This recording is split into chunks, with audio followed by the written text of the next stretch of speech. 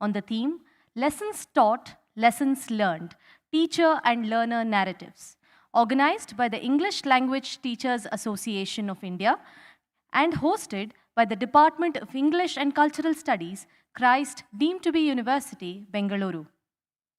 Before we begin, I would like to take a moment to acknowledge the sponsors and supporters of this year's ELTAI conference, including Burlington English, The Hindu, Oxford University Press, Rello, British Council, Viva Books, Peter Lang Book Series, Journal of English Language Teaching, Journal of Teaching and Research in English Literature, the Japan Association of Language Teachers, the Bangladesh English Language Teachers Association, and the Nepal English Language Teachers Association.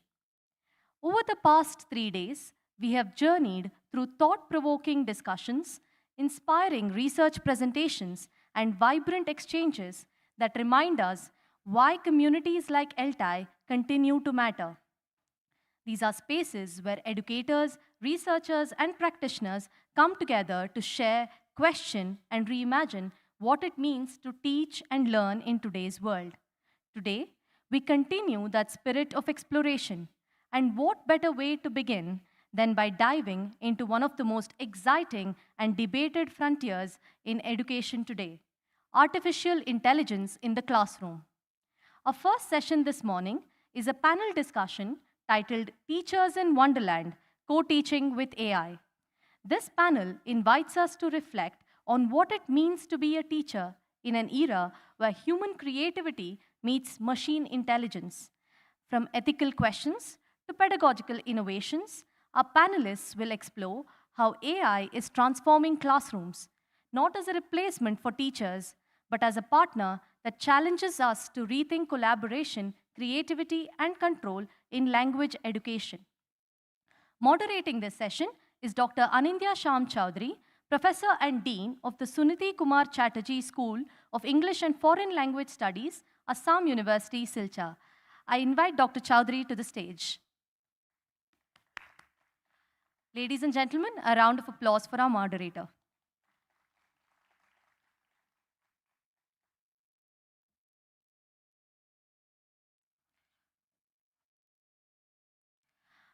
Dr. Chowdhury holds advanced qualifications in English language teaching, including a PhD in English, a PGCTE, and a PGDTE from the English and Foreign Languages University, Hyderabad, as well as a certificate in TESOL from Trinity College, London. His academic interests include world Englishes, the politics of English in post-colonial contexts, and the language-literature interface, especially writings from India's Northeast. Joining him on stage are our distinguished panelists, Dr. Cherry Matthew Philippos, Mr. Vinod Nupane, Dr. K.J. Varghese, Ms. Kavita R., Dr. Jaipal Singh Shinde, and Dr. Chumki Biswas. Please welcome our panelists to the stage.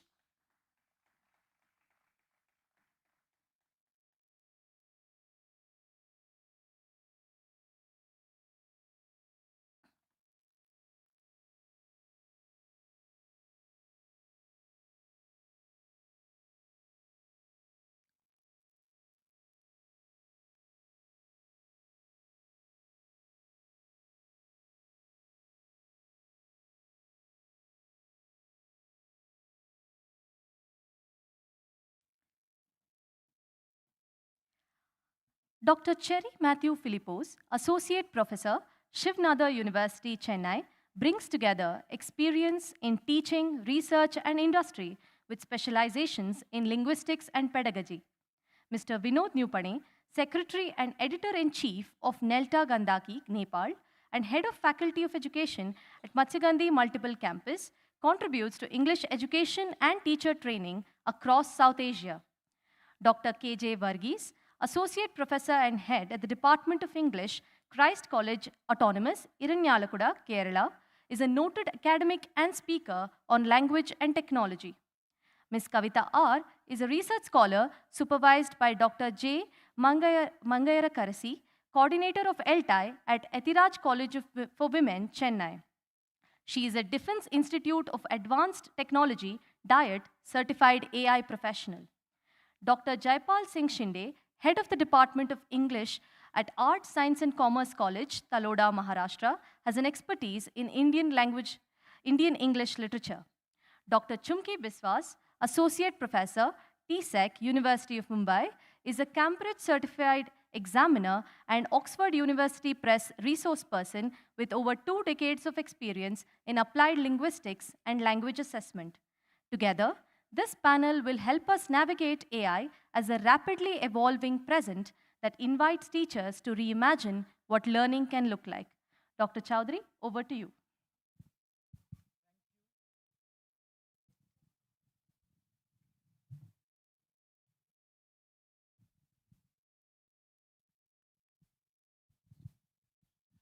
Thank you so much. A warm good morning to everyone present here. Um, I'm really thankful to the ELTAI functionaries for giving me this opportunity of chairing this session, which would be, I'm sure, very interesting. So when Xavier, where is he? Is he here in the hall? Xavier sent me this topic. I immediately felt interested, excited, really, because of the 2 parts which are there in this topic. The first one, obviously, having an intertextual reference to Alice's Wonderland. And the second part is also very interesting in the context of what we now are supposed to be doing in our classrooms. So I was just wondering about this Wonderland, Alice's Wonderland. Alice's Wonderland, as we know, is a wonderland of fantasy. As Alice enters this wonderland of inverted logic, of everything being subverted, right? So is AI's Wonderland something similar? Because here as well, this is also a world of fantasy of sorts, not because it is unreal, but because it constructs a simulated world of possibilities, where there are different kinds of rules. There are different rules. Inverted logic, some people would say. Now, another thing which becomes very important, I'll just take 1 or 2 minutes to say this. We've lost 20 minutes already in this session. So let's see if we can extend it a bit. So another thing which becomes very important, which was crossing my mind in the morning, is that just like behind the playfulness in Alice's Wonderland, you have the Queen of Hearts arbitrary decrees highlighting how power structures operate. In AI's Wonderland, some people would say that you have, surveillance, something called data colonialism. There is a wonderful book which came out recently. It's titled Techno-Colonialism by Madinau. I would urge people to, those people who haven't read this book to read that book. So what Madinau actually deals with is the politics of algorithmic governance. So there are obvious parallels between the 2 wonderlands. That is something that we'll explore in this panel discussion. And, the second part is very interesting, co-teaching with AI. So the moment we say co-teaching with AI, what we probably tend to suggest is that AI is not just a tool that we ought to be using in our classrooms, but AI is a kind of a co-partner, right, in the creation of this classroom discourse. But then this gives rise to several issues with regard to the teacher's agency. Are we then going to become dependent on AI, epistemic dependence on AI, as some people has called it? So there are several issues with regard to this as well. The topic having basically 2 parts: Wonderland, AI's Wonderland, and this idea of co-teaching with AI. So we have 6 panelists here. To my right are Chari, Vinod, and Varghese. And to my left are Dr. Shinde, Kavita Ramdos, and Chumki Bishwas. So we will, what we will do is, we'll just have 5-6 minutes maybe for initial observations from your side, from the panelist side, and then we will throw it open to the audience. Let there be an interaction amongst the panelists and between the panelists and the people in the audience, right? So we'll begin with Cherry. Cherry, your turn.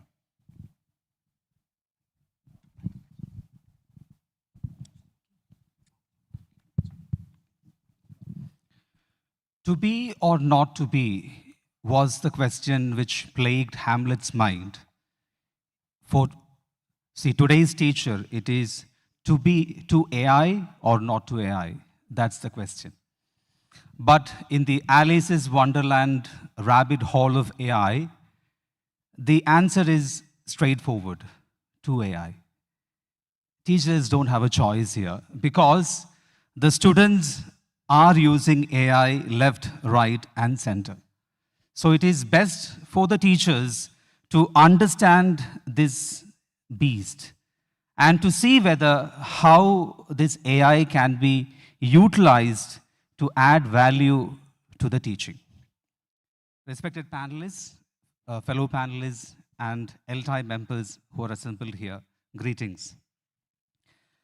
So before I talk about it and understand the AI, it is important to make a distinction between this artificial intelligence and the genuinely intelligent people like us. So AI is learning from us how to be intelligent, but it is still artificial. In order to understand how AI operates, we need to understand there are training models. There are data given to the AI systems to learn. And all these data come from humans. All the work which we have done over centuries are fed into the system in order to help the AI become intelligent as it is now. But the problem ahead is we suddenly have become so respectful and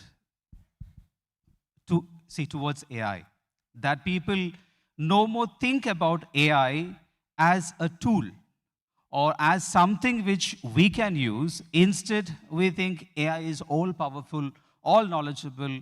I mean, it can do anything. That is something which the AI has tricked all of us into. We have to understand the more we believe in AI, the more submissive we will become to AI. We have to understand that, the AI is a system which we have created.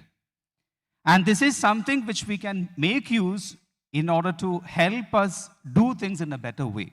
So that is where the topic also comes relevant. Co-teaching with AI. We are not discarding AI, but at the same time, we are not considering AI as a boss. We are considering AI as something which can make our lives easier. What does that mean? We have to understand. For example, many people who use AI don't go under the hood and see what AI can do. The moment you sign up for an AI or install an AI in your phone, the AI is given permission by default to use whatever data, whatever things that you are using with the AI. You will have to go under the hood and disable or tweak the settings to make sure that the AI is not going to make use of your data in order to train itself. So that is something, because there was this Ghibli studio trend which happened quite popular. Everyone uploaded their photos, AI generated Ghibli studio style images. But for that, the AI has got millions of photos from all around the world in order to train itself. So you have to be AI literate. And as the moderator was mentioning in the morning, you have to be AI critically literate in order to make use of it. You cannot believe it completely. It hallucinates. You have to understand. You have to put it in its place. Also, there are ethical considerations to be made. There is data involved, there is privacy involved. These AI tools are not something which we are making. These tools are made by companies. And what drives them to make it? Profit motives, money. It is there. So that is the reason why, the companies are investing a lot on this product. So the moment you sign up for it, you have to understand, or make your students make use of AI. You have to understand, to what extent that the data is being used and for what purpose. If you or we teachers are not aware about it, it is a danger which we have to think about. Also the biases which the AI has. That is also something which we teachers should be aware of. Most of the training data comes from the West. As a result, the AI has a West prejudice rather than an East thing. The last point which I would like to talk is about the teachers and the students' autonomy. We can allow the students to use AI, or we can also use AI, but the last word should come from us. The autonomy of the teacher cannot, or the students' autonomy, you can show them, how the AI data or the result that comes from AI could mislead people. So AI, co-teaching with AI is the way forward, but that doesn't mean AI is the answer. Thank you so much, Cherry, for your initial remarks. As you said, this partnership, if this partnership has to happen at all in the manner in which we are conceptualizing it, then this must remain moored in a critical mediation on the part of the teacher involved. The teacher's judgment has to be the final thing, in my opinion, right? You agree with this? Because of the various kinds of biases which are there. Right? Thank you so much. Vinod. Thank you, sir. And all the delegates over here.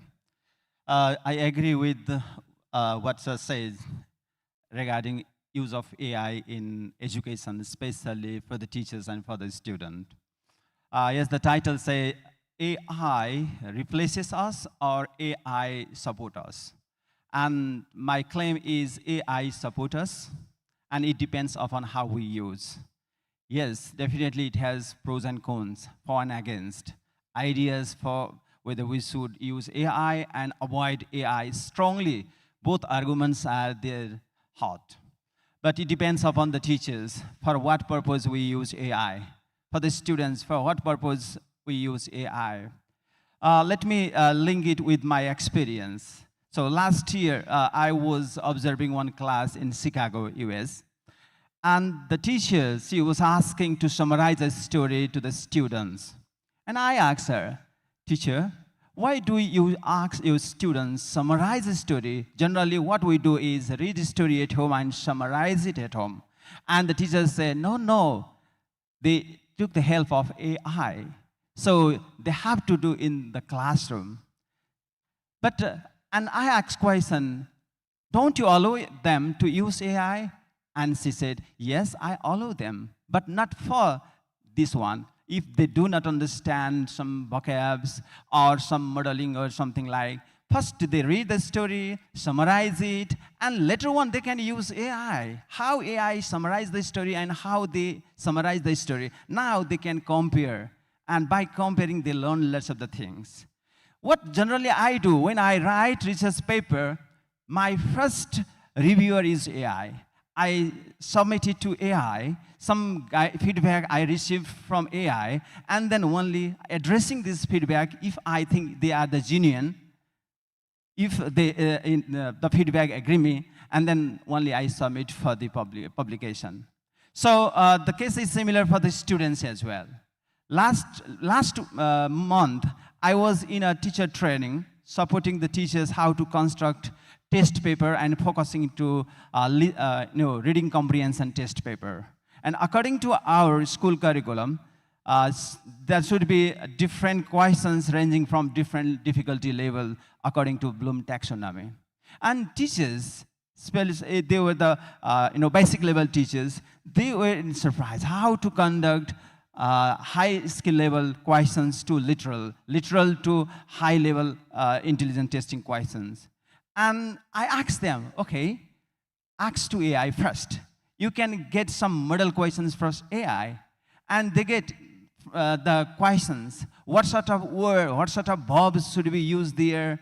Kind of questions. And following this idea, later on, they themselves prepare some genuine questions, some good questions. So what I want to link is, we can't avoid AI in this AI, I don't say AI dominated world, but AI facilitated world. So AI is our supporting tool, is our co-pilot in the classroom, rather than the agent to replace us. We cope with AI. And there are lots of the ways how AI can support for teachers' professional development. In our talk and in our discussion, my focus, what I said to the moderator, sir, is my focus is how AI support for teachers' professional development, focusing to English language teachers' professional development. In my country, I think everywhere, English teachers should be dynamic, very much dynamic compared to other teachers. It is because of language and because of resources. So AI provide resource. Whether the resources are good or not, whether the resources are genuine or not, you are there. We are there. We are the person to check it. But when, suppose you look for a good book, and just you don't know the books available in online, just you ask some name of the books or something like this with ChatGPT, and provides a list of books, and you can check. You can Google or use other search engine to finding the code. So this is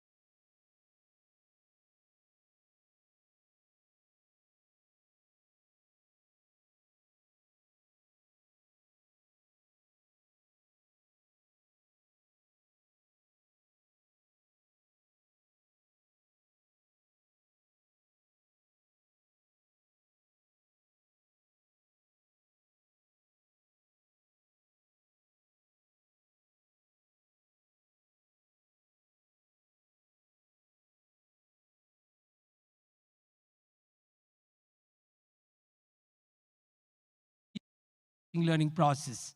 And almost all, let me tell you, almost all, agencies were trying, UGC, NCRT, were trying our teachers or making us introduce latest technologies into our teaching learning process. But I'm sure the real digital transformation of education took place with COVID.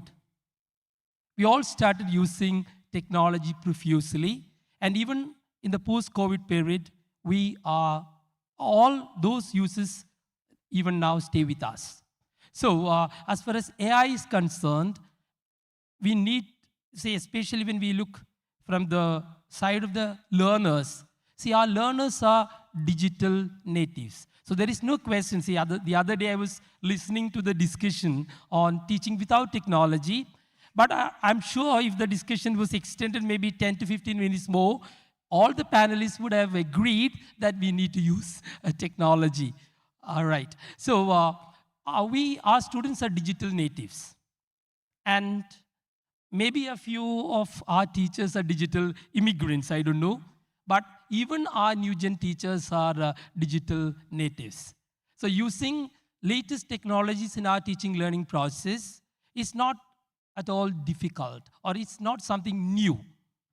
But how we use it, okay, is very important. I think our teachers need to be trained to use AI, to be their assistants. I don't know how many teachers are really trained to use it, both at school level and at the college and university level. So if proper training is given, I think AI would be a partner in teaching. Especially we have parallel teaching, we have station teaching, every way. And even I think UGC speaks of a kind of 60-40, 40% online and yeah. And I think they really mean something. When 40% can be given, especially addressing the lower cognitive levels, the other 60% can be very effectively used in our classrooms for training the higher cognitive levels. So let's all use AI effectively, and we teachers will have to be trained, no doubt about it, and students will have to be guided properly. See, as my fellow panelists have already expressed, these things are quite important. Teaching with AI. Otherwise, I'm sure, see, we cannot teach our students the way we were taught. Things are, because it's the need of the hour. It is the way of the world. So naturally, we need to get trained to use AI effectively. That term is very important, effectively. And the pedagogical uses of different AI tools should be known to us. Say we are all English language teachers. And as we all know, language teaching is complicated. And wherever and whatever AI tools can be used effectively, and that would benefit our students, no doubt, because they want a teaching of this sort. They are digital natives. Because outside the classroom, because I'll take just one more minute.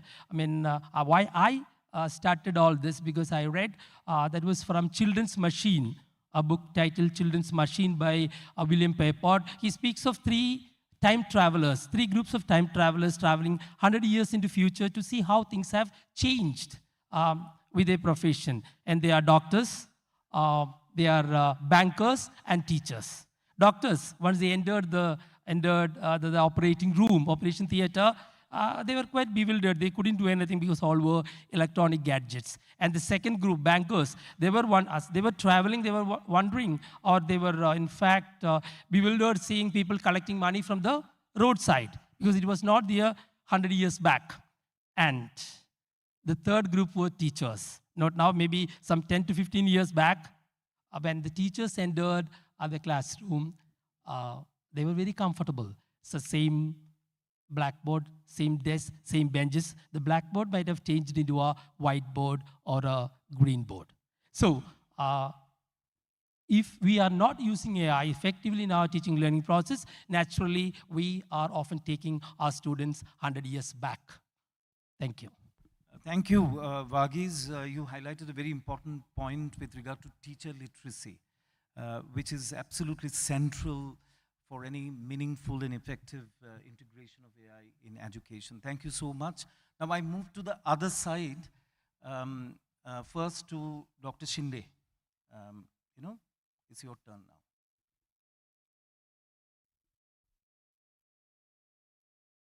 now. Respected Chairperson, Dr. Chaudhary, esteemed speakers on the panel, ELTAI office bearers, dignitaries of the dais, dear delegates. Very good morning to all of us. And thank you, ELTAI, for giving me this wonderful opportunity. After listening some of the panelists, I feel that I may sound rather conservative, orthodox, or even regressive. Some people may find me a little biased, but I'm afraid that the so-called wonderland, much hyped wonderland, may prove a Jurassic Park in the days to come, in which the monsters created by ourselves may be threatening our own existence. However, whether we like it or not, the sections of academia and intelligentsia are there who are not very much positive about this idea. But whether we like it or not, AI is going to be the reality of the present and the future. And for the Gen Z, it is going to be an essential evil. And so, I think that its time has come. Now I am reminded of one famous quotation of a Renaissance thinker. I don't exactly remember, but it must be Erasmus, who said that, and I quote, invasion of armies can be stopped, but not of the ideas whose time has come. So the time of artificial intelligence has come, and it is beyond our capacities to stop this invasion. So we have to learn to coexist with it. Next,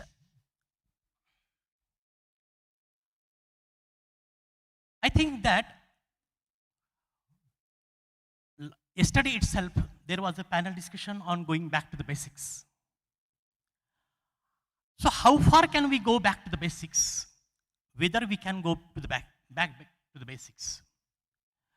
So it is virtually impossible for us to go back to the basics. But we find that the question or the predicament before us is AI supported classrooms or AI dependent teachers and students. In the initial stages, we find that AI may support us. It may seem to be a coexistence, partnership with AI. But in the days to come, there is every possibility that the AI may eliminate human factor. And this is what I am afraid of. So, many times I have also witnessed that very veteran speakers, when they come with their PowerPoint presentations, and due to some technological glitch, their PowerPoint presentation doesn't work. They are helpless, they are powerless. So it may happen. And so over-dependence on technology is going to prove disastrous. Today we think that AI cannot replace human being, but considering the prevailing mentality of the bureaucracy in government and also the corporate world, we notice that whenever and wherever they find humans to be replaced, can be replaced by machines, they are easily ready to replace humans by machines. Because it is very much cost effective. And that is why I will be happy if my contentions are unfounded. But I am afraid that they are not unfounded. So the moment humans are replaceable by technology, humans will be replaced by the technology. And so the elimination of human factor from the classrooms is going to be disastrous. Now I am reminded of one short story written by Sir Isaac Asimov, famous science fiction writer.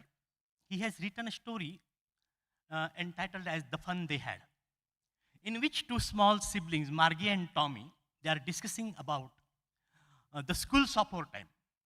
He has envisioned there the period of mid-22nd century. And there, humans have been absolutely eliminated. He has imagined that there will be no human teachers. AI-enabled computer or robotic teachers will be there. But if that robotic teacher develops any technological problem, any software problem, then there is every possibility that the teacher is teaching the geography of Africa and showing the map of Asia. In such a moment, the small children will be driven mad. And that little girl, Margie, goes through this traumatic experience. And when her brother tells her that in the days gone, there were such schools when human teachers would teach all the kids in the neighborhood, her mind is full of wonder and amazement by thinking that such teachers were there, such schools were there. And why we don't have such teachers and such schools? Another science fiction that I remember is written by Dr. Jayant Narlikar, noted astrophysicist.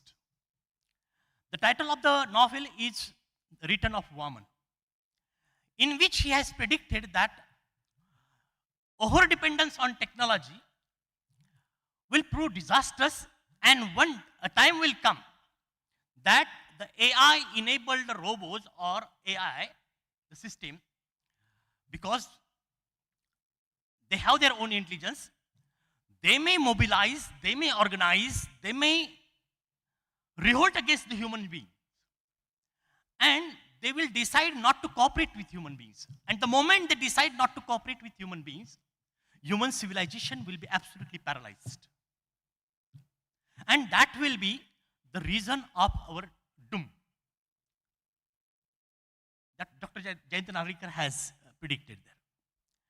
So even if Jayant Narlikar's contentions or his predictions are unfounded, and even if human civilization is not doomed, I feel that there are some glaring disadvantages. And they are the loss of human judgment. AI may read and process enormous amount of data, but can it read the pain behind the smile?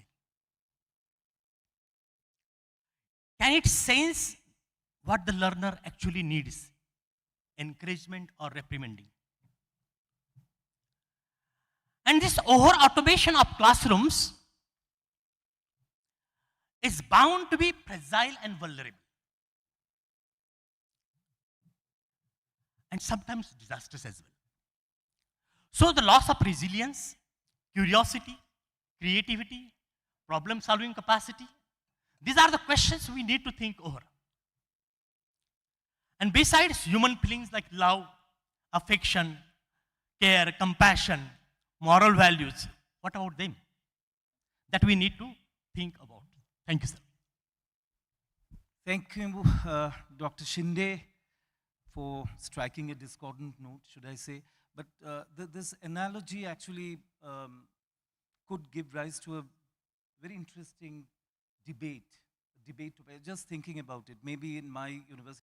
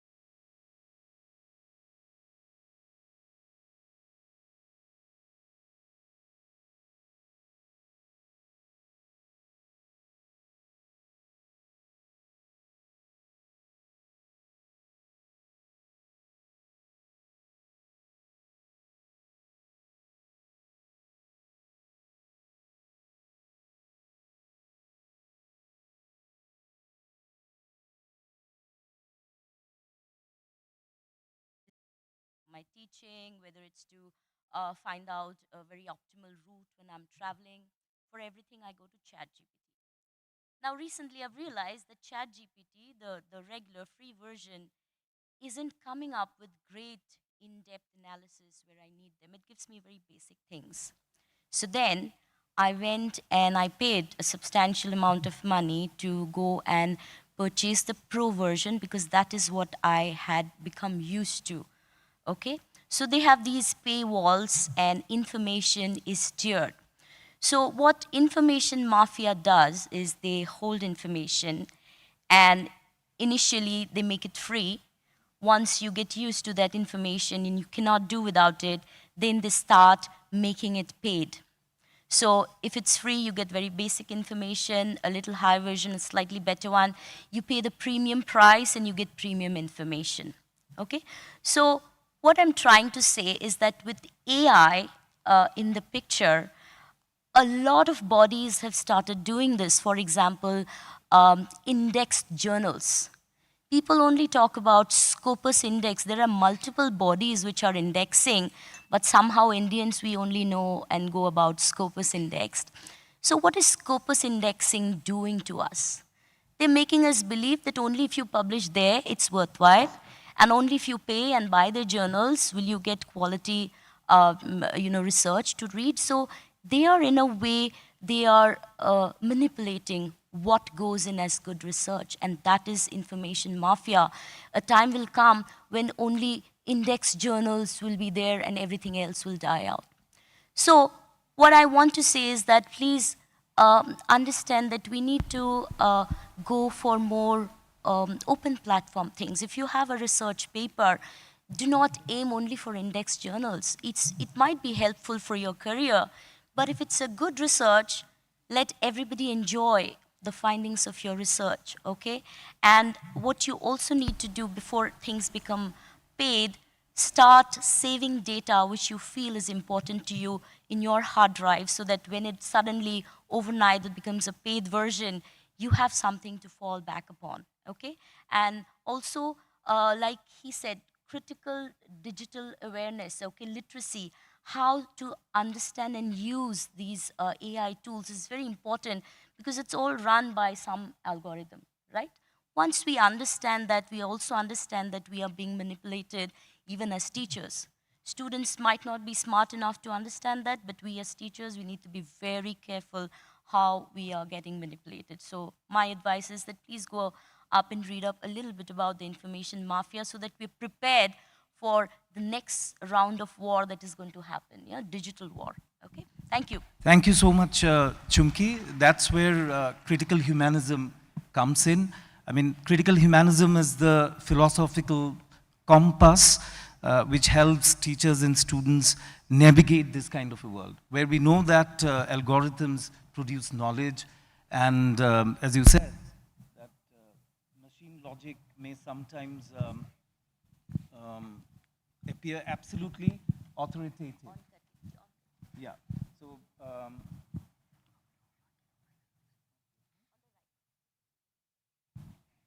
Yes, working now. So thank you, Chumki, for your views.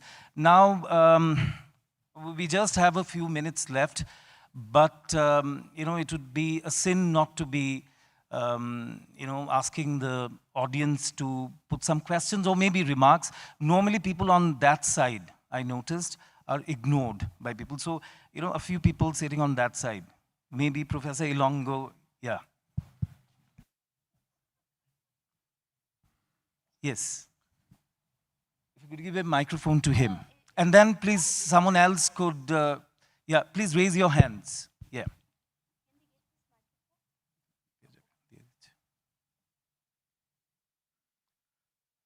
If you have any comments to make, brief comments or any question to ask to any of the panelists. Thank you, sir. Thank you for giving me the opportunity. First of all, thanks to the panelists for sharing their valuable knowledge. After the panel discussion, my simple and brief question is, should we use AI, should we not use AI as teachers? I mean, information mafia, then Jurassic Park, Yeah. and replacing teachers, something. I mean, the question is still the basic. Are we supposed to use AI in the classroom? Are we not supposed to use AI in the classroom? Yes. Yes, Yeah, use. maybe Chumki would like to answer this. We find a middle ground. We use our brains and also take the help of AI to, polish up what we have come up with. I think I'm loud enough. So I said we find a middle ground. Okay, we use our brains, come up with the content, and then ask ChatGPT to refine maybe the grammar a little bit. So there are different segments. Like there is a primary, Question, please, because there are other people who have raised their hands. primary, Thank you so much. secondary, and college. We Yes. need to discuss for this. Yes. Yeah, thank you Use so your much. brains, Thank you. ask AI to polish. Hello, I'm here. Thank you. On this side, there was someone. Yes. Yeah, here, and could here. you also just introduce yourselves, before you put that question? We'll go on for another 3 or 4 minutes.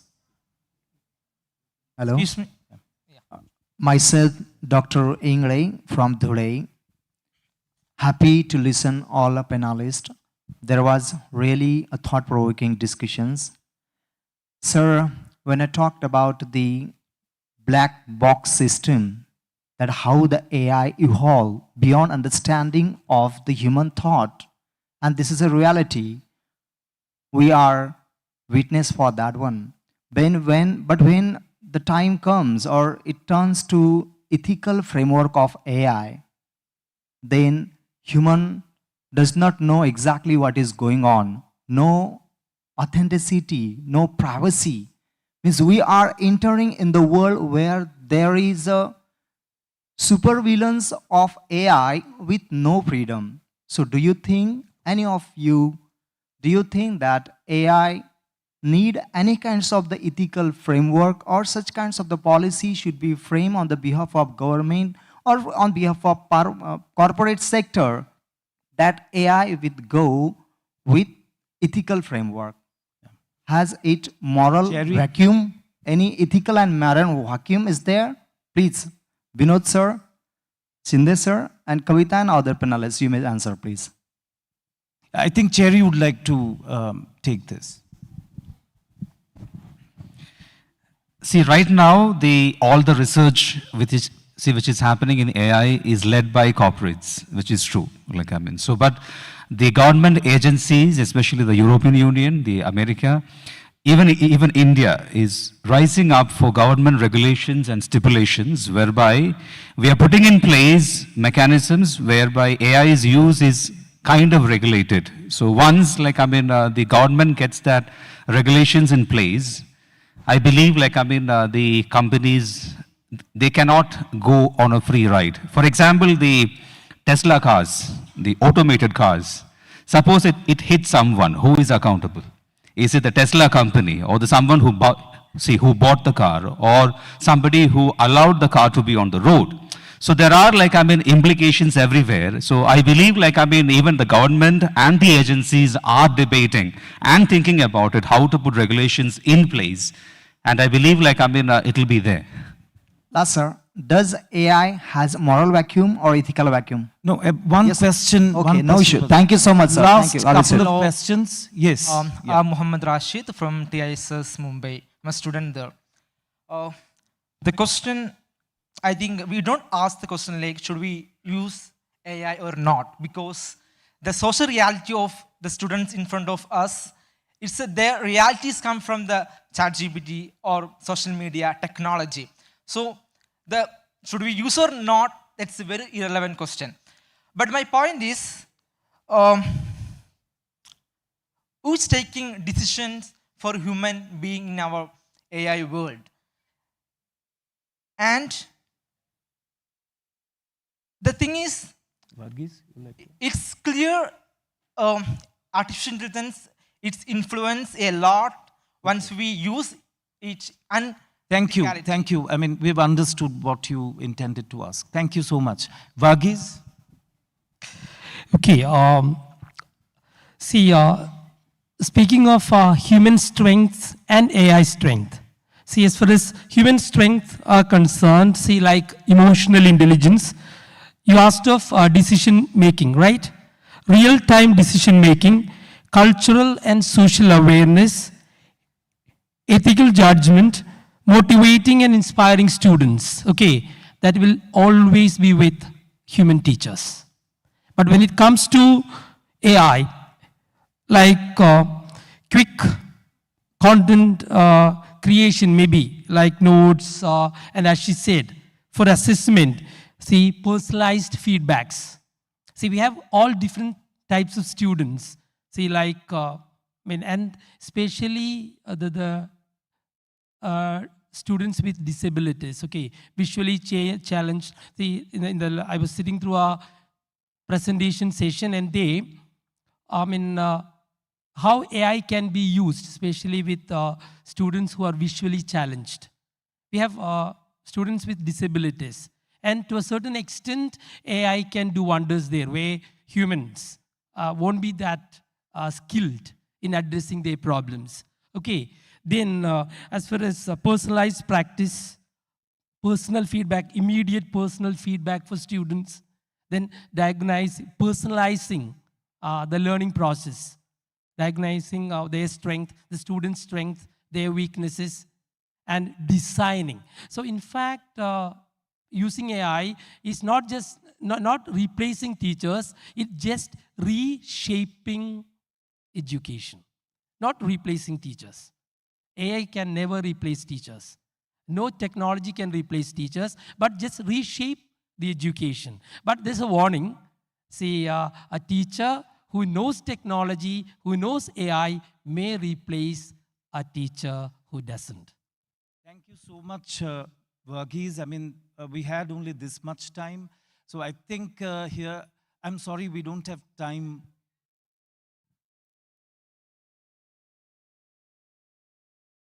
Okay, okay, just one more comment, maybe. Just get hold of the mic. Let it be brief, please. Since a discussion has come on this platform, in a conference, it means it's a very important discussion where we are going to replace or whatever. My concern is AI has come. AI is there. We have to take it. However, it is up to the teachers. If AI is doing the thinking, we have to make students think beyond what AI can think. And that is very important. We cannot do away with AI. We cannot, there can be ethical considerations and everything. But if we teachers do not do that work, do not work on what we are told to do. Thank you, ma'am. So that is very important. This point has already been made by people. Thank you so much for reiterating that. So this is where, as I said earlier, critical humanism comes into the picture. And in order that the classroom doesn't become a Jurassic Park, okay? So the aim is augmentation and not automation, as people would agree, I believe, enhancing and certainly not replacing human intelligence.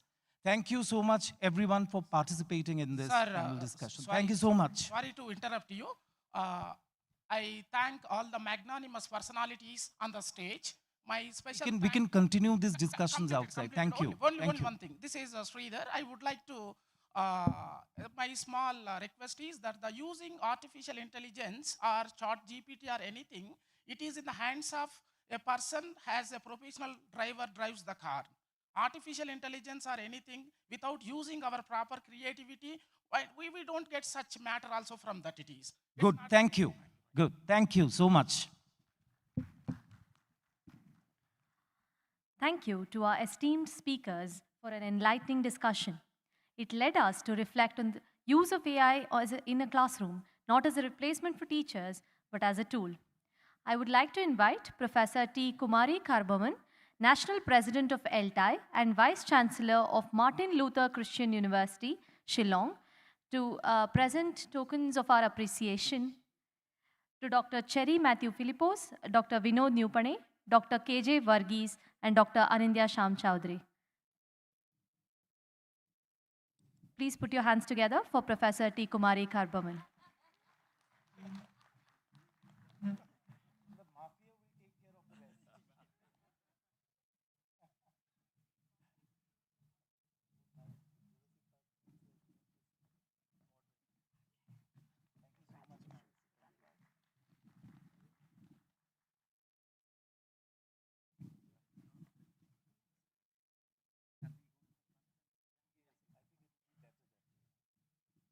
to Dr. Cherry Matthew Philippos.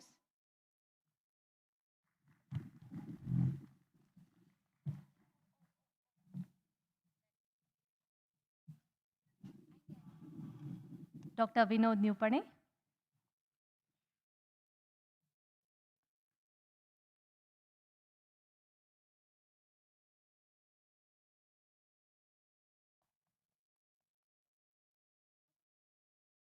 Dr. KJ Varghese.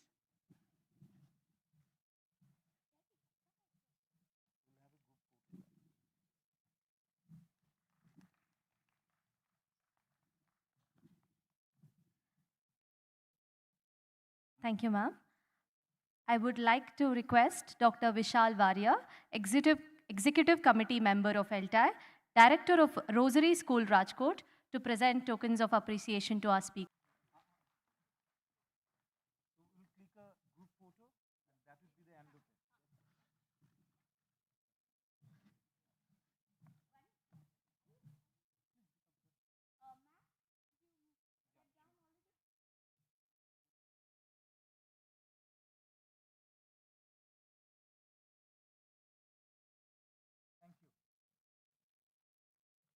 Ladies and gentlemen, please put your hands together for our distinguished moderator and speakers.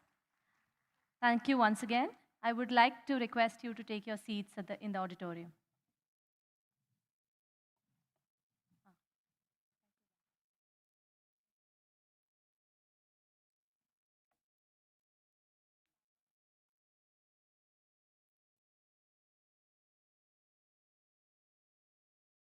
I would like to invite Dr. Cherry Matthew Philippos to introduce the ELTAI Learning Technology Special Interest Group. Over to you, sir. Thank you. A very good opportunity to introduce the already existing computer technology special interest group in a new form, the Learning Technology SIG. Whether you are no technology person, low technology person, high technology person, I believe we have room for you. So this Learning Technology Special Interest Group is reconvened and is open for memberships. It's a free membership. If you are an ELTAI member, you're welcome to join the ELT, the Special Interest Group for the Learning Technology, to understand as well as enhance, your own knowledge, as well as share your experience with the fellow teachers in order to make use of the technology. Here we have two QR codes. One is a QR code to join the LTSIG directly. And if you're not an ELTAI member, there is another QR code to join the ELTAI. So we look forward to interactions and learning together. Welcome to the Learning Technology SIG. Thank you so much.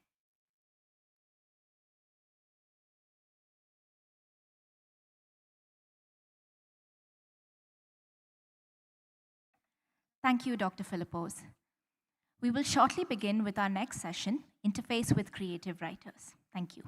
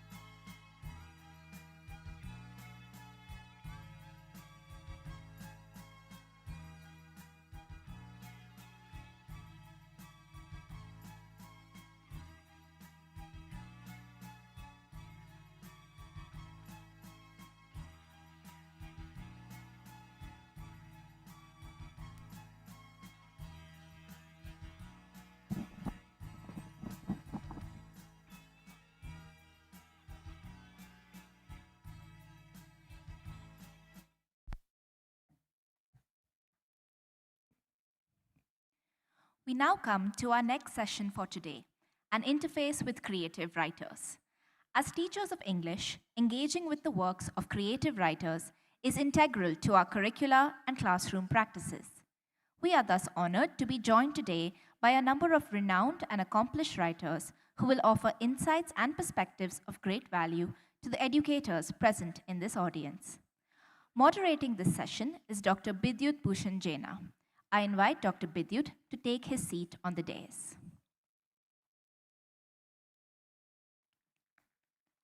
Please welcome him with a round of applause.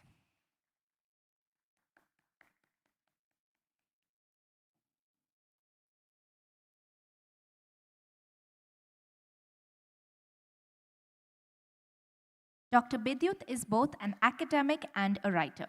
He writes in both English and Odia with 2 poetry collections and multiple magazine features to his name. He currently teaches literature, philosophy, and creative writing here at Christ University.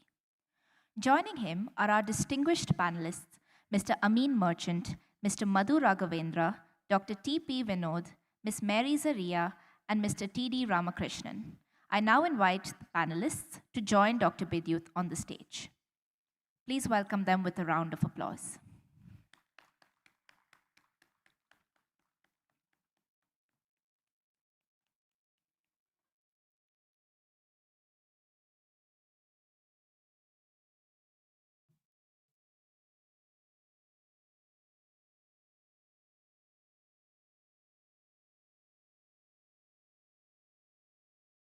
It is my honor to introduce our guest speakers to you all. Mr. Amin Merchant is a prolific writer, his debut novel, The Silent Raga, having been shortlisted for the Commonwealth Writers' Prize and his work featured in various literary anthologies. He has been a long-standing presence at international literature festivals from Jaipur to Toronto. He now lives in Vancouver, Canada, where he is working on a memoir project.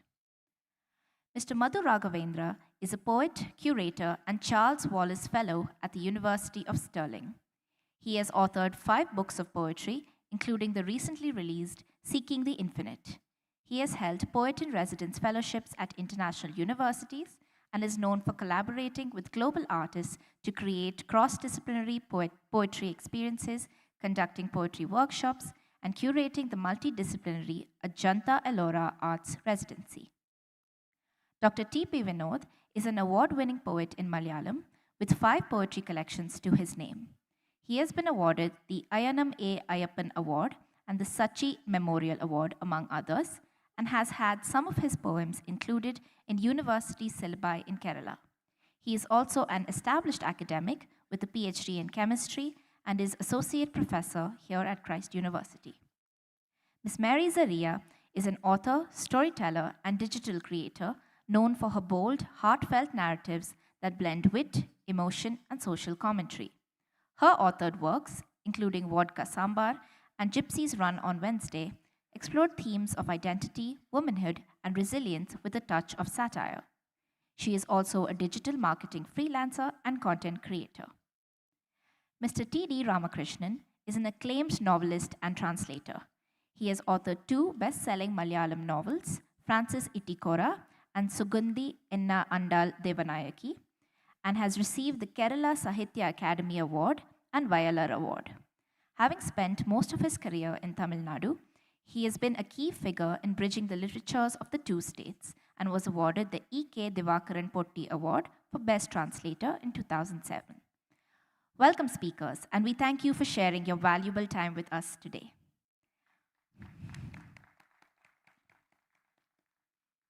Without further ado, I now hand over the stage to Dr. Bidyut. Thank you. Thank you, Anna. And namaste to all the speakers and writers here and the audience. Whenever I'm asked to rather, inflict a discourse on literature, I'm just ruffled by it because during German Romanticism, it was believed that when there is a lot of discourse on literature, it is symptomatic of the fact that art is in decline. People are talking, not creating. However, we have poets and writers, not non-artists. Thus, I would rather try to attempt to understand the workings of their mind, if it is possible. Though, if I filch a thought from poet Arun Kolatkar, how hard you may try, perhaps you would never ever be able to step inside the artist's head. However, I have a set of questions. The first question to all the writers here would be, I remember a few years ago, I was reading this book by Camus called Essays Lyrical Critical. And in the preface to the book, Camus says that a writer's preoccupation is nothing but to discover those one or two monumental moments in whose presence his heart for the first time had unfolded itself. That's why after writing for 30, 40 years, I still believe that my writing hasn't begun yet. So this is my question to the writers here on stage as to, could you just recount one of those or some of those moments that made you feel that, yes, it's possible to weave words around this ephemeral dimension of feeling? Yes. May I request first to feeling. May I request Mr. Merchant to first reflect on it? Yes. Can you hear me? Before I answer your question, I'd like to take a moment to thank ELTAI and also the English department and of literature and cultural studies for inviting me all the way from Vancouver. A special thanks to Dr. P.N. Ramani and Dr. Ilango. When I first looked at the title of this conference, Lessons Taught, Lessons Learned, as a writer, for me, when I think about what I'm going to write about, the first aspect, conceptually, even before I have conceived of anything, is lessons unlearned. I choose to unlearn what I have learned in my writing. By that I mean, we are taught so many things unquestioningly. Even in writing, we have a whole bunch of tropes, cliches, techniques of entering, a scene, a page, a chapter. How do you do that without making it seem like you are just reiterating what has been taught? And so for me personally, it's a challenge where I bring all my subjectivities, my biases, my history, my personal history of learning, and then I try to unlearn it on the page. So that's where, for me, that moment of entering and bringing myself fully without any preconceived ideas, is very important. Because when people talk about creative writing, talk about fiction, they talk about creating something anew, something that is not been done before, supposedly. And to create something new with all the old tools and all the old biases and subjectivities then becomes counterproductive. You use all that stuff and then you flip it on the page. And for me, that, I think, is the basic impetus of finding myself fully, both in heart, mind, and body on the page. Thank you, sir.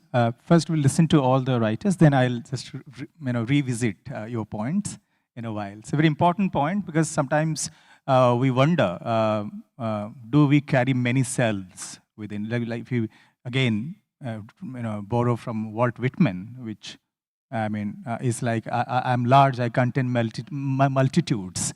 So which self really, right? Because I have a set of questions on the self also, the human self.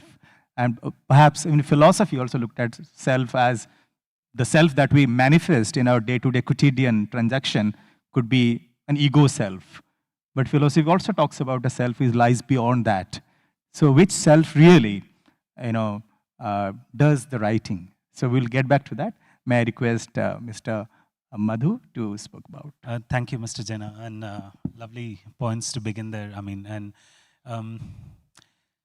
Absolutely. I'm going to come from both of your spaces and say that, yeah, it does astonish when people, you're taken aback when people ask, what do you write on? And I'm like, everything? And so, like, this word you use, the feel of the things, and to unlearn all that has been, like, my poetry shouldn't be like that of Jeet Thayil or C.P. Surendran or anybody else. It should be like Madhu's poetry. And that takes a lot, despite reading from everybody, like Whitman to everybody, Neruda to even my beautiful Northeast writers of Eastern Kire, Mamang Dai, all of that. Then you're thinking, now the job is, this is the consumption part. And while coming to produce, you need to unlearn so much and go back to, so for me, I kind of go back to one of the key things in my head. Billy Collins put this beautifully. He says that one-time poet laureate of the US, he would, and I think I connect to him in many ways, philosophically speaking there. My writing is marred by the use of the word accessible. I love accessible writing because Wisława Szymborska is one of my favorite poets, and a lot of the poets I love across the world are accessible, if I ever want to use that word, because I want poetry to be everywhere. And how else would you have it everywhere if there's no access to it? I would like to find the person who first put poetry on the bookshelf. It should never have been in there in the first place. And there's a beautiful essay I keep talking to about Dana Joya's essay. It says, who killed poetry? And it points to American universities. And India is an oral community still. I'm calling it a community, a potpourri of beautiful things coming together. And I feel that orality is in my mind while I'm writing it. Can somebody sing it? Yes, they can. So there's a decent poem. And anyway, in a book, they say that out of the 60 poems, if there's 4 poems are decent, it's okay. You're good to go. Yeah, that's about it. I want to start there. Yeah, important point that you made. I remember reading a story collection of R.K. Narayan.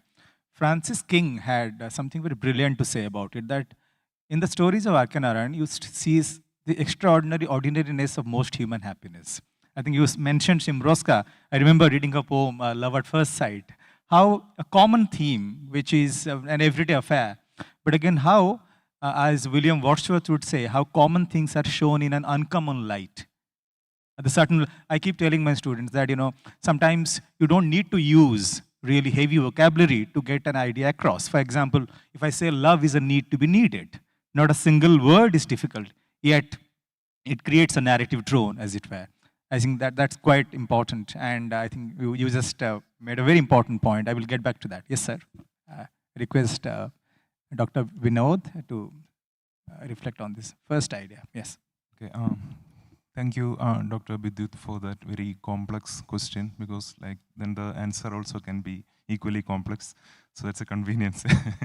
Okay. So I think I'll try to explain how I feel about when I think I'm a poet. I'm trying to do some attempt in poetry.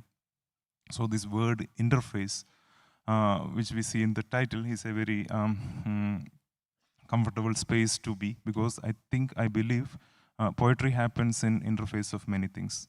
It happens at the interface of rationality and emotionality, and it happens at the interface of many things. Okay, so suddenly this this quote from which suddenly flashes my mind is I did my PhD studies in South Korea. So I happened to go to one dentist. So the thing is, in Korea, higher education, it's mainly done in their own language. It's not, mandatory that there should be a scholar in English or something.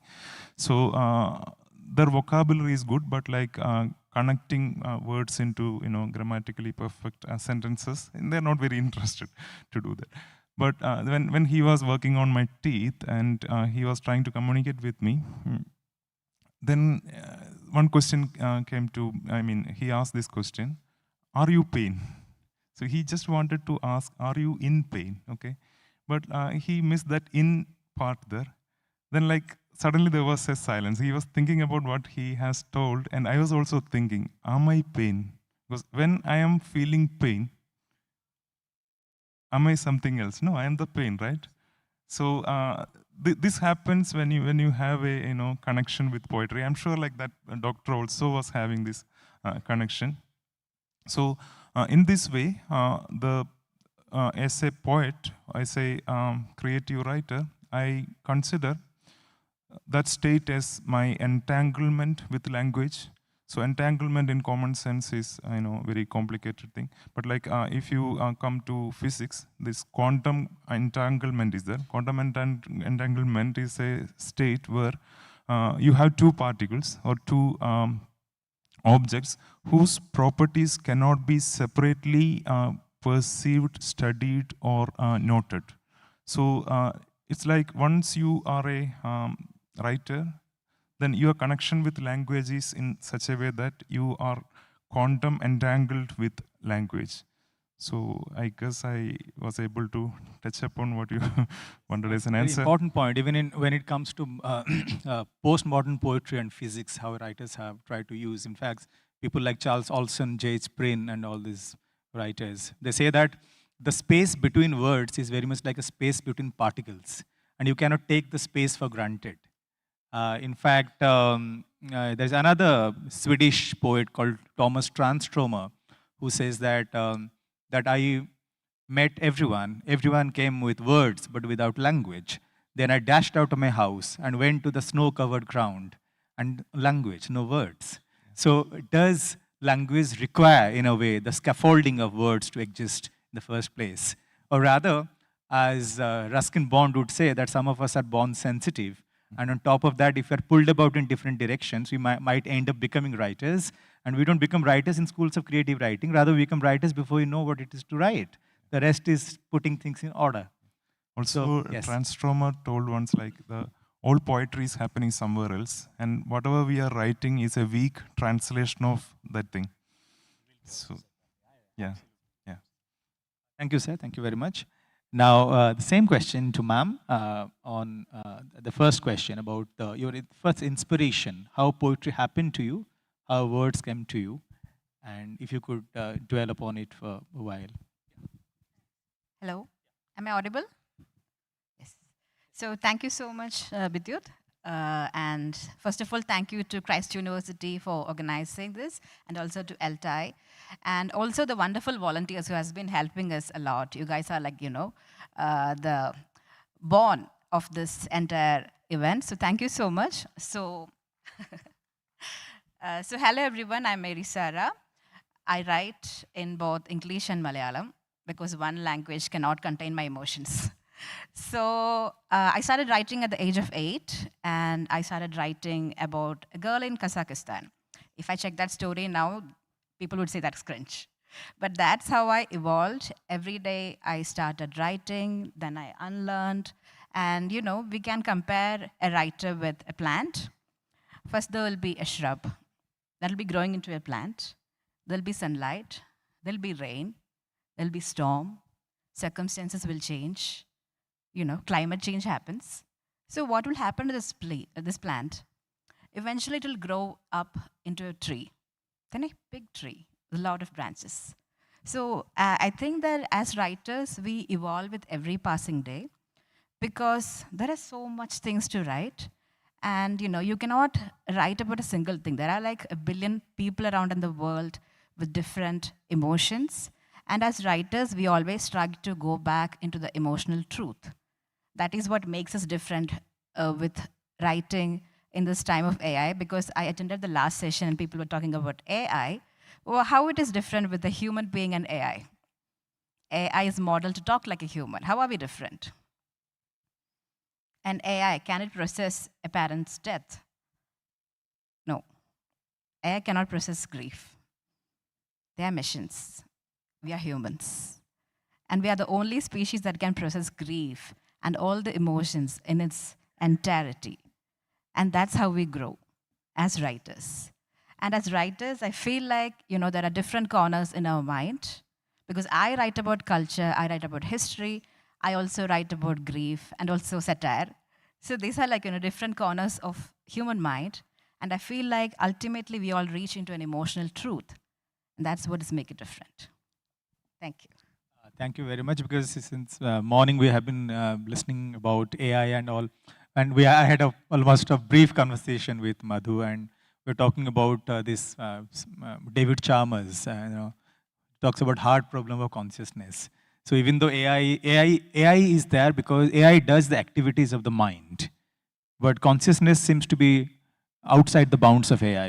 In fact, when you look at consciousness, not from the Western philosophical lens, but from the Indian philosophical lens, where consciousness is not the an extension of the mind. Rather, mind is available to consciousness. So when it comes to first-person experience also, I don't think AI has come to that stage to have a first-person experience. With people like Nagel and people like David Chalmers also talk about it. So yes, that's a very important point that you made. And we somehow, when listen to somebody, that person may inaugurate ideas and feelings in us we somehow never thought, existed in us. So in that case, I would say that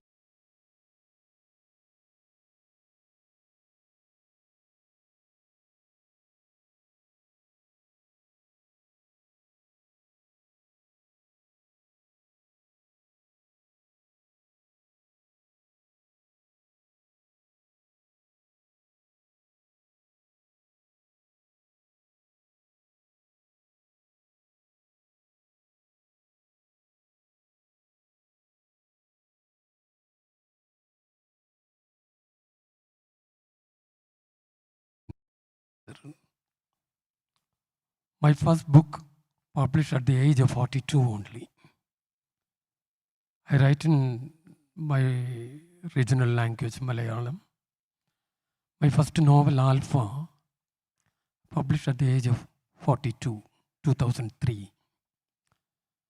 For me, literature was kind of political activity. I was a railway employee, working in railways in different capacities. At the same time, I used to study other subjects. I was very much interested in politics. I was shocked after the fall of Soviet Union. And I started some sort of a research project about how People's Republic of China survived and how Deng succeeded to overcome the challenges inherent in this system. 2-3 years went on like that, but because of my official pressure and my inability to continue the research, I want to write something about that in some other way, to exchange or express my views to somebody. For that purpose, I have written a novel. Otherwise, I would not have written that novel. If I have succeeded to continue my research and complete that research, the novel Alpha would not happen. Because of my work pressure, I was a chief controller of operations in Southern Railways. And we are monitoring the train operations, and it's a tough job. Every job is tough, but my job is very tough as far as I'm concerned. But I can spare very little time for the research, and I have certain limitations, and railway not supporting such activities. In that time, I have shifted to the literature. So I decided to write a novel. What I had my important idea about the novel is to deconstruct all the ideas existing about the novel, especially in my language, Malayalam. Alpha is not a conventional Malayalam novel. I have not written even a poem or short story, nothing before that. Straight away one small novel in Malayalam, It's about an anthropological experiment. In anthropology, normally experiments are not being done. It's very difficult to do experiments in anthropology because we are the persons, human beings, But the anthropological experiment concept I have put forward in that novel because I think the Soviet Union is the most important anthropological experiment happened in the history of mankind. But in that novel, I never mentioned all this Soviet Union or nothing, nothing related to politics. That time, my idea about writing fiction and writing literature is something different. Not directly saying anything. And I wrote about an anthropological experiment with 13 people. They're going to an island and living there for 25 years without language, without all knowledge, without all the informations and knowledge inherited through the system. From zero, they started. And what happened after 25 years? That's the subject of that novel. But after that novel, I got some confidence in writing. I think language is more important. How to narrate a story. So for the second novel, I made a lot of research how literature is working. The first novel, nothing I've done, just put what in my mind. For the second novel, I made much preparations, how the 21st century literature is there, how narrative strategies are framed, how the subjects being selected, what language we have to use to address the new readers. While writing a new novel, especially my second novel, Francis Tikora, what I have decided is to identify my target reader, for whom I have to write. That target reader was clearly identified, and that reader is the people living in 21st century, thinking in 21st century, without any inhibitions and intellectual burdens. That was the freedom I have in that particular novel. And another thing for Francis Tikora, I take care is different subjects like mathematics, philosophy, even botany is a subject in that novel. Normally in Malayalam literature, such subjects will not be in writing, in fiction. Normally philosophical subjects, political subjects, and those are the subjects. But Francis Tikora is, mathematics is an important subject. Mr. Binod has read that novel, I think. Yeah. Mathematics is a subject, Fermat's theorem is a subject for that novel. So what I think is, in the 21st century, if literature can go ahead, we have to change our perceptions about literature and our language, our narrative patterns, our idea about the reader, everything we have to change. That is what I have to say now. Very interesting writing life, sir. And when we were recounting our experience, I was reminded of three writers, Dostoevsky and even Somerset Maugham and T.S. Eliot. And they came from rather non-literary spaces, I would say.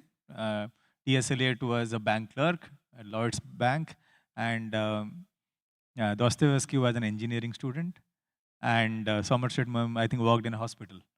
Now, and also the poet I was very close to my heart, passed away recently, Jayanta Mahapatra, and he also taught physics. And then I keep telling my students here that, if literature ever comes to an end, it would be for literature departments. Because we somehow inflict a lot of discourse on art to such a point that art loses, I would say, that element of wonder that V.S. Naipaul talks about also. So in that connection, my second question would be a very controversial question that people keep asking me. And this question, is it necessary for a writer to be a good person? Because it's a very controversial question because students keep on asking this question. I don't know how do they define the word good. I remember by that logic, you cannot read any writer because Martin Heidegger initially was pro-Nazi and Lawrence Durrell had an inconvenient relationship with his own daughter. So now the question arises is that, is it really necessary for a writer to be a good person, or writing somehow happens? I would like to begin from there to here. And sir, yes, your take on that. Need not be. Because writer, like any other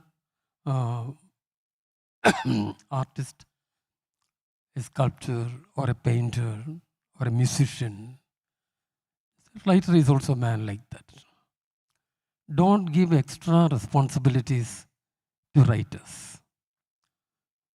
Writer writes his stories. It's a work of art. He's creating a new work, a new story, a new poem with language. You read the book. You can criticize, analyze, you can do anything with the text. But don't worry about the writer. Writer is a separate man. He's having his own life, his own freedom, his own thinking. As a person, he's having his ideas about the life. As far as I'm concerned, that's why I told you like this. No, my writing and my personal life is entirely different. In this novel, Francis Tikora, the first chapter's heading is cannibals.com. We are discussing about cannibalism. I used it as a metaphor, not to make any propaganda for cannibalism. Cannibalism is a metaphor related with the current international politics, wars, everything we can relate with cannibalism. But personally, I'm a pure vegetarian. I'm not saying that it's a big thing. I'm not thinking that it's a great thing also. Just like anything else, it is also my personal thing now. So, the writer's life, and another thing in your question is, you asked, it's a good man.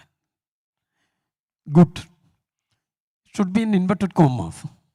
How can you define what is good and bad?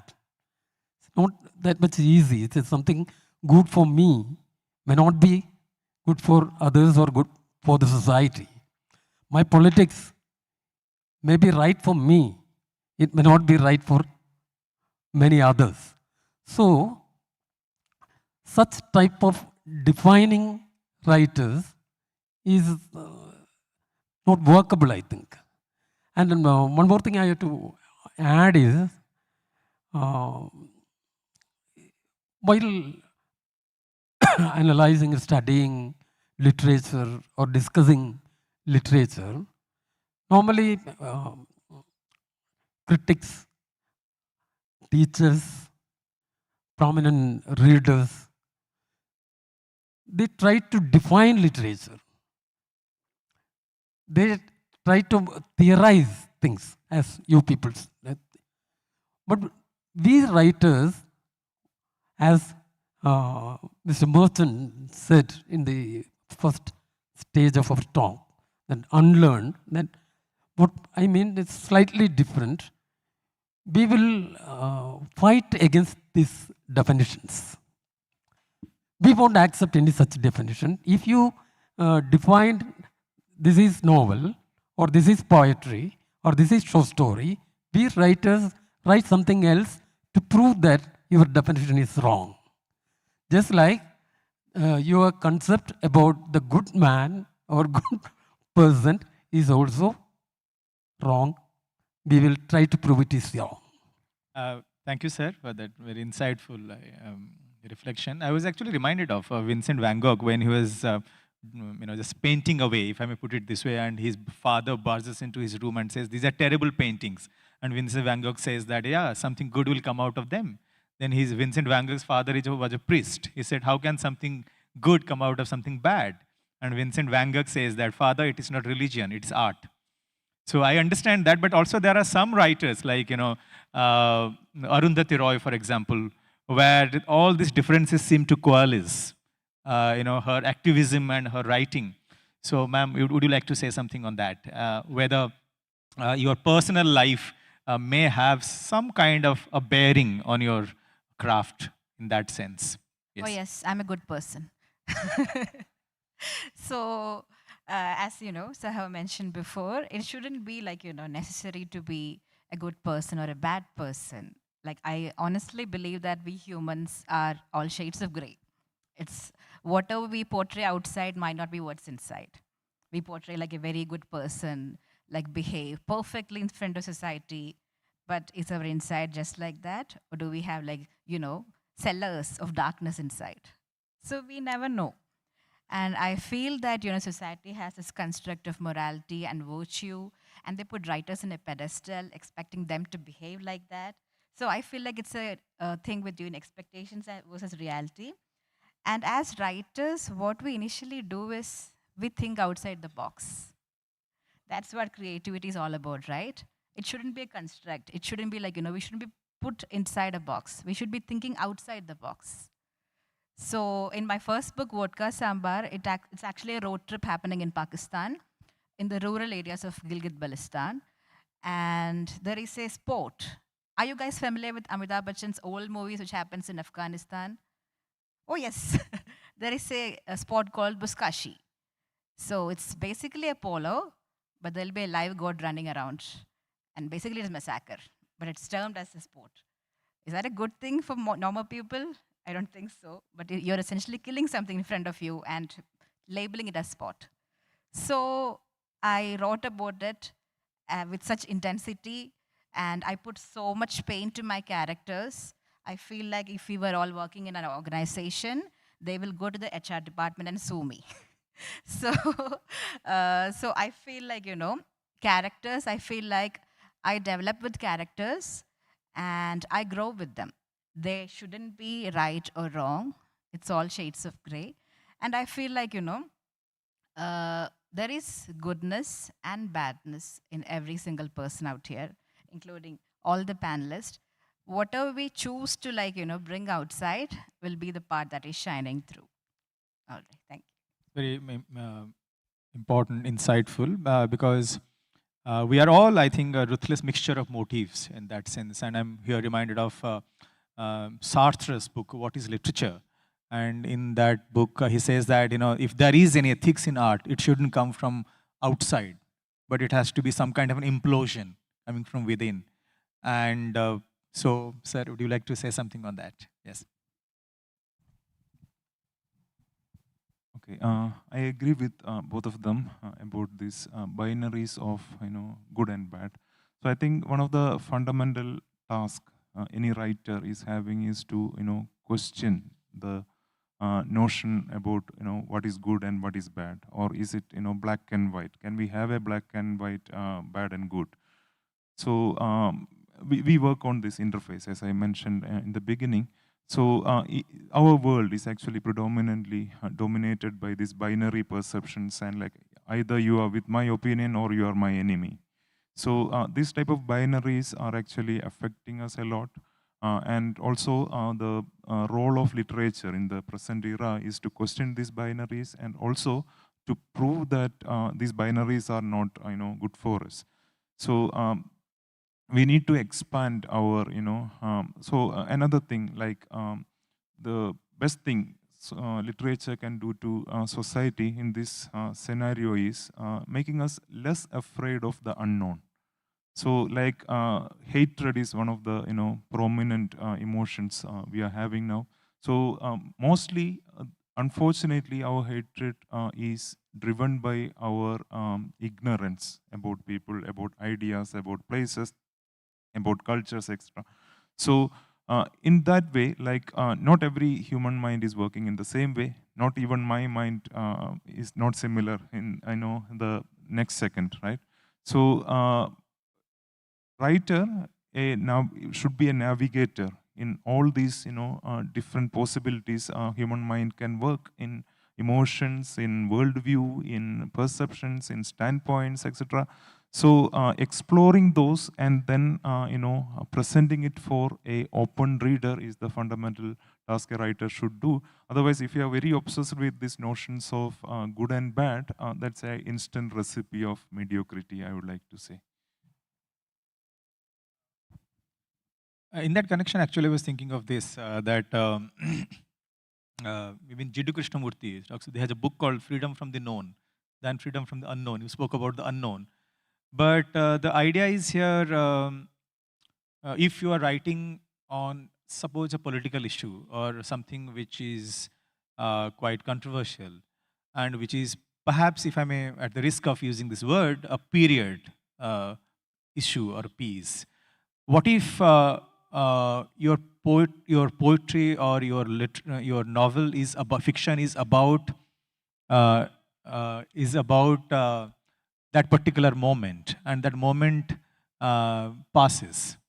Will your literature still be relevant? In the sense, if I read Uncle Tom's Cabin, even though the issue someday will dissipate, I may still read the book for its aesthetic value.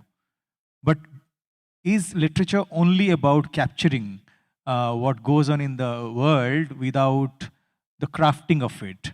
Or can we just simply say, without the scaffolding of words? Because that problem I personally see in the second book of second fiction, a novel of Arundhati Roy, The Ministry of Utmost Happiness.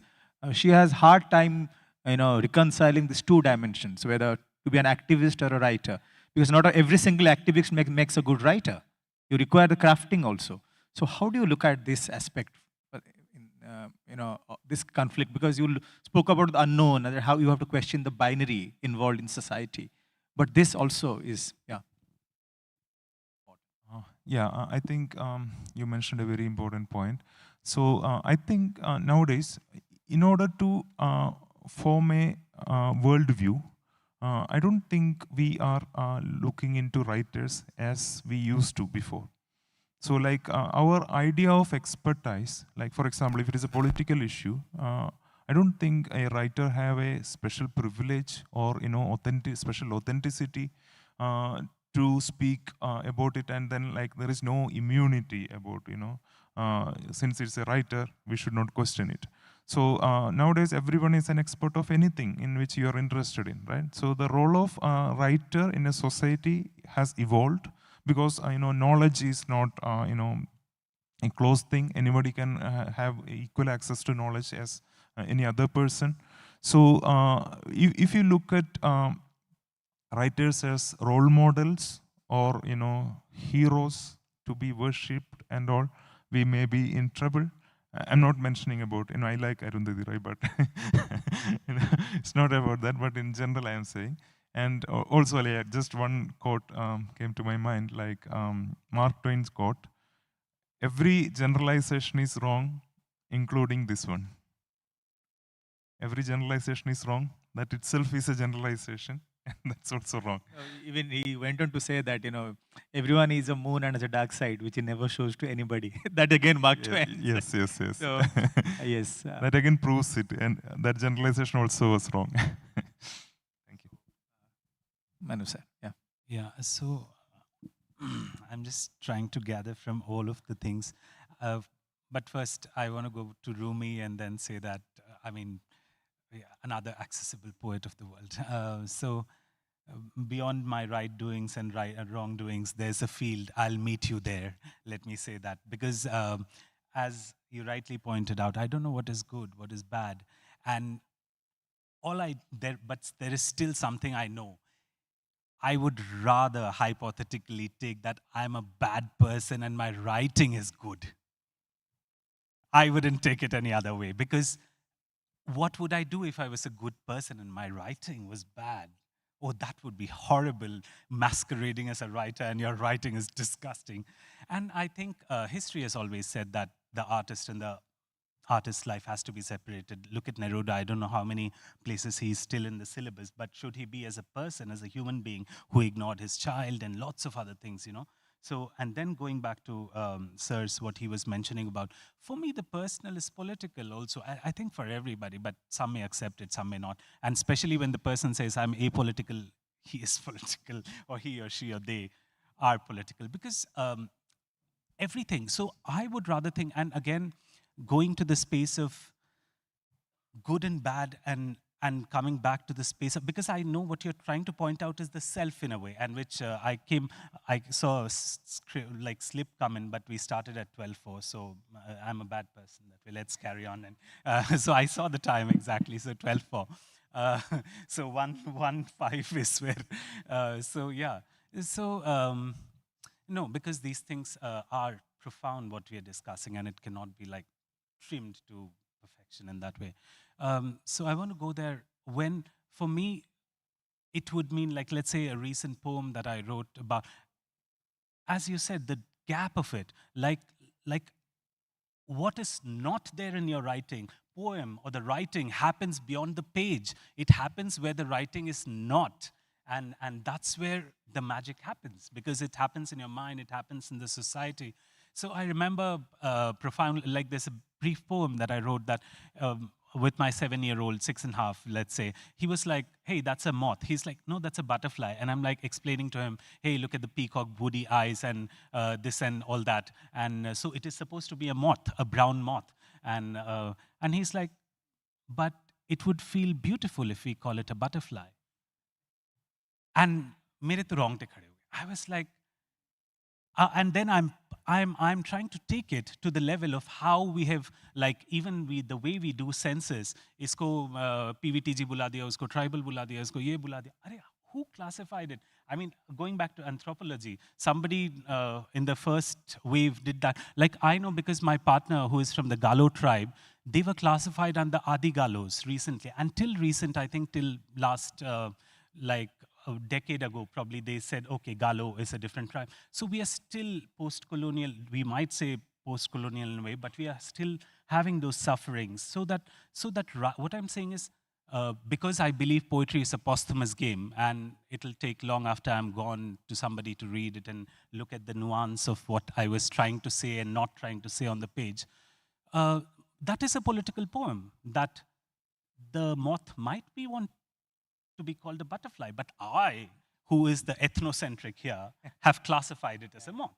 I don't know, I'm just saying, and applying it to people, like, you know. So I believe the personal is political, definitely, and even if you're writing about a hibiscus, it says about politics, a lot about where you're coming from, because seagulls and snow, as we discuss, as we keep discussing, I've never seen snow till I was 35, so or a seagull till late. So I would have rather seen crows and pigeons. So all those decolonization, personal, political, everything comes down, and that good and bad.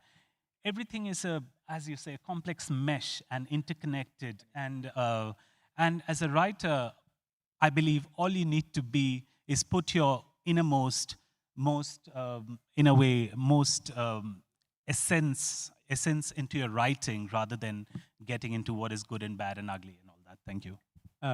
I'm going to filch that from you, that poetry is the posthumous game. It's a brilliant line. Even in Odia also, there is an Odia film, there is a song in Odia where the hero is singing to the heroine. The song is sung by none other than Muhammad Rafi Saab. It says, Mayuri go tum akasemu, dine mallare mega sajili. Hey peacock, hey peahen, in your sky I am the cloud. But factually it's incorrect, because peahen doesn't have plumes, peacock has. So that license, from that, I took a cue from the moth story. So yes, sir, please, sir. Well, I'm just going to sort of avoid the question of good or bad, and I'm just going to go with the fact that, for me, the writer is always the other, where we are constantly working in a form of othering. If you wanted me to write about what I know and what I feel and what I think, God, that would be boring. And so, I mean, for me, writing is the act of inhabiting other lives, other spaces, other ways of thinking, seeing, and living. So, and that's what I try to do. I mean, and that's where the imagination comes, where I try to, when somebody asks me what is important to you about writing, I usually say, have you seen things this way? And I think it's the most simple articulation that one could come up with. So in some ways, also I find that writing necessarily, as Ramakrishnan pointed out, has to be political, but at the same time also has to be transgressive. It has to push the boundaries. It has to sort of make anew cultures, spaces, ways of seeing, ways of doing, and ways of living. When people ask me, you know, I'll give you an interest. I mean, my first book is about two quarrelsome Brahmin sisters from Tamil Nadu. Now, I'm as far away as you can get from that. You know, so for me to inhabit their lives and make it resonate and represent them without falling into stereotypes was extremely important. So when people who are from the community came and told me, like, how did you manage this? We've lived in this space and we haven't noticed these things before. You know, and obviously it resonated with them. They could see what I was writing about was actually as close as to the truth as it could be. So what I tell readers of mine when they pick up my book, you have to just keep in mind just one thing. It's not about whether you like the book or you dislike the book, or whether you find the book to be great, or whether it transports you to a different space. You have to remember, when you are reading the book is also reading you. You know, in the sense that you bring everything about yourself onto the page, and then what rises from the page also becomes part of you. So it is an interactive, as in interface, that happens between the writer and the reader. And once the book is gone, when you're finished and it's out in the world, it is not necessarily your point of view or what you have said in the book that really matters. The book has a life of its own. So whoever picks up the book brings their own world to that book and takes the world from the book, which also adds to their own world. As a result, what happens is there is a textuality that we are, and then there is a textuality that we absorb. Not necessarily only in writing, there is textuality even in observation. Not everything that is textual has to be on the page.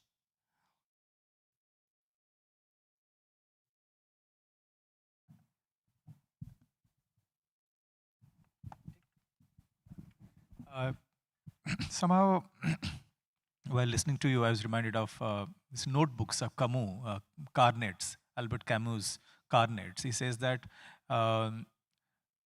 writing essentially is autobiographical, in the sense when a writer embraces the world as their own, whatever they write about is about themselves. So by that logic, and do you think that that complicates that process of othering in that sense? Because we have been talking about the AI also, and how is it the othering happens. I'm reminded of this Hollywood film, Her, H-E-R, and a very interesting film. So where does the self, even a British philosopher, Iris Murdoch, also talks about something called the unselfing. How does that unselfing really happen? Because somehow, when with modern copyright laws, you are accountable. Because if anything goes wrong in your book, they will run after when it comes to translation also in India. Because unless, if the writer is not, pardon my language, if the writer is not dead for 60 years, you have to take permission. So when it comes to this idea of the self and the other, and also, as you pointed out, that the personal being the political. So in the political sphere, you'll be accountable, you'll be held accountable. So how does one really negotiate this, I would say, difficult terrain rather? So now we will open this up. We have 5 more minutes. We have 5 to 7 minutes. As you said, we started late. And now maybe 1 or 2 audience questions. And yes, I had a lot of questions, sir, for you also on translation, myth and all, the paucity of time in technology and literature, but we'll see, perhaps in the audience question, we'll try to touch upon those. Thank you. Yeah, good afternoon. Yeah, I can say good Ma'am, kindly introduce yourself. And yeah, good afternoon. This is Akhtar Banu, Associate Professor of English and Dean Administration, Cluster University, Kurnool, Andhra Pradesh. Indeed, a very insightful and thought-provoking session, and salute to all the great writers here and the chairperson. And coming to my question, first complimenting the panel and the chairperson for talking about the word. And I mean, word is almost the space and all. And even a line from Mark Twain comes to my mind. The difference between a right word and an almost right word is the difference between light bug and lightning. And coming to my question, sir, you were telling that yeah, when you are reading the book is also reading you. And a line, I mean, Ronald Barthes, the death of the author comes to my mind. Would you just like to dwell upon it? Is also reading you. The point that comes to my mind is about Ronald Barthes, death of the author. Yeah. That's correct. Yes. Thank you. Yes, I mean, it is part of the, it is part of the whole formalism and the theory of deconstruction as to what happens. That's correct.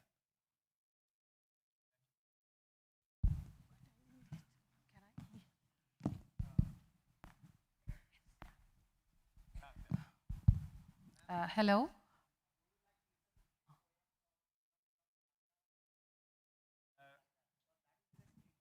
I was actually tempted to request the writers here, but I don't think it's only Mr. Manu is, sorry, Madhu is carrying his books. Sir is carrying. Oh, you are. Okay.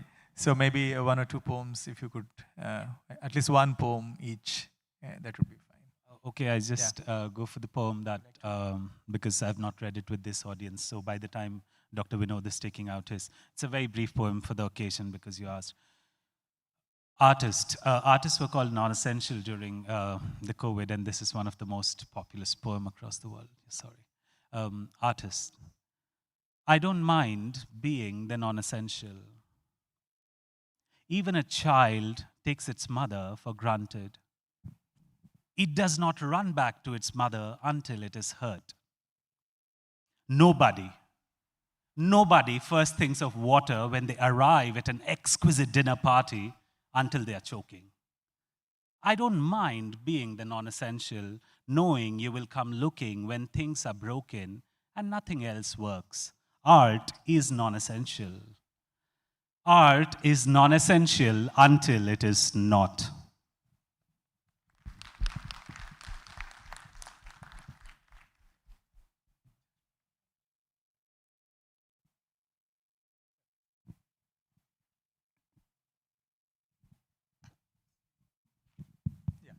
Okay, yeah.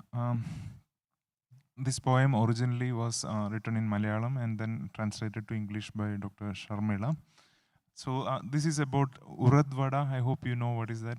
Ulunnu Vada in Malayalam we say. So basically it's a South Indian poem. Because, so Urad Vada and life. Buying an Urad Vada, you get the emptiness at its center as well. Just like when urad price increases, in the times when the price of emptiness increases, will the price of urad vada too increase? In the time when the value of emptiness diminishes, will the price of urad vada decrease? At the center of urad vada, emptiness plays the role of transparency. Through the center of Uradvada, the world can be viewed, if it is the world that's being viewed. You know that chili and spiciness lie hidden in Uradvada. Not wanting the taste to be destroyed by biting on chili, slow and careful is your eating. Nevertheless, you feel there is something inadequate in Uradvada if at least one chili does not hit your tongue. Though, by its body itself, Uradvada is indicating absence as its core content. I think our life is like Uradvada. Look through the center of life. Is there anything to be seen? I think our life is like Uradvada. Look through the center of life. Is there anything to be seen? In spite of expecting, which is that distaste that you did not experience in life? In the recipe, what absence does it indicate? Thank you. Hello. Yes, the last question. Yes, Okay. ma'am. Yeah. Well, a happy noon to all of you. If I'm to introduce myself, I'm Dr. Sepali Bamunusinghe from Sri Lanka. I'm honored to be part of this wonderful conference and wonderful moderator and the panelists. It was so thought-provoking. And what I have to say is actually not a question. The beautiful quotes you were quoting, I was thinking I should add something from Sri Lanka as well. An open invitation to all of you, please do visit Sri Lankan literature as well. My PhD journey was a deep look into Sri Lankan fiction, which were written on the backdrop of Sri Lankan war. I'm sure you being our neighboring country, the war of 30 years is not a new thing to you. So I was just thinking, as the Sir Moderator you said, being a discourse analyst, I was thinking after analyzing those 4 books of my study, finally I lost those 4 books. Now I actually don't want to open them at all because I have analyzed it too much. So thinking whether analysis by literature people of the literature departments would stop literature somewhere. Another little thing to add on good and bad. I was watching a movie, and in that movie there's a middle-aged mother and a young son, 18 years old, and the mother wants to show that smoking is bad, but the son knows that mother loves to smoke. And then he tells her, it's all right, you take it. And the mother takes the smoke. And then she says, why does something so bad feel so good? Thank you. Thank you so much, ma'am, for that sharing your experience. And when you talked about Sri Lanka and being from Sri Lanka and all the perils of it, it reminded me of Sir's book. Sir T. Ramakrishnan has written a novel called Sugandhi and the Andal Devanayaki. And everyone over here should read it. It's like a mirror of Sri Lanka, the past, the present, the civil war, and also magical realism of the past. So the most beautiful that I've ever read.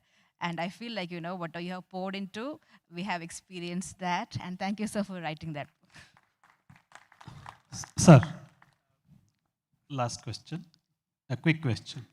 Sir, actually, there's a positive time. There are 2 hands have gone up, but we'll... I was waiting for... Yeah. During the session, a writer cannot live without writing. So that moderator asked the question, whether the writer should be good or bad. So that in course book, I experienced 3-4 years ago, a personality was prescribed for the children. Oscar Pistorius, a Blade Runner. Something happened with that personality when it is prescribed after 2 years. should that personality be there for the children to read or not?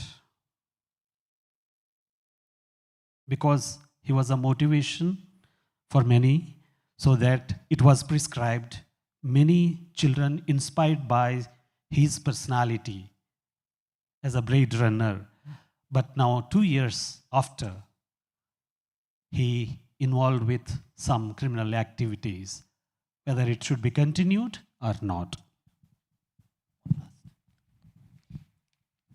Actually, I asked that question. I don't philosophically agree with that question. Just to trigger some kind of discussion, I asked that question, whether the writer should be held accountable for who they are. So, yeah. Respected sir, I write poems and articles in many newspapers, Maharashtra Times, Divya Marathi and everything. Here I would like to present 4 lines of my poem, and I think that I request you that you have to comment on it. First, I present it in Marathi. Poem title is Kajal, and where I write that डोळ्यात पाहून माझ्या तू लगेच म्हटलंस. डोळ्यात पाहून माझ्या तू लगेच म्हटलंस, डोळ्यातली काजळ काय सुरेख दिसते. डोळ्यात पाहून माझ्या तू लगेच म्हटलंस, डोळ्यातली काजळ काय सुरेख दिसते. पण तुला काय माहीत त्याच्या आड मी माझ्या वेदना कशी लपवते. पण तुला काय माहीत त्याच्या आड मी माझ्या वेदना कशी लपवते. Here that when you see in my eyes and said that Kajal is looking very beautiful, but you never know how I covers my pain behind it. So please comment.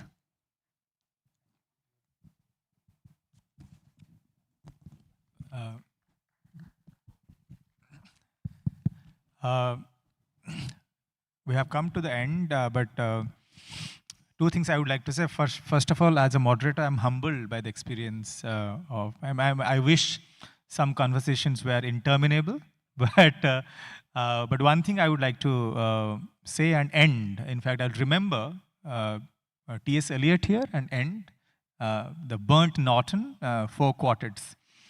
Time present and time past are both perhaps present in time future, and time future contained in time past. If all time is eternally present, then all time is unredeemable. What might have been is an abstraction, remaining a perpetual possibility in a world of speculation. What might have been and what has been point to one end, which is always present. Footfalls echo in the memory down the passage we didn't take, towards the door we never opened, into the rose garden. Your words thus echo in your mind. So that is the most important thing I wanted to mention, because thank you for your time, and thank you. I wish we had more time to listen to sir's writing and ma'am's writing, but thank you for your insightful thoughts and ideas, and also thank you. I will thank the audience for the questions. Thank you very much. Thank you, Dr. Bidyut, and to all our distinguished speakers for sharing your thought-provoking insights on what it means to write creatively in a shifting social and cultural landscape through this engaging discussion. Now, to present our speakers with tokens of our appreciation, I invite Dr. M.S. Xavier Pradeep Singh, National Secretary of ELTAI, to join us on stage.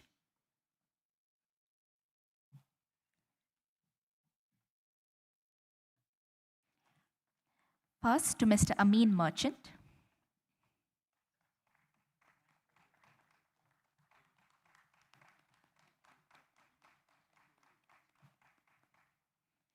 Mr. Madhu Raghavendra.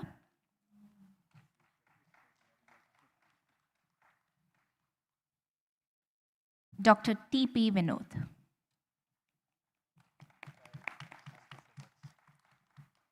Thank you, Dr. Singh.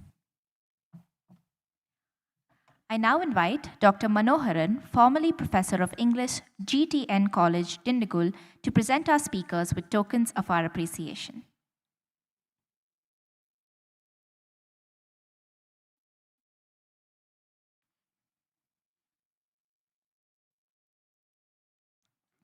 Mr. T.D. Ramakrishnan.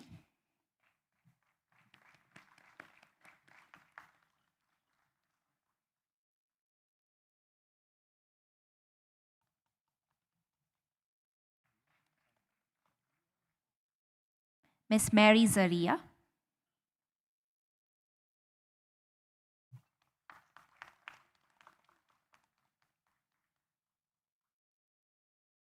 and Dr. Bidyut Bhushan Jaina.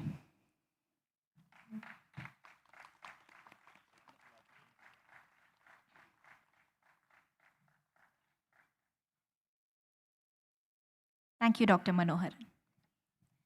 Thank you all once again, and to our audience as well, for your attentive presence. We will now break for lunch. Owing to a paucity of time, and because we still have one very exciting session coming up, the lunch break will be for 30 minutes. Lunch will be served at Gourmet Extension in the basement of Central Block. We will reconvene here in the main auditorium at 1:45 p.m. to begin our final session on the future of the classroom, a session that promises to be very insightful and exciting indeed.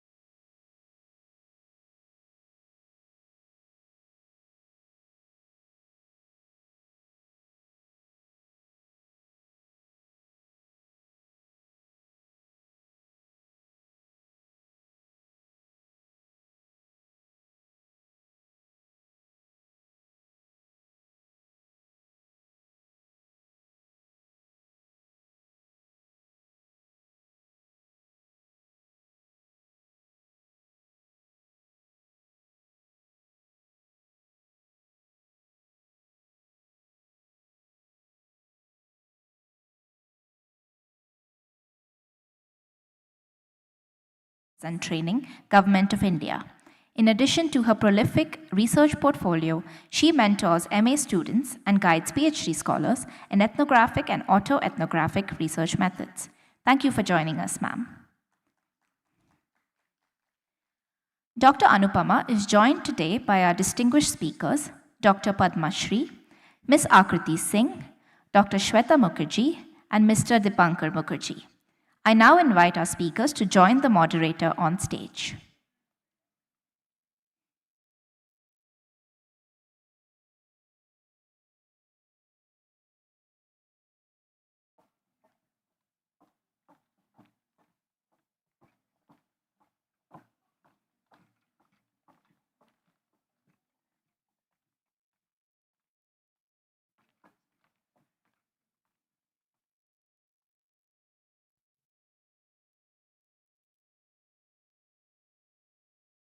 It is my honor to introduce our guest speakers to you all. Dr. Padma Shri is Senior Assistant Director of Teacher Education and Research at the Department of State Education Research and Training, Government of Karnataka. With over 35 years of experience, she has been instrumental in advancing teacher training, curriculum design, and technology integration in education. Ms. Akriti Singh is Head of English Product at Oxford University Press, India, leading the development of innovative English learning solutions. With over 15 years of experience in English education and publishing, she combines academic rigor with classroom practicality, championing approaches that foster confidence, curiosity, and sustained engagement among learners. Dr. Shweta Mukherjee is Associate Professor in the Department of English at Geetham deemed to be University. A Fulbright Scholar and Harvard-certified educator, she has expertise in emotional intelligence, digital pedagogy, and AI in education, and has led international projects exploring virtual reality and social emotional learning in digital environments. Finally, Mr. Dipankar Mukherjee is co-founder and CEO of Studio Blow, India's pioneering AI-powered content studio. With over 2 decades of experience in the creative industry, he is redefining storytelling through technology and ethics, leading collaborations at the intersection of art, innovation, and education. Together, this panel will explore how classrooms are being reshaped not only by AI and digital learning, but also by the human values that sustain them: creativity, empathy, and connection. Dr. Anupama, over to you.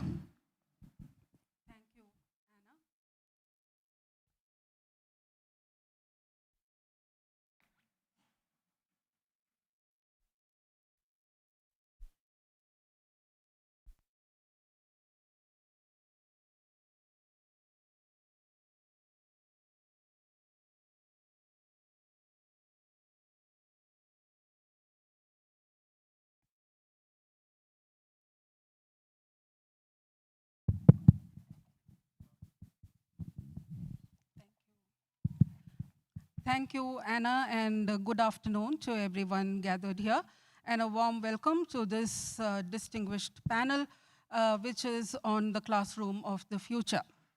And as we meet under the banner of ELTAI and Christ deemed to be University, it feels especially fitting that we are discussing the classroom, not just as a physical or a digital space, but as an evolving site of imagination, inclusion, and intellectual courage. The English classroom today is at once a crucible of cognitive skills, a theater of identities, and an arena of negotiation between the human and the algorithmic. In recent years, the question has shifted from how do we teach to how do we learn, unlearn, and co-create knowledge. Artificial intelligence, hybrid pedagogies, and data-driven analytics have begun to reshape what we call the learning encounter, but the classroom of the future remains human, relational, ethical, and ecologically aware, is my belief. Perhaps the future of English and the humanities lies not only in the integration of technology and our capacity to reimagine pedagogy as a living discourse, it should, I suppose, also respond to our student psychologies, their digital fluencies, their anxieties, and their aspirations. Today's panel, as the anchor was telling us, comprising of some of the most experienced and reflective educators. Let me just take their name just so that we can recall when we ask questions, especially Ms. Akriti Singh, Dr. Shweta Mukherjee, Dr. Padma Shri RP, and Mr. Deepankar Mukherjee. And they will help us explore this intersection of technology, pedagogy, and imagination. Together, we might ask what remains timeless in the classroom and what must transform irrevocably. Let us engage in this dialogue not as passive recipients of change, but as its active architects. Let's keep the theme of the conference, narratives of lesson taught and lesson learned, intact, but let's also, however, make our conversations more specific. And therefore, it was also suggested to the panelists early on that we can frame the discussions around 3 thematic lenses: pedagogical innovation and human connection, technology, AI, and ethics in learning, and curriculum futures and global citizenship. So each one of us will have about 5 to 7 minutes to make our opening ideas, and then we will open the floor to the for the questions of the audience. May I now invite Ms. Akriti to give her opening statement.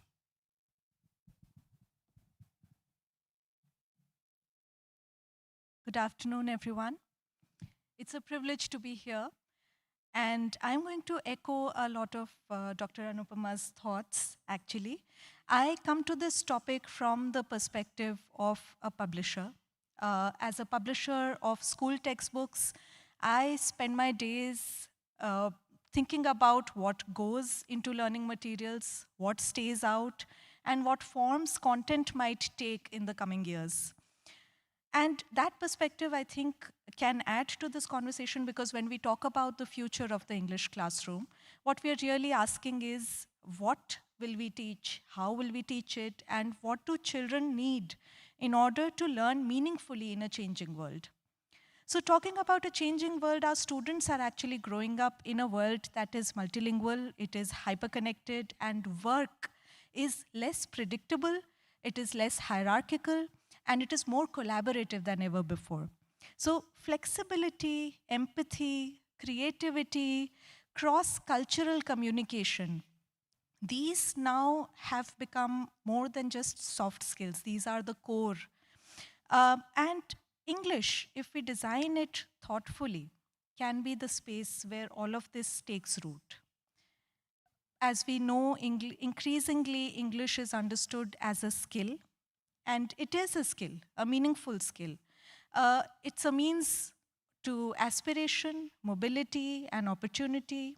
Communication, competence opens doors. Fluency creates pathways. This upskilling will and should continue. So literacy is a given.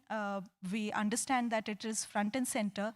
I want to take my argument a step ahead from that English is not only a skill. It has always been a place where children explore identity, values, choice, and empathy. Even our most enduring texts, when you think about a classic such as To Kill a Mockingbird, or something as contemporary as Harry Potter, they survive not just because of their language, but because they reveal what it means to be human. Human values that apply across contexts. And in an age where AI can handle grammar correction, summarization, first drafts, that human dimension, that value dimension becomes even more important. So what does it mean to help students not only use language, but also think with it? Nearly a century ago, Lev Vygotsky wrote that language is the architect of thought. So when a learner frames a question or defends an idea, they are not just using language, they're also building cognitive structure. They're learning how to think. The English classroom of the future, according to me, should remain that space where ideas are built through words, where children learn to think aloud, to think together, and to think ethically. Now, on the point of thinking together, if we look back, even briefly at the recent past, it reminds us of something important. During the pandemic, learning moved online, lessons streamed, assignments uploaded, tests submitted, technology worked, the content worked, but what students told us more and more was, I miss being with my classmates, I miss my teacher. So they missed that human connection. So that tells us something fundamental, that learning is not just cognitive. Learning a language is not just cognitive, it is relational, it's social. So peer interaction, dialogue, debate, shared reading, these are not just good to haves. They are the essential mechanisms through which learning happens. So when we talk about pedagogical innovation for the future, we should not think only in terms of efficiency or technology or tools. I think innovation must mean more connection, not less. It means designing classrooms where students engage in dialogue, with texts, with each other, and with their own thinking, where they analyze media, draft campaign messages, debate ethical issues, express opinions responsibly, and connect global ideas to their own identities. And maybe they create something multimodal, a podcast, a digital story, a graphic memoir. The possibilities are endless. But more importantly, at least to me, it also means giving children the tools to read the subtext of a message, recognize bias in an article, to interpret misinformation, and to respond meaningfully online. So, because in a world where every child is a consumer and creator of information, ethical literacy is inseparable from language education. So this is a shift from accuracy to agency, from learning rules to developing voice, because the future will not reward people who can just simply speak in English, but those who can think in English and through English as well. So just bringing this conversation a little bit to touch upon the role of AI, I hear questions from teachers about whether AI will replace teachers or make learning shallow or weaken critical thinking. But in my organization, especially at Oxford University Press, we see AI as a tool. And like any tool, its impact depends entirely on how thoughtfully we use it. So we believe that AI will become to the next generation what Google was to ours: ubiquitous, powerful, and fundamentally changing how information is accessed. And just as we had to learn to teach students to not just Google things, but to evaluate sources, think critically about search results, synthesize information, we now need to teach them to use AI responsibly and intelligently. And here is something that I want to add to this from a publisher's point of view. AI systems are only as reliable as the content that they are trained on. And increasingly, AI systems are also drawing from curated, validated, high-quality resources, largely including the highly researched material that OUP has been producing for centuries, for instance. So while the way students access content will change, the need for authoritative, ethically developed content becomes more critical, not less. We know from emerging research that the ideal blend is technology plus peer interaction plus experiential work. Too much screen time disconnects, but too little technology will leave learners unprepared for the world that they will inhabit.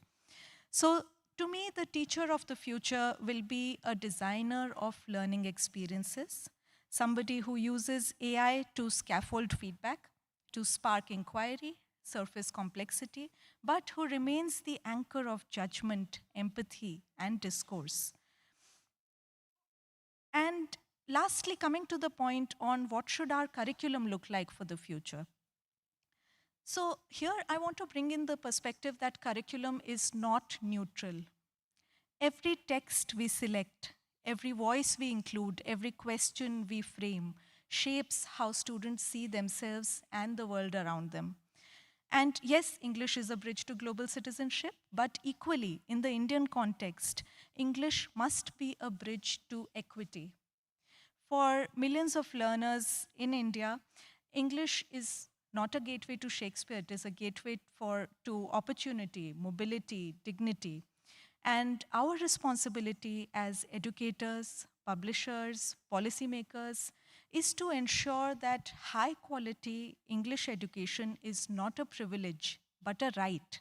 That a child in underserviced communities has access to the same thoughtful design, the same opportunities for expression, the same dignity of aspiration. So even if the physical realities of the classrooms differ across India, the spirit should be the same of helping students to use language to think and connect.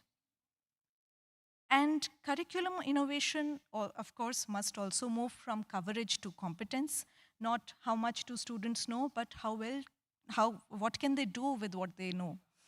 So at OUP, we constantly ask ourselves, are we including enough contemporary voices, enough Indian voices, enough diverse voices? And we are actively attempting to build this future that we envisage. We are rethinking what a textbook is, from content delivery to experience design. We are integrating technology thoughtfully, carefully, and ethically. And we are also preparing for a world where AI becomes a primary channel for content access. Our responsibility then is to ensure that when AI pulls information, it pulls from our authoritative, pedagogically sound content. That is how I believe quality will survive democratization. So this is the final thought that I want to conclude with, that our task collectively as educators, as publishers, is to ensure that as technology becomes more sophisticated, our classrooms become more human. Wisdom becomes more essential as information becomes more abundant. And to summarize then, to me, the classroom of tomorrow would be more thoughtful, more curious, more connected, and more humane. And with this, I would like to listen to the other panelists. Thank you so much, Akriti. And the classroom that is human and the text that is multimodal, as the Oxford University Press representative tells us, I think we are definitely looking at something which is very positive in the future. May I invite Dr. Shweta Mukherjee to share her thoughts. Meanwhile, I also request the audience to please start forming your questions so that we can have this conversation once all of them tell us what they think about the classroom of the future. Over to Shweta.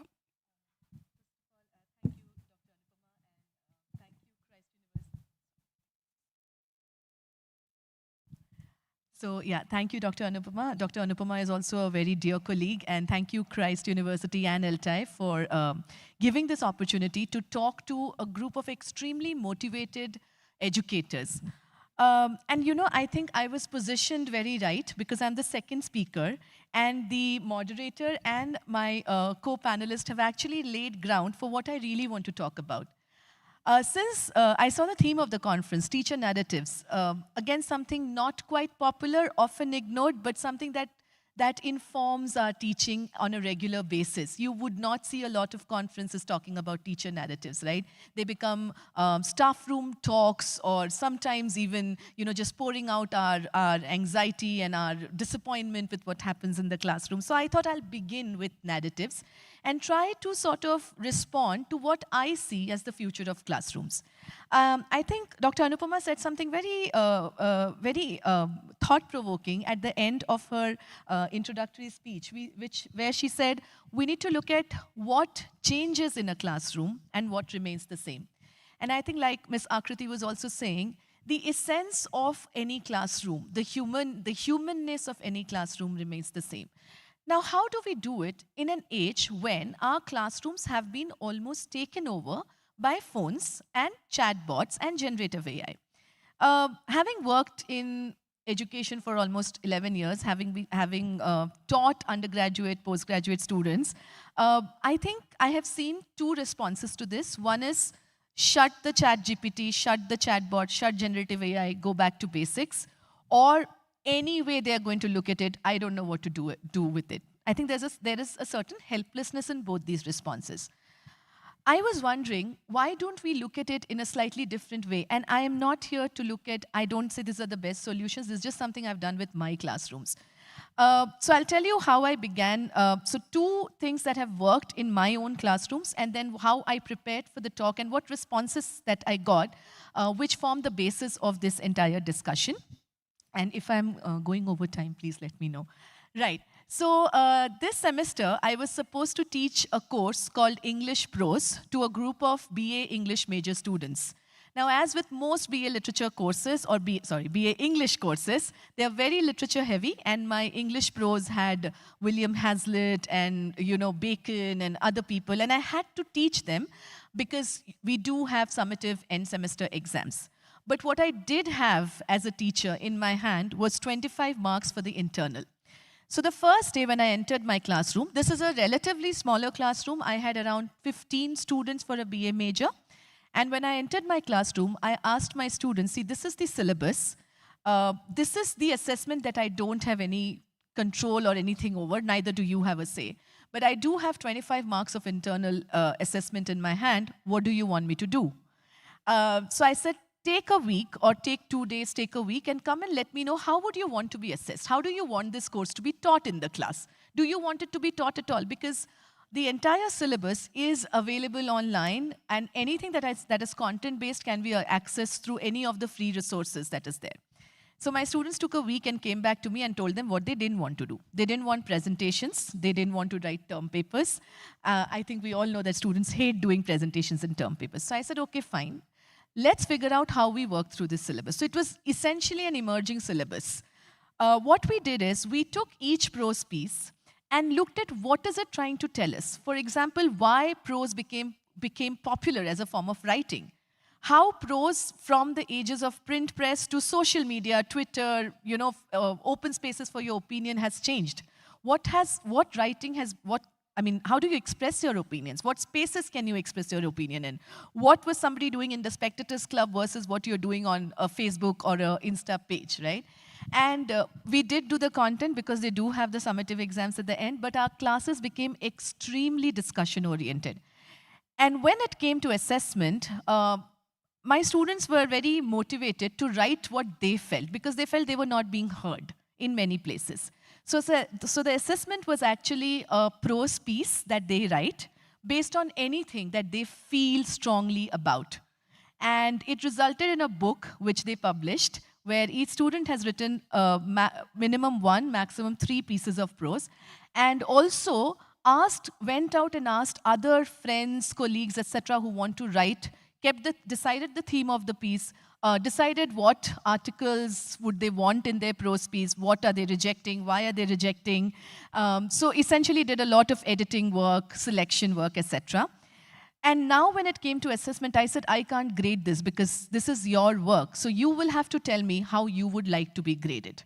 And this is where I bring in collaborative assessment into my classrooms. So we sat down and we looked at what is it that they really want to be graded. Do they want to be graded on grammar? Because that's taken care of anyway. Do they want to be graded on, organization? Maybe, but what is the weightage that they want in that 25 marks to be given to organization? And what we have, I think, yes, I did have to give a grade, but I think what they learned was beyond what grading could do or what assessment could do.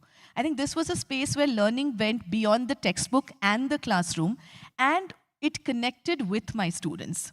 The second one, which I'll quickly talk about, is a very different group where I teach digital storytelling. I've been teaching this course for the past 2 years, and I teach it to a group of 7th semester computer science engineering student. They take it as something called as an open elective, which is a part of the system now. And so basically, the first day I go into the class, my students are there either by interest, some of them because they don't get to choose any other elective.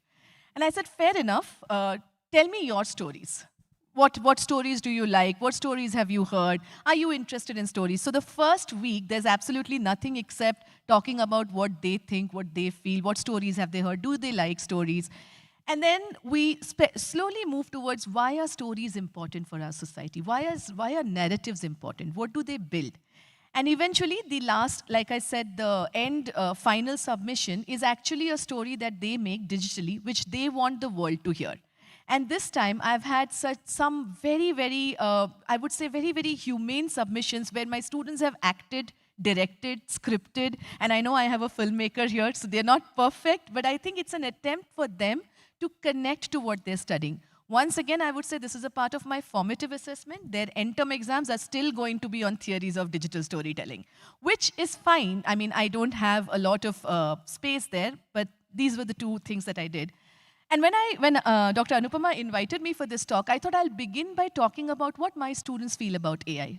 Please remember that in both these cases, I had no restrictions that they can't go to ChatGPT, they can't use generative AI, they can't do. It worked on trust, and for both the processes, because they were very creative processes, they did use AI as a support, but they did not let AI substitute what they think. So when I asked them what worries you most about AI, they said what worries us is we are reaching out to it too often, too soon, and it might hamper our creativity. Then I asked them, fair enough, how do you want to humanize this whole process? Do you want me to say you cannot use ChatGPT? So they said, no, that will not work because it does make our work easier. And these are their words, so I do have the data with me. It does make our work easier, but it also makes us anxious. It also makes us feel, are we forgetting to think? Are we becoming more robotic than emotional? This is what they said. So then in a class discussion, I said, what should we do? So they said, why can't we look at a space where we do classes where we are talking about what's happening to us when we are using artificial intelligence. Why can't we talk about emotions in our classroom? We are never allowed to talk how we feel. Why don't teachers let us do that? And that's where I think lies the foundation of a social emotional curriculum in higher education. I think in a world where we are looking at generative AI being a companion, a part of our classrooms, it is extremely important to visualize the future of classrooms and curriculum of classrooms, not inside confined spaces, even digitally confining spaces, but spaces where we're looking at social, emotional, holistic development and learning. And I think that is a challenge we all have to work together because the voices of our students are equally important. There is no hierarchy anymore, and we need to hear them together. So I think developing emotionally rich classrooms that are safe for narratives, I think is not an option anymore, but we just have to find different ways of doing it. Thank you. Thank you so much, Shweta. And that, I think, is the praxis of the future that she's talking about, an emergent one, co-creation, and with a lot of responsibility. I now invite Dr. Padma Shri to give us her insights into the classroom of the future.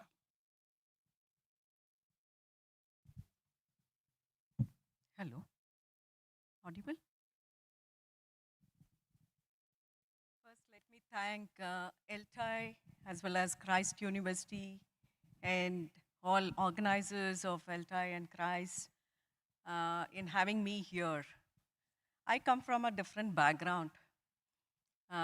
Basically, day in and day out, addressing the needs of the children from the government sector and also training teachers in language development and all issues pertaining to education and interventions pertaining to education. So there is a whole lot of effort from Ministry of Education at the center to the school education department of the state in order to ensure that every single child has its right to education in full swing. And this cannot happen without language acquisition and importance given to language teaching. And everything is shaped in the classroom, but we should take the classroom beyond the walls of the classroom. So with that pretext, I wish to just present a poem before having a dialogue with all of you regarding how the future classrooms will be. This poem was written on Teachers' Day, saluting the teachers for being social engineers in ensuring that every child gets whatever it needs. It's called The Ministry of Joy. In marble halls, Thick folders breathe vision for children. Policies unfurling like morning lotus. Each page a petal promising sunshine in distant classrooms.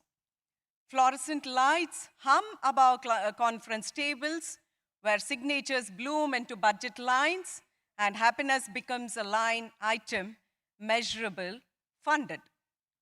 Regional offices busy, photocopiers clicking their mechanical prayers, sending circulars, dreams down dusty highways to sleepy district towns. Administrators clutch coffee-stained directives, translating joy into teacher training schedules, infrastructure blueprints sketched on napkins during their hurried lunches. Village elders gather beneath the banyan tree, school management committee spelled out in fading paint on a weathered signboard. Mothers count rupees in worn cotton saris. Fathers debate in voices thick with hope. Children's laughter drifting from nearby fields like future promises. Office windows frame the playground's chaos. A principal waters small potted dreams, watching teachers tend their classrooms like secret gardeners. Bell schedules soften into organic rhythms. Report cards bloom with stories instead of numbers, and happiness takes root in faculty meetings. Chalk dust settles on transformation. Rigid desk rows dissolve into circles. Learning corners sprout like wildflowers. Art supplies scattered across rainbow tables. Musical instruments breathing in corners. A teacher's hands shapes air into meaning. Students' eyes wide as morning glories drinking light. Minds unfurling like ferns in filtered sunshine. Meditation bells replace examination anxiety. Children close eyes, breathe and wonder, breathe out of worry. Stories flow instead of lectures, emotions named and welcomed like old friends running home. Laughter echoes through corridors, once silent with fear. Classroom walls, no longer white murals, bloom in primary rebellion. Blue skies chase away institutional gray. Green trees grow from concrete corners. Yellow suns warm forgotten spaces where creativity was once confined to art periods. Portfolio folders thick with life. Finger paintings alongside essays. Photographs of science experiments gone beautifully wrong. Recordings of poetry read with trembling joy. No child reduced to numbers, each soul documented in full spectrum, witnessed in their becoming. School gates swing open, boundaries blur between learning and living. Grandparents share stories in library corners, local artisans teach forgotten crafts, farmers bring soil-stained wisdom to sterile classrooms, education spills beyond walls. Life flows in. From policy paper to playground laughter, a bureaucrat's vision becomes a child's reality. Happiness no longer curriculum supplement, but the very air learning breathes. Creativity not Friday afternoon luxury, but daily bread. Joy not reward for compliance, but the medium through which understanding flows, like water finding its level, like light finding every corner of a room once dark. In the end, all the meetings, all the forms, all the budgets, and all the conferences to distill to a child running towards school instead of away, arms wide to embrace the daily, days, endless possibilities. So, this possibility is what we as teachers and teacher trainers and all organizations across the globe to focus. The whole perception, participation, information flow, capacity building, and public involvement is what makes education a fundamental right where each one of us are stakeholders, primary, secondary, and tertiary, in meeting the needs of our children in the classroom. So coming to a classroom of the future, I think we need to be very, very cautious and careful about the integration of technology into every aspect. We need to make our classrooms multimodal, using technology as a complementary and supplementary aid, as a tool in the hands of teacher, and ensure that it cannot replace the teacher. We are thinking like we have a humanoid in the school. You know, I think Indus School is one which had, we cannot, because we cannot adopt technology to replace a teacher and tell that everything that the child needs in the globalized world that can be accessed through technology, because there is a whole lot of emotional intelligence, cognitive intelligence, and then social intelligence, the cultural intelligence which has to be roped into the classrooms, and how that happens. Adopt technology to whatever extent possible, and with the recent advent of AI, replacing everything. It is even reducing the surplus employees, replacing all the mundane works through technology.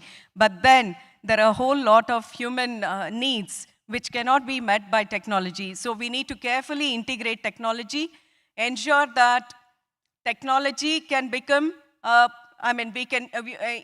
we have to go beyond pedagogy and andragogy into hutology, where technology becomes an aid for self-learning, and we need to create spaces for children and social choice for children to adopt various methods and approaches, and then teacher becomes the architect in providing all these resources in the classroom. So how do we integrate? A classroom comprises of the teacher, the student, and the methodology that the teacher adopts. And technology, as such, should become a tool in order to enhance the pedagogical aspects, in order to build appropriate models to meet the needs of individual child's learning styles. I think through discussion, I think, and dialogue, we can evolve more concrete decisions out of this conference. So I think parents, society, and all policymakers, as well as teachers being the organic intellectuals, should just not blindly follow the policy level, whatever approaches, because to create the fertile classrooms where children are very, very happy with happiness curriculum, and then creativity, with compassion and co-creation and collaboration, integrating all this 21st century skills into the classroom with integration of technology, and technology being the aid in the hands of the teacher in order to find solutions to various problems, is what I look forward in the future classroom. Yeah. Thank you so much, ma'am. That the poem, shows the aspirations of a child, and I think is also something that will help us mark the future classrooms. Now over to Mr. Dipankar. Hi, thank you. See, I have an existential crisis when I'm forums like fora like these, and I'm also part of the Narsi Monji board now, and helping them shape education. I've recently been inducted into the Mumbai Educational Trust, and I was recently invited to, and actually for the last 3 years I've been teaching these bunch of students at the Indian Institute of Management. And in every such occasion, including today, I feel there is an existential crisis, because I have always rejected education. I'm a college dropout, right? Last good qualification that I have is honors in English literature. So thank you, ELTAI. And yeah, this was back in 2001 when I did my English literature. Since then, whichever educational institution I have joined, I have dropped out, right? I could never sustain myself, and largely because pedagogy, the way it was delivered, the instructions delivered to me, never interested me. But I think that kind of took me down very interesting directions. And while I started a long career in advertising as a writer, then a creative director, then got into filmmaking, somewhere along the line discovered glass blowing, trained as a glass blower in Singapore and Italy, started a product design company, then discovered technology, and ended up starting a couple of companies which got acquired. And then now today, since the last year, we have been running an AI filmmaking company, working with the likes of a Shekhar Kapoor, a Sudhir Mishra, and Atlee, very big companies like Yash Raj and Dharma and Warner Brothers, etc. And all of these moments kind of make me realize that possibly everything that I remember from the days of my education is not what was taught to me, but what I experienced, right? And all of those moments have shaped me. And in retrospect, that process, that classroom was very, very useful. And today, as part of the AI industry, funded by big money, doing some very critical, interesting things, bringing about a lot of disruption across different sectors. As we end up doing this, I'm faced with the challenge of running a company with a bunch of Gen Zers and now Gen Alphas, right? And I see what they are going through, because this generation, core part of their growing up was COVID, and right after that, ChatGPT came in, right? So very surreal kind of a space that they have been experiencing. And I've realized a few things about them, right? So I think Dr. Shweta pointed out very rightly, they have started outsourcing critical thinking. They have started outsourcing intent. It is okay when we do that, because we have had that long living experience of a life before AI. But I think they have been thrust into it pretty early, and they love it, and it's addictive, and it's very difficult. I mean, my ChatGPT is my personal shrink, my therapist. It helps me with everything. It helps me run my company as well. But when my young co-founders are taking decisions, and very critical decisions, very emotional, business, financial decisions, using ChatGPT, I realize there is a huge problem. And I think this will increasingly become a challenge. And therefore, whether it is what OUP is doing, or what you are doing so nicely in your classrooms, or ma'am, you're at policy level, I feel that the future is in a good hands. I'll come up with some very basic pointers, right? Right? I mean, you have a parallel stream. I think you covered it pretty well in how you did that. I think English has it easier. Literature has it easier. We are in the art space, but I think the same applies to almost every subject.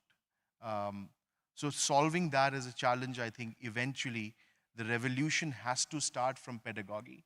The classrooms have to change, and then internal assessments like you're doing has to change. And eventually, overall larger board level assessments will also change.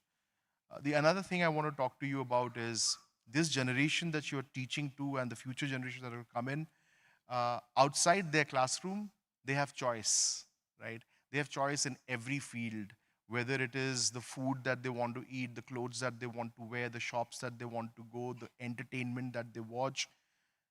Everything they have choice, except when they enter the classroom, right? We grew up having to listen to the audio cassette or the CD if you are a little younger, right? Which meant I could not choose what songs I listened to. We grew up watching television where it was fed to us, right? I could not switch beyond a point. I could not choose entertainment. I could not even choose which movies to watch when. There was a scheduled time, Wednesdays, Thursdays, Fridays, Sundays. There was a specific time in which we used to watch a certain movie. So you need to understand the context with which these students are coming in, and suddenly in education there is no choice. So my question is, as teachers, and I think you did it pretty well, Shweta, where you gave them those options and everything, because it's so easy with AI and with all the other information at your disposal to build your own curricula, to build your own teaching notes and all of that. And yes, the role of the teacher is to give the social support, etc.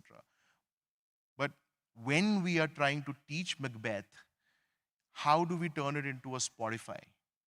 Can it become a playlist of economics, of politics, of sociology, of psychology? How can you make the classroom like Netflix, where they can choose what they are listening to, teaching, learning, whatever, right? I think that's the kind of process that has to come in. And I think AI's biggest role in the classroom is not with the student, it's with the teacher. I think institutions giving teachers greater access to AI is the most powerful tool, most powerful weapon, right? One final note that I wanted to make was, I'm sure the publishing industry is possibly trying to shape it up like that. But I see an ensuing battle and an oncoming battle as well against the large AI companies. I think the publishing industry should work like the music industry is working. So Sony, Universal, Warner all got together. They've created a common catalog. And now they're going to monetize that by letting the LLMs use that and monetize it. I think the same holds true. It's a very easy mechanism. Should not fight, don't give up, because essentially all LLMs are crawlers which are learning through your thing. So you touched upon a very important point, that it is important that the LLMs are. Thank you so much, Mr. Dipankar, and thank you to all the panelists for keeping time. Really appreciate that. The floor is open to the audience for your questions. We'll probably take about 3 questions. That's all that the time that we have. So yes, I see a hand going up. Could we give the mic to?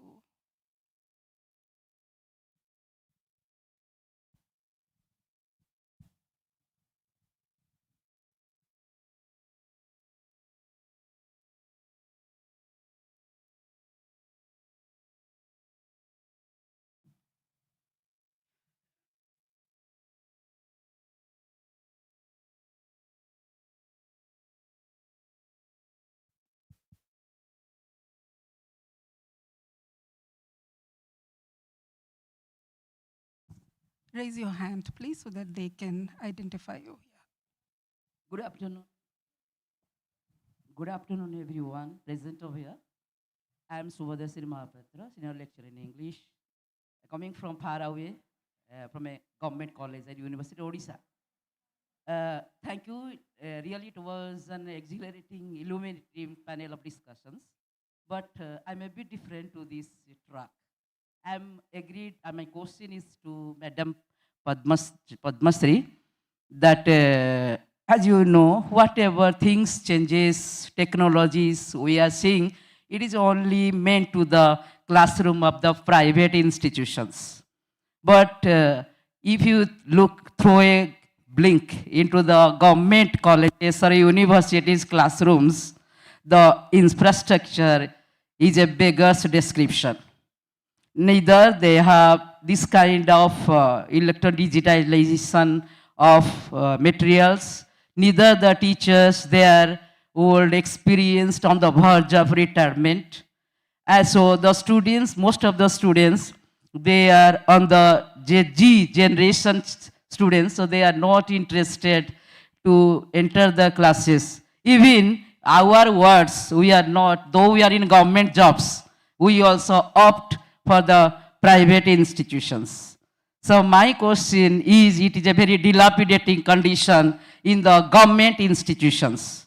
Teachers, we are got very high fat salaries, but whatever the future of the classroom of the government students, teaching all over in India, number one.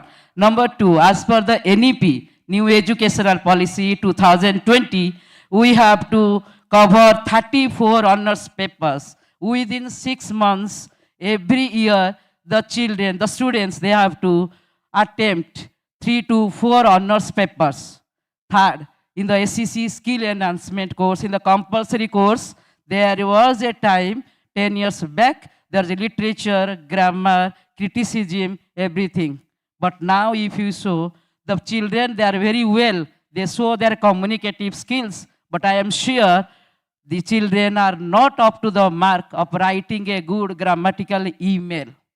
Their standard has become poorer and poorer. So my vision, I am very altruist, my vision of the future, that what will happen to the government institutions. We have the burden of the university, the government, to skip the courses within 6 months. Every 6 months, we have a semester, and we have 40 marks of internal assessment. So what we'll do, we just fall as a pranks in the educational policy. So we have to, maybe we have to finish the course, and whatever the things, the children, the students, undergraduate students or postgraduate students, they have to give the exam. So my question to all the eminent panelists, what will be the model classroom for the government colleges and universities all over India? Thank you. The questions which you have raised are very, very fundamental to the public institutions at large. I think the whole, I should not say failure, because we have evolved a lot from the time of achieving the freedom, and we have tried to universalize education in a big way.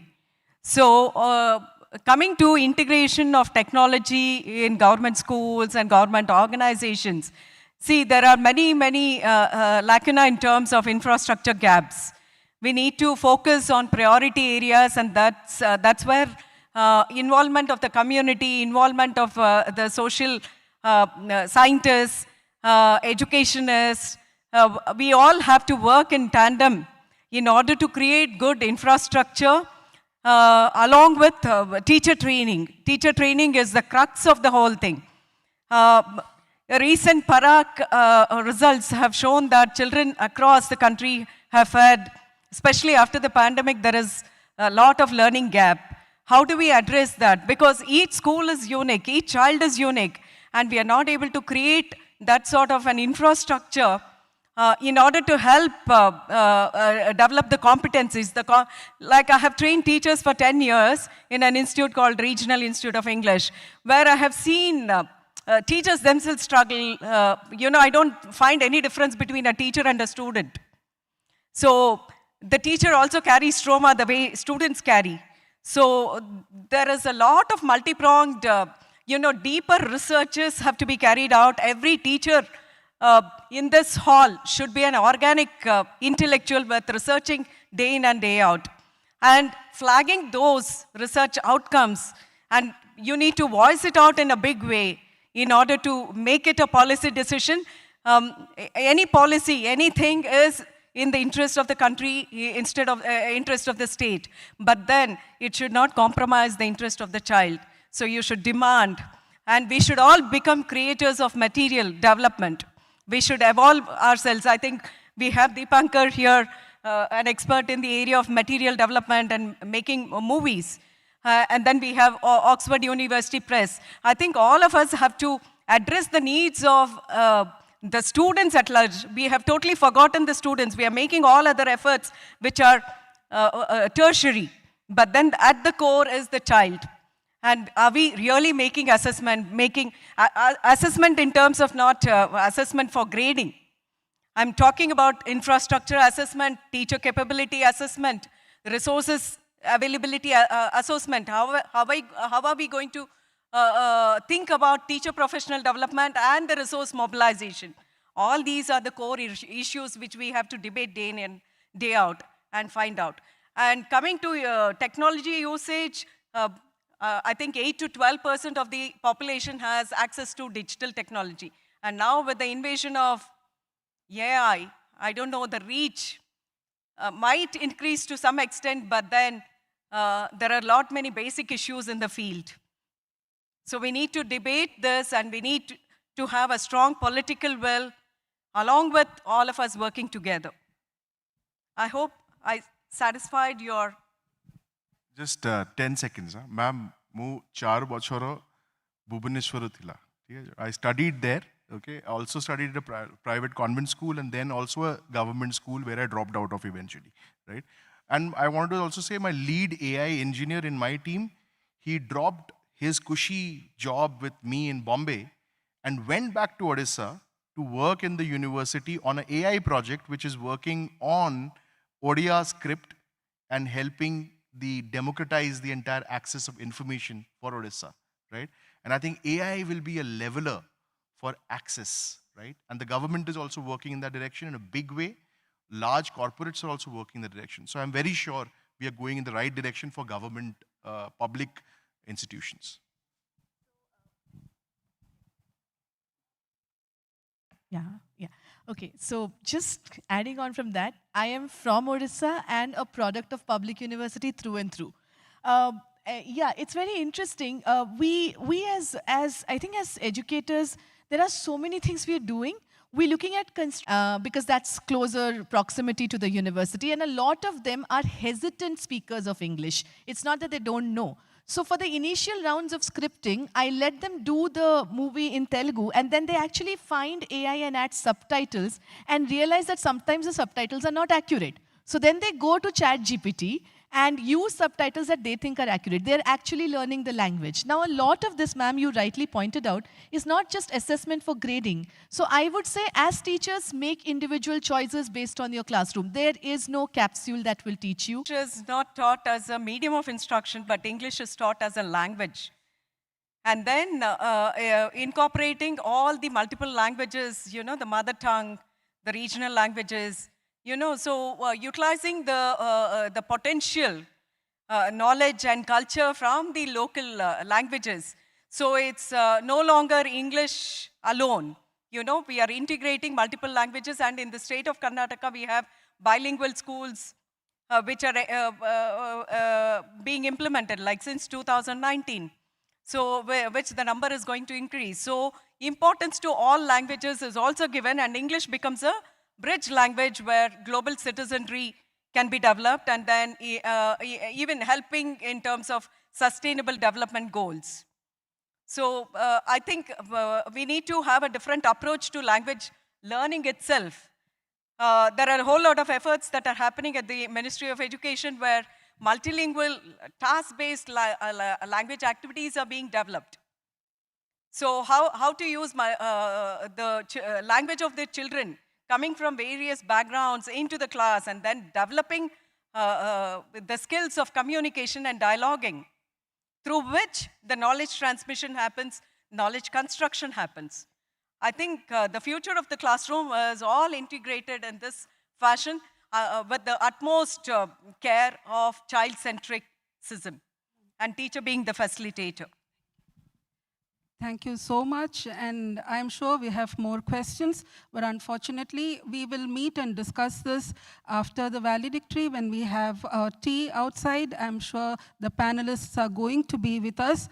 So as a concluding remark, if the classroom of the past was about interaction, and the classroom of the present is about instruction and assisted AI, the classroom of the future, I think, is about interbeing, where a collaborative becoming of a teacher, student, and technology within a shared moral universe is the imperative.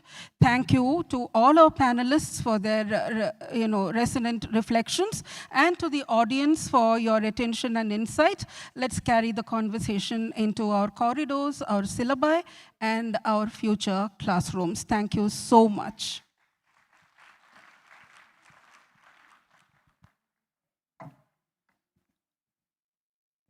Thank you, Dr. Anupama, and to all our distinguished speakers for this forward-looking conversation on the future of the classroom, and for sharing insights that will surely enable us to innovate, adapt, and shape learning in the years to come. Now, to present our speakers with tokens of our appreciation, I invite the Honorable Dr. Erilan Naganathan, member of the Tamil Nadu Legislative Assembly, to join us on stage. Welcome, sir.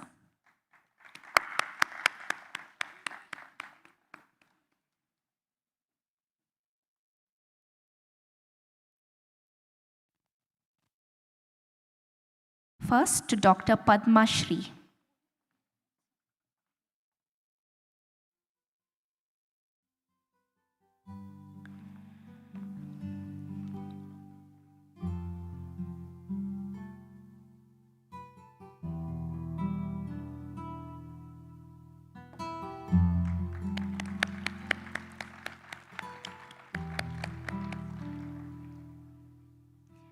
to Ms. Akriti Singh.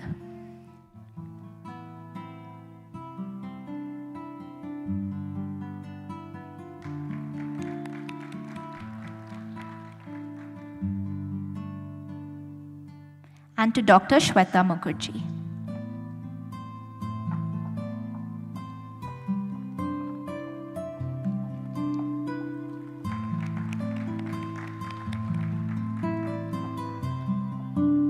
Thank you very much, sir. To Mr. Dipankar Mukherjee.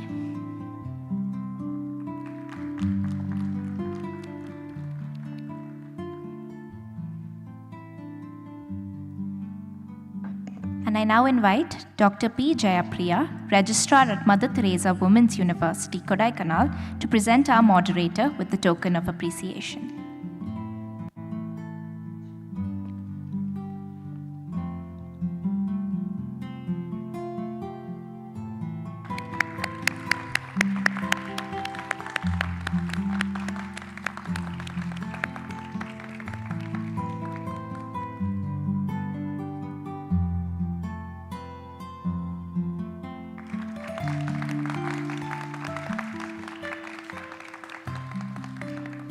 Thank you, Dr. Erilyn and Dr. Jayapriya. And thank you to our speakers once again, and of course to our audience for your attentive presence. I request the speakers to return to their seats in the audience. Very shortly, we will be commencing with the valedictory ceremony. Thank you.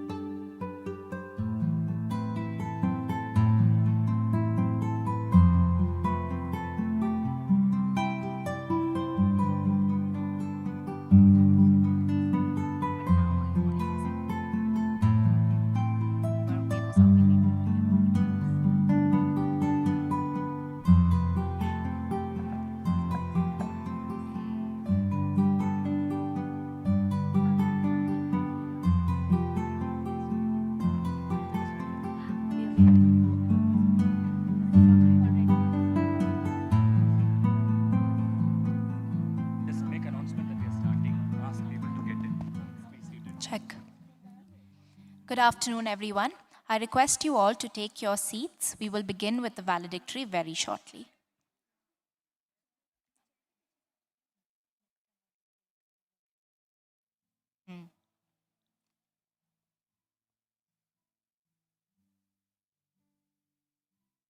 I request the audience to kindly take your seats.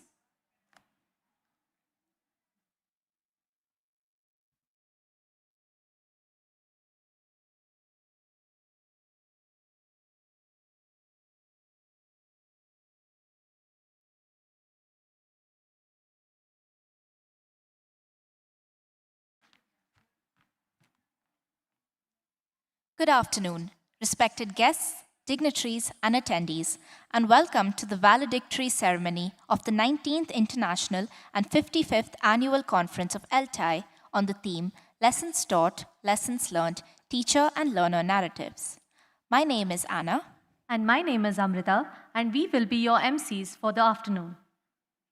I request Dr. Sharon J., convener of the ELTAI Conference 2025, and Dr. Daniel Gnanaraj, organizing secretary of the ELTAI Conference 2025, to escort our esteemed guests and dignitaries to the stage. The Honorable Dr. Elilan Naganathan, member of the Tamil Nadu Legislative Assembly, Professor Shravan Kumar, Dr. P. Jayapriya, Dr. John Varghese, Dr. Nandakumar Shinde, and Mr. Prakash R.H. We welcome all the dignitaries to the stage.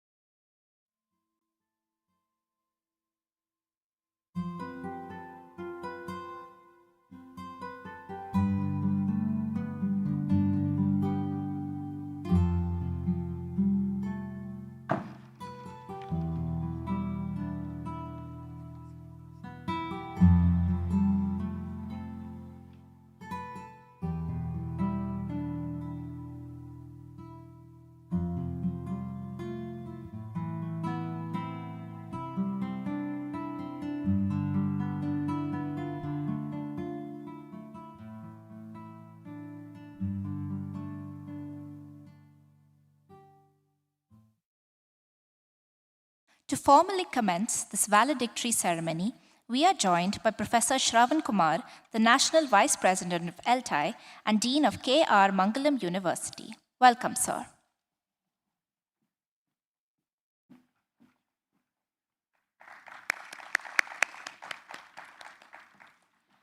I now invite Professor Kumar to deliver the welcome address.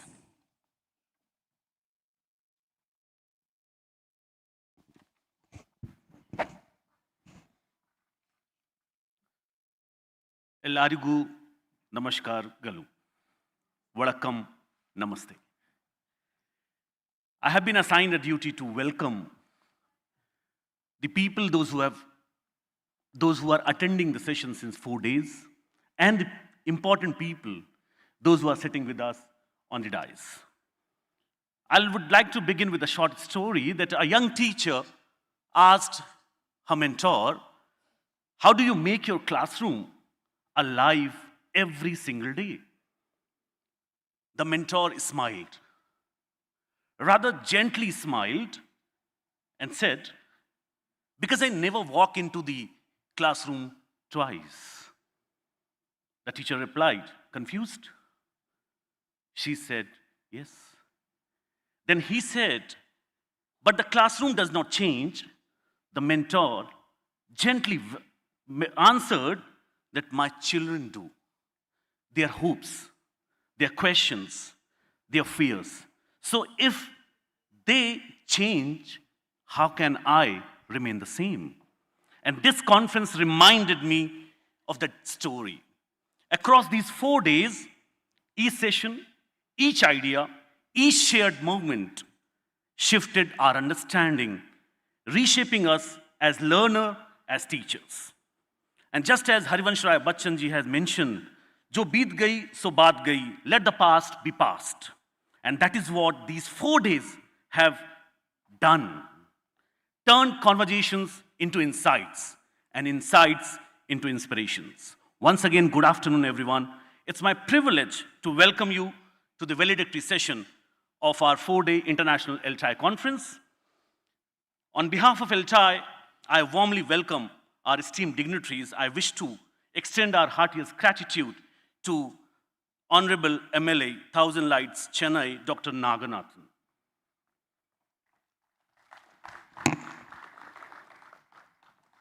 We welcome you, sir. I wish to also heartily welcome a very dear Professor John Verghese, Principal, St. Stephen's College.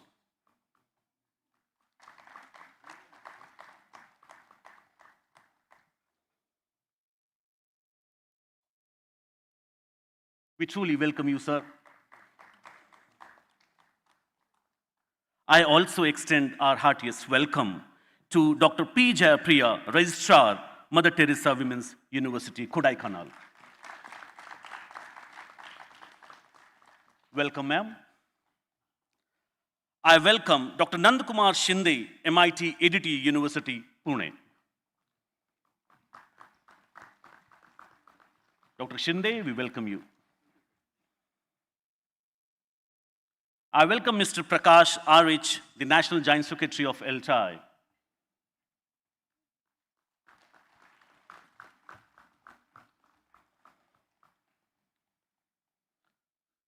I also welcome Dr. Sharon J., convener of the conference.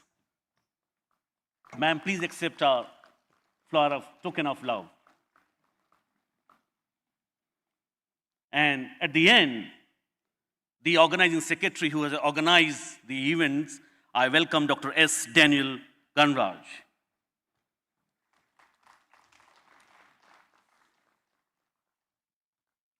Thank you.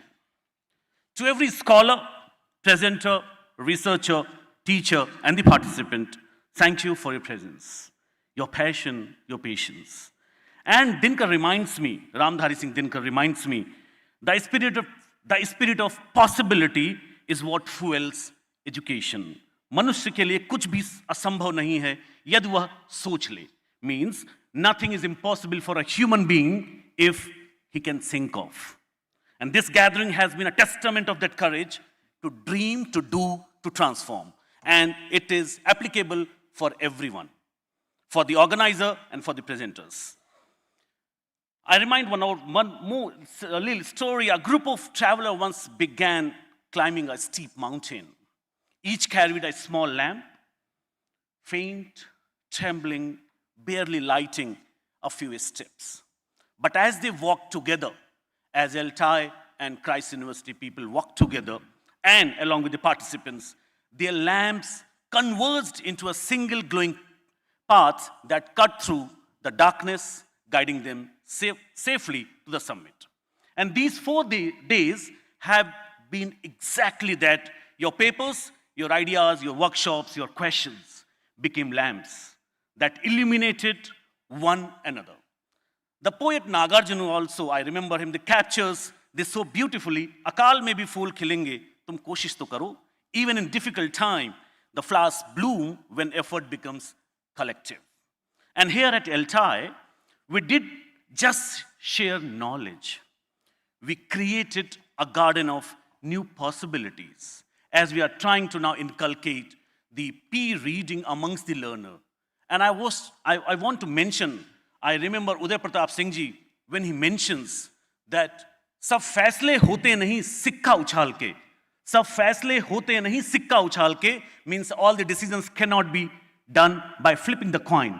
सब फैसले होते नहीं सिक्का उछाल के, ये सब फैसले होते नहीं सिक्का उछाल के, ये और मोबाइलों के दौर के आशिकों को क्या पता, मोबाइलों के दौर के आशिकों को क्या पता, कलेजा कैसे रखते थे खत में निकाल के. Means how the lover of this technology era, they don't know how we used to keep our heart in the letters. That is what we are trying to promote, the P-reading, where they can learn, they can embrace the fragrance of papers. So as we step into this valedictory movement, let us remember the words of Nirala also, who says that ek deep akela dhund mein kho jata hai, मिल जाए तो आंधियों से टकरा जाता है. A single lamp may fade in the fog, but when lamps come together, even storms bow before their light. Today we stand not as individuals, but as constellations of educators, bright enough to guide the next generation. Welcome once again to the valedictory session, a celebration not of ending, but of a luminous beginning. Thank you, everyone.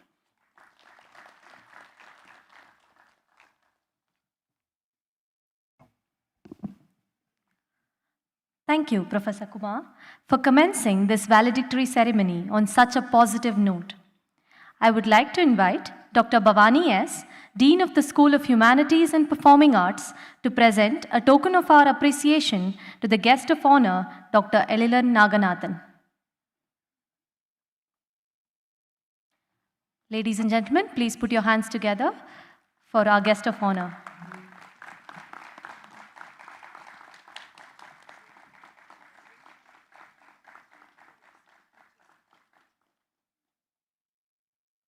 Thank you, ma'am.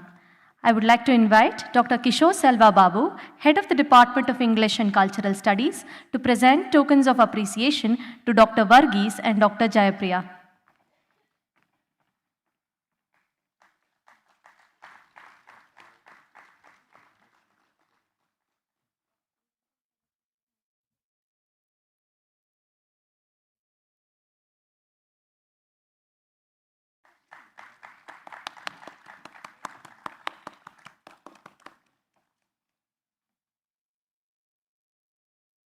Thank you, sir. Over the last 4 days, we have witnessed and engaged in a number of thought-provoking discussions about the contemporary state of English language education in India, as well as its future directions. To revisit some of these important moments, I now invite Dr. Daniel Nyanraj, Organizing Secretary of the ELTAI Conference 2025 and Assistant Professor in the Department of English and Cultural Studies, to deliver the conference report.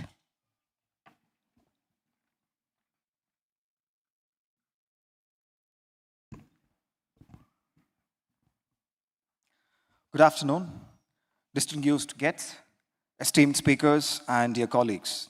It is my honor to present the consolidated report of the 4-day 55th Annual and 19th International ELTAI Conference, hosted by Department of English and Cultural Studies at Christ, deemed to be University, Bengaluru. This year's theme, Lessons Taught, Lessons Learned, Teacher and Learner Narratives, brought together school teachers, university faculty, researchers, students, creative writers, policymakers, and global practitioners. For the first time, the conference featured a dedicated school education track running alongside the higher education track, enabling a richer and more inclusive exchange. Across 4 dynamic days, the event witnessed a remarkable integration of perspectives, unified by one shared conviction.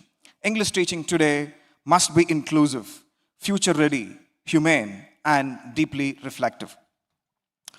We began on the 12th of November with a vibrant inaugural ceremony marked by cultural grace and academic warmth.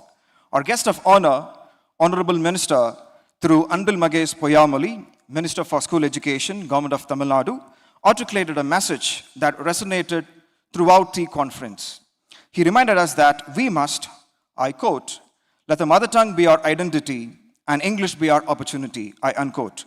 He urged us to envision English not as a symbol of privilege, but as a bridge, one that connects, empowers, and widens imagination. Day 1 then moved into 2 stimulating plenary sessions. In the higher education track, Dr. Anthony Kunin demystified AI's promises and pitfalls in language teaching, reminding us that technology cannot replace the human teacher. Meanwhile, the school education track heard Professor Meghanathan's heartfelt reflections on multilingual learning shaped by lived experiences. A series of lightning talks, spotlight events, and a practitioner-led forum showcased classroom narratives, from rural multilingual strategies to inclusive classrooms, and from teacher well-being to reading cultures. The day concluded with over 150 paper presentations and a spiritual and a spirited cultural showcase that celebrated the artistic heritage of this region. Day 2 unfolded as one of the largest academic engagements of this conference. We opened with a poster presentation gallery displaying students' projects, innovative classroom experiments, and creative interpretations of canonical text. This was followed by 2 significant book releases, including English and Me, a skills-based course book crafted for holistic undergraduate learning. 6 workshops followed, which covered assessment reform, AI integrated teaching, emotional intelligence, coaching for teachers, and game-based English learning. These themes reflected a growing shift towards inclusive, reflective, and learner-centered pedagogy. 2 major symposiums explored India's changing educational terrain, bringing policy, law, and classroom realities into a larger conversation. A sponsor session by Burlington Press highlighted the changing demands of Gen Z employability and AI-powered learning ecosystems. 3 plenary sessions across both tracks focused on online teaching landscapes, the pedagogy of presence, and teacher-learner narratives. Student voices stood out strongly in these sessions, including visually imagined learners articulating an urgent need for accessible digital education. Over 140 concurrent presentations in the evening highlighted the extraordinary breadth of ELT scholarship today. From digital reading to VR classrooms, from multilingual teaching and NEP 2020 to teacher burnout, professional identity, folklore, and eco-pedagogy. Day 2 closed with an ELTAI chapter heads meeting, signaling the organization's strong national footprint. Day 3 proved to be another academic rigorous day, offering 150 plus presentations, 13 workshops, 2 symposiums, 2 plenaries, and 2 cultural field trips. The morning began with parallel paper sessions covering everything from affective learning, digital overload, linguistic capital, and queer disability intersections, to corpus linguistics, teacher identity, and ecological literature. A multinational panel titled Teaching Without Technology, Going Back to Basics, raised essential questions about digital saturation. The message was clear: technology must support teaching, but it must not dilute the human connection at the heart of learning. Workshops ranged from teacher well-being and wisdom pedagogy to ELT publishing, soft skill training, AI-based personalized learning, and creative writing pedagogy. The school education track explored multimodal teaching, newspaper theater, multilingual literary pedagogy, and assessments for speaking and writing. The day culminated in 2 rich cultural experiences: a storytelling walk led by Vikram Sridhar and a heritage walk led by Dr. Shobna P. Matthews. Both the activities proved to be wonderfully immersive experiences for our participants that connected English education to Bengaluru's cultural memory, architectural heritage, and oral storytelling traditions. The final day of the conference brought together the cumulative energy of the previous days. More than 140 paper presentations were presented in the morning, spanning AI-assisted multilingual teaching, gamified fluency, digital reading and e-literature, case narratives and counter histories, peace education, workplace English and employability, foundational literacy and rural schooling, teaching motivation and identity, eco-ELT and post-humanism. These clusters illustrated how ELT scholarship in India is expanding in both depth and direction, embracing technology, confronting inequality, and reimagining classrooms as transformative spaces. The panel discussion titled Teachers in Wonderland, Co-Teaching with AI explored how teachers can collaborate and not necessarily compete with AI. The panelists reaffirmed that while AI can enhance creativity and efficiency, the teacher remains the irreplaceable anchor of empathy, ethics, and critical judgment. The interface with creative writers brought an artistic counterpoint to the technological discussions. Several renowned writers and poets reflected on language as resistance, memory, and imagination, reminding us that literature gives depth to the learner's inner world. The afternoon roundtable on future of the classrooms envisioned hybrid, personalized, competency-based model shaped by NEP 2020. The consensus was that the classroom of the future will be a learning ecosystem built collaboratively by teachers, technology, learners, and communities. Across these 4 days, several themes emerged repeatedly. AI must be understood and not feared. It should be integrated and not allowed to dominate. Multilingualism is one of India's greatest educational assets. Teachers need well-being, recognition, and continuous professional support. Reading cultures must be revived as spaces of empathy and imagination.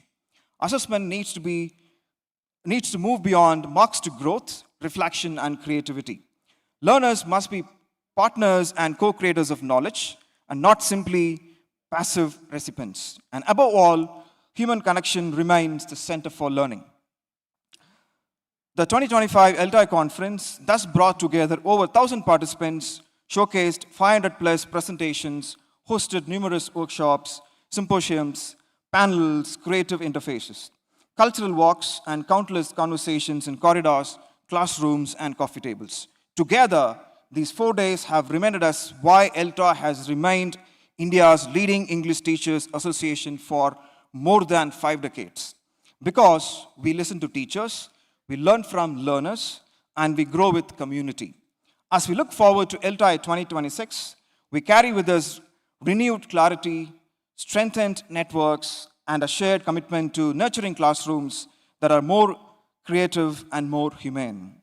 A big thank you to everyone for helping us make this conference a resounding success. Thank you so much.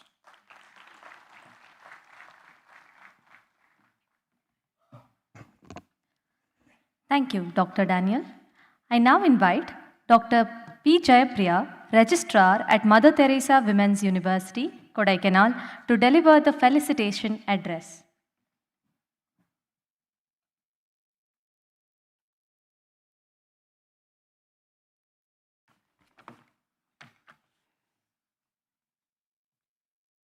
Honorable Chief Guest, Dr. Erilan Naganathan, MLA for Thousand Lights, Chennai. Our distinguished guest of honor, Dr. John Verghese, Principal of St. Stephen's College, Delhi. The highly regarded National Vice President of ELTAI, Dr. Shravan Kumar. Dedicated Organizing Secretary, Dr. S. Daniel Nyanaraj. Professor Manoharan, my mentor. And my beloved brother, Dr. Kishore.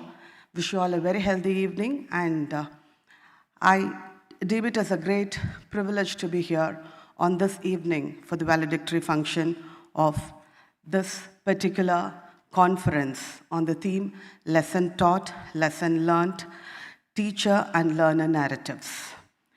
As I stand here in this hall filled with educators, researchers, scholars, and learners from across the country, I cannot help but feel that we are all sharing a very special moment, one that carries the satisfaction of learning, the joy of connection, and the quiet pride of belonging to a meaningful community. This felicitation is not a routine formality. It is a heartfelt acknowledgement of 4 days that have been rich, transformative, and deeply memorable. Christ University has once again demonstrated what it means to host an academic gathering with grace. From the moment everyone entered this campus, I think they were not simply stepping into a venue, they were entering a space that understands the dignity of learning, the warmth of the staff, the efficiency of the volunteers, the meticulous organization, and the gentle discipline that runs through every corner of this university. It has created an atmosphere in which knowledge could breathe and ideas could grow. Every session, formal or informal, felt like a continuation of a larger conversation that binds us all, the conversation between teaching and learning. And this conversation found its perfect expression in the theme of this year's conference, Lessons Taught, Lessons Learned. Few themes capture the essence of education as beautifully and truthfully as this one.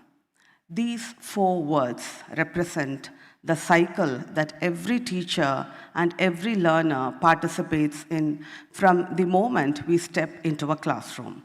They remind us that teaching is not a one-way direction, it is a dialogue, and learning is not a passive absorption, it is an active engagement. And the best classrooms, like the best conferences are those where the boundary between teacher and learner becomes fluid. So every educator knows that the classroom constantly surprises us. We go in to teach and we find ourselves as learners.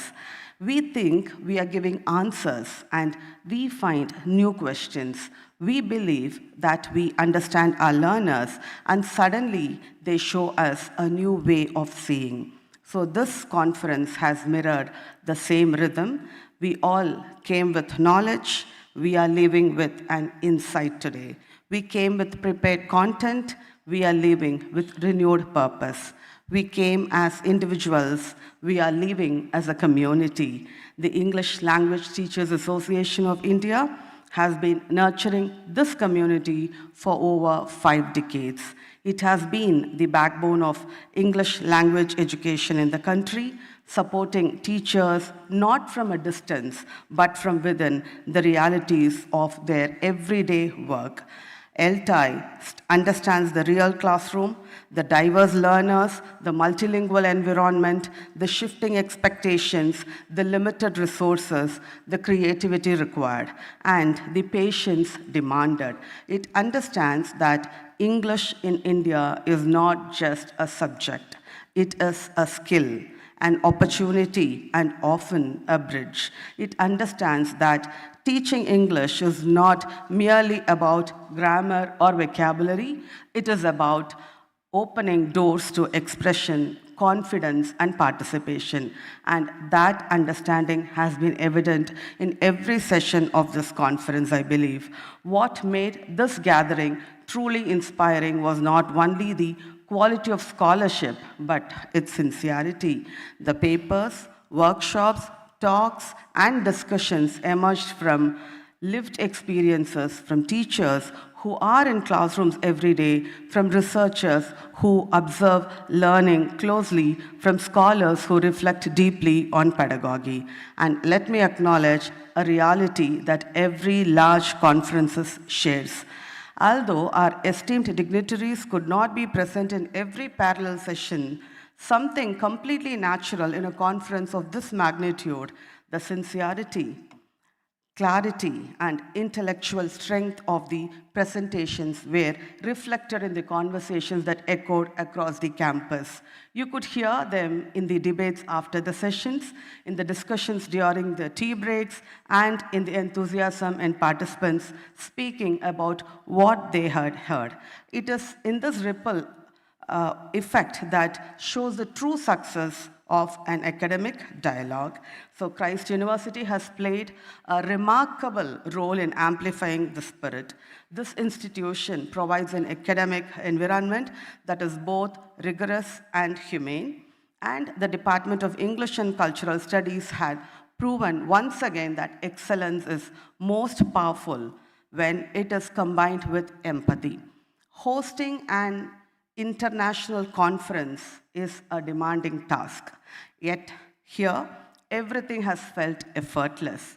That is the true mark of an institution rooted in service. It makes that it looks difficult while taking things very easily in this way.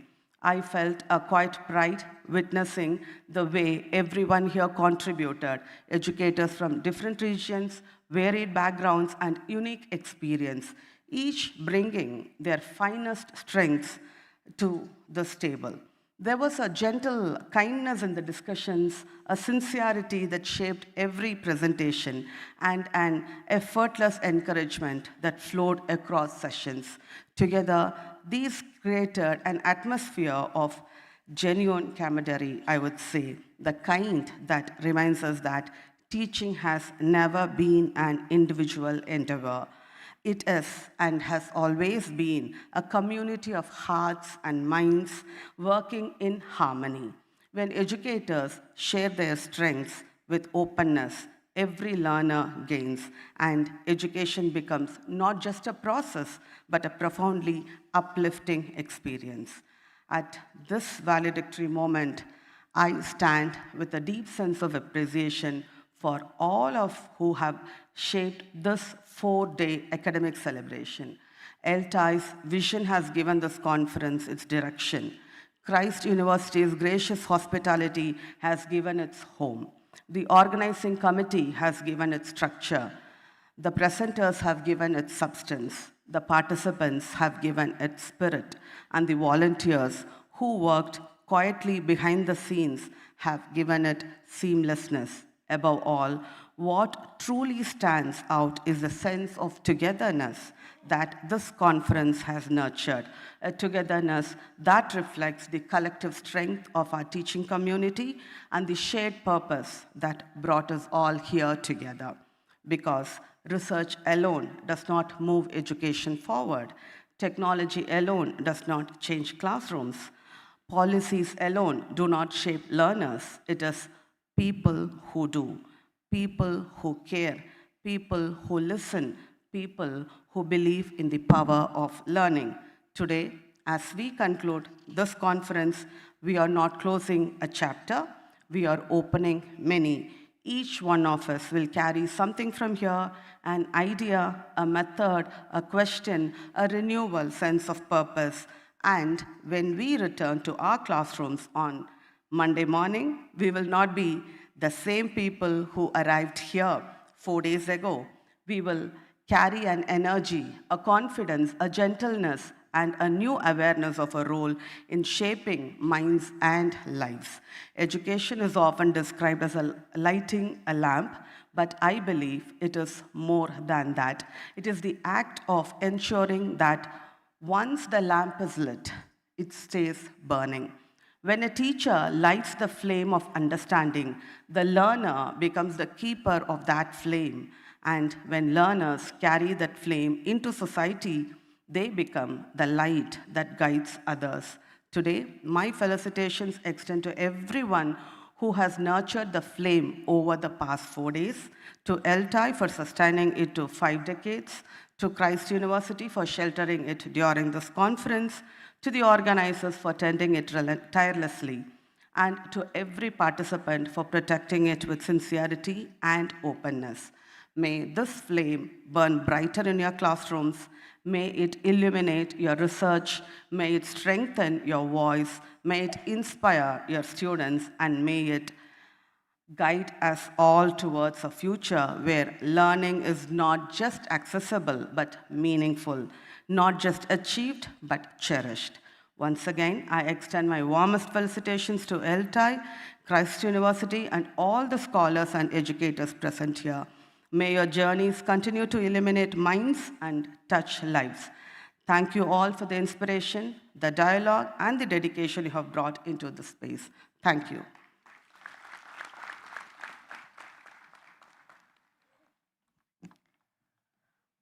Thank you, Dr. Jayapriya, for your inspiring words. We are honored today to be joined by the Honorable Dr. Elilan Naganathan. Dr. Naganathan, an Indian medical practitioner, social activist, and politician, serves as a member of the Tamil Nadu Legislative Assembly from the Thousand Lights constituency. He is the founder of NGO Max Medical Foundation and is committed to educating Tamil Nadu youth in imparting the value of scientific temperament and eradicating superstitions. Thank you, sir, for accepting our invitation to be the guest of honor at today's valedictory ceremony. I now invite you to address the gathering.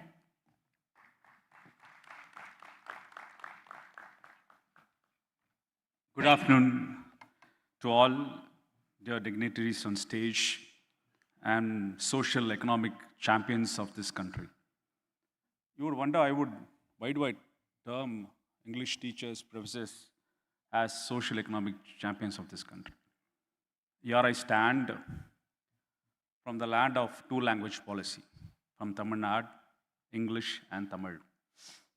Here I stand in Christ University, an organization started as a missionary work to impart education to underprivileged, organized by English Language Association Teachers of India. A 4-day conference, deliberations, discussions, arguments, updates, everything you went through. So now, the missionary role in imparting education to the underprivileged sections of this country is significant, impactful. Without the missionary work, without the missionary institutions, imagine what would have been the plight of various backward, scheduled caste, scheduled tribes of this country. Because we had a education system based on birth. For 2,500 years, it was imposed on us in the form of Gurukul education. Only the elite, only the kings would learn.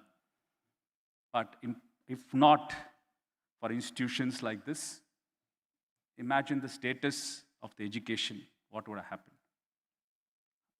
In Christ, now comes the ELTAI. Friends, by giving a proper English education to a small kid or a small girl in a tribal town, what impact you have made is you've given her a social and economic liberation for a lifetime. Kudos to the champions who are sitting here. You're going to take up the various deliberations of this conference with aim to impart to a kid, be school or college, where 2,500 years he's been denied of any formal education. His ancestors have been working class or the toiling masses of the country, where your role of imparting an English education is not only about the language alone, you're opening the door to them to the entire world.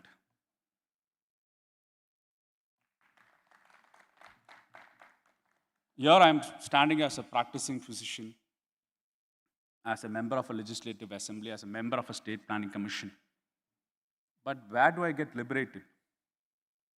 The English teacher taught me proper English in my school.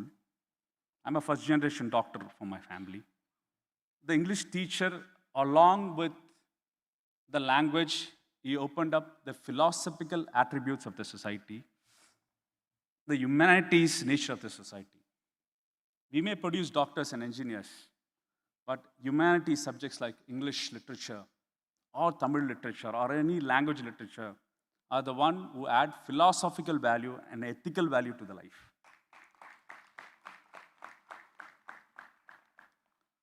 So here, I stand in a form of a rebel to the ruling establishment at center who says English is a colonial language. English is a colonial residue. And it's a rebel nature of this particular conference organizers to rebel the ruling establishment to say that Indian English is a part and life of us.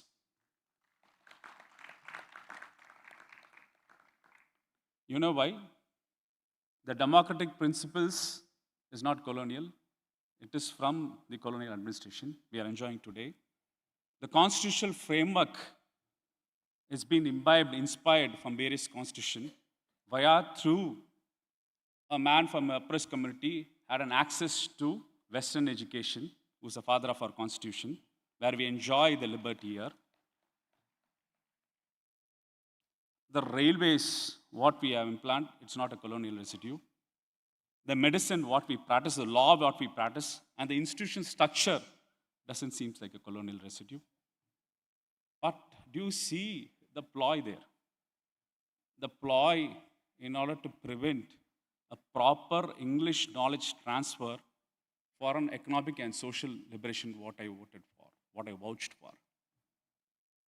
So this conference made a surmountable impact on various teachers' mind, various students' mind, both from the school curriculum as well as from the country curriculum or from the policymakers, how to equip a teacher in the present scenario. A teacher from a government teaching institution, a teacher in a private institute, a teacher in a tribal school, a teacher for that matter in a private institution. For that matter, a teacher is always a teacher. Whatever role the teacher assumes in his classroom is his interaction with him and a set of students. Your heavy discussions were on with AI intersurfaces, advantages and disadvantages. For that matter, I would say AI is a check system for a teacher. Dear teacher, whatever syllabus or route learning, I can do it from ChatGPT. But what I expect from you, how do you inculcate the living spirit of humanities to me through your language? That is a search. That is a search, a soul search from every small boy or small girl coming into your class to inspire. AI can't inspire. AI won't inspire. It's only humans can inspire other humans, right? So the AI, as a medical doctor, it's a combination gel of 87 billion neurons of brain gel with 1.5 kgs with evolutionary traits we acquired. AI tools are fast developing, especially in seeking behaviors, steering, do's and don'ts, reinforcement, or even simulation models. But where AI takes a leap or gap, I would say, had to take a leap or leaves a gap, I would say, it's mentalizing, understanding the value streams, where AI can't do that, and a creation of a language per se. See, when you enter into classroom, you see a intelligent student, you see a very suboptimal student. The attempt of you as a previous story as a social justice champion is to bring equity. You want the weak student in par to a brilliant student. So that's the attempt you repeatedly do. You want summation point there. You want the socialistic principles of equity there within the classroom. AI won't do that. Any AI teacher won't do that. It gives set of random instructions to follow, to equip.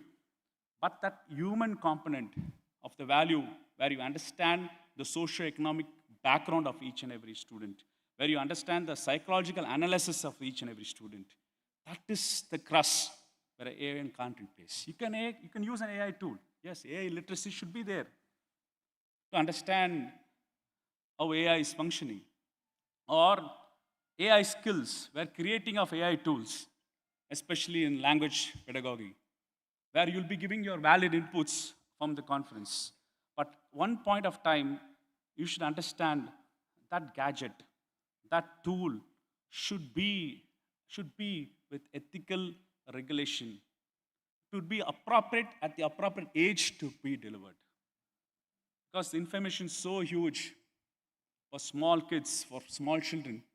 For the information, what we had, some type of check and balance system was there for our generation. But now it is not there. So it is utmost duty for the champions here to deliver what is to be appropriate, to just guide them how to use and not to use, the do's and don'ts regarding this gadget or the AI intersurface. My dear friends, on a final note, I get greatly inspired. I come from a teacher's background. My mom is an economics professor. My dad is an economics professor. So I was among various students of higher education institute, PhD students and everything. I saw my mom and my dad, they are like families with students. Students like being like families with us. They share, the sorrows, happiness. And it is a family system here. So the students here, the teachers here, uphold the family students, where the family bondage is not related on based on religion, the family system is not related on caste, it's just the love of the student and the teacher which anchors. My favorite English movie regarding English literature was Dead Poets Society, right? Teacher Keating, right? He inspires a student to move away from the rigid shackles of the society. He inspires students not to fear. He inspires students to impart creativity.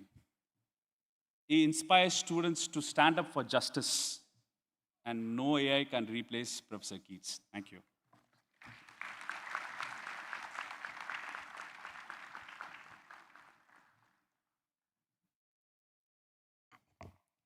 Thank you, sir, for your words of recognition of the transformative possibilities of human-centered education for the youth of our country, and for your long-standing commitment to this vital cause. We have been honored to hear from you, sir. Please give him another round of applause.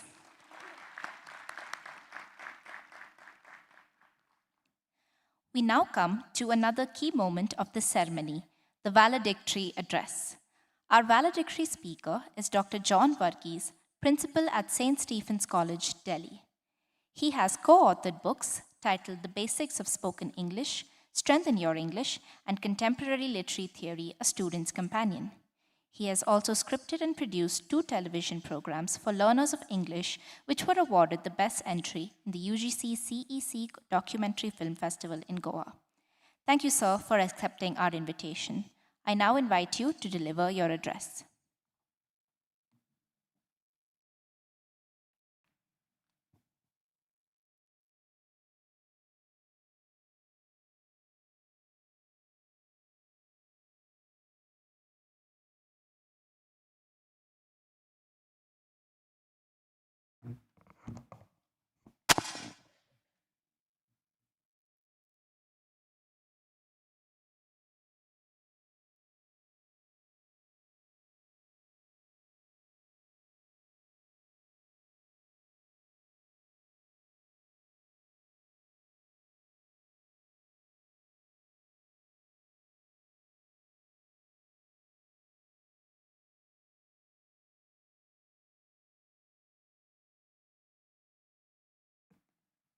Good afternoon, everyone. Pardon my delay in beginning. I'm a little dependent on technology.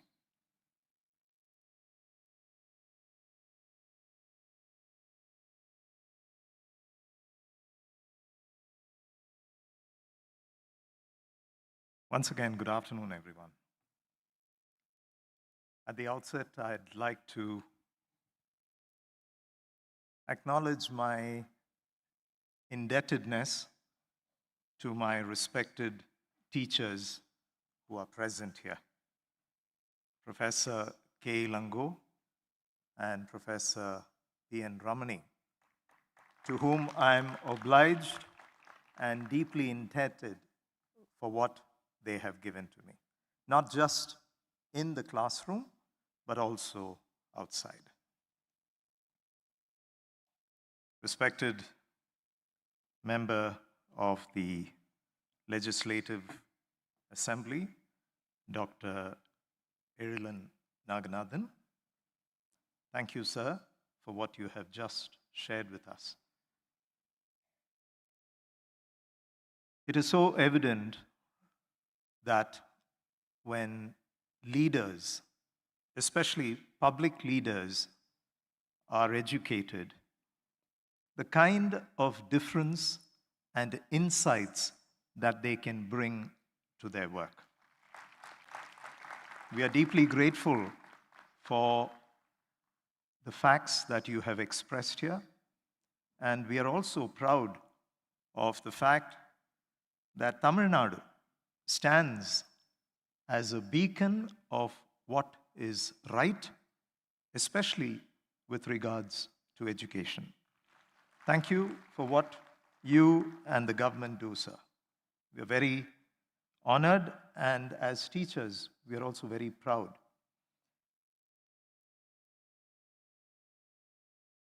Respected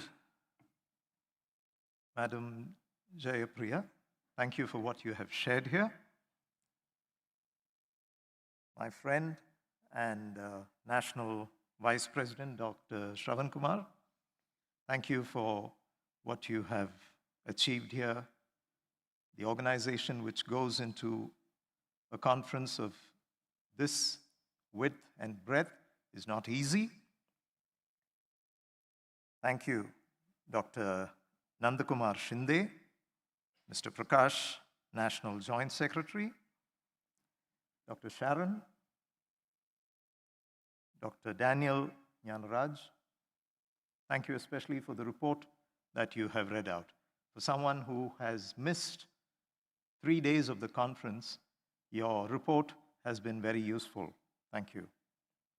Also, my colleagues in the teaching fraternity and students. 4 days of coming together, sharing your joys, your challenges, your aspirations. And I'm sure that these 4 days have been occasions for you to share the joys, thereby doubling it, and to also partake your sorrows, thereby halving it. And thank you especially, MLA sir, for having told us the important role that English teachers play, not only in the classroom with their subject, but also in raising the consciousness of a set of nation builders. Whether we accept it or not, whether we are aware of it or not, we are nation builders. And it is so important to be aware, to remember the past, the paths that we have trod on, even as we head to the future. So therefore, while we accept the fact that we did have the original inputs for English language from outside of India, the missionaries perhaps, today English is rightfully one of the many languages in India.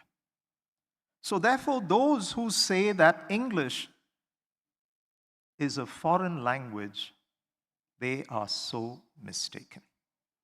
They are so wrong to think that English is a foreign language. We have poets, we have entrepreneurs, we have wordsmiths who all use English. We have leaders of the world in every possible field of human enterprise, and they all use English.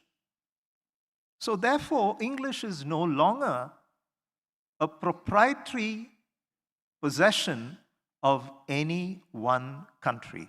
And the Englishman will also gladly accept it. The irony is, our own countrymen do not think so. But it is our duty to let the people know, including the ones who are not educated, that English is a language. The identity of the language is Indian. So therefore, let us not be fooled by false premises that English is a political tool. English is not a political tool. English is a medium of communication.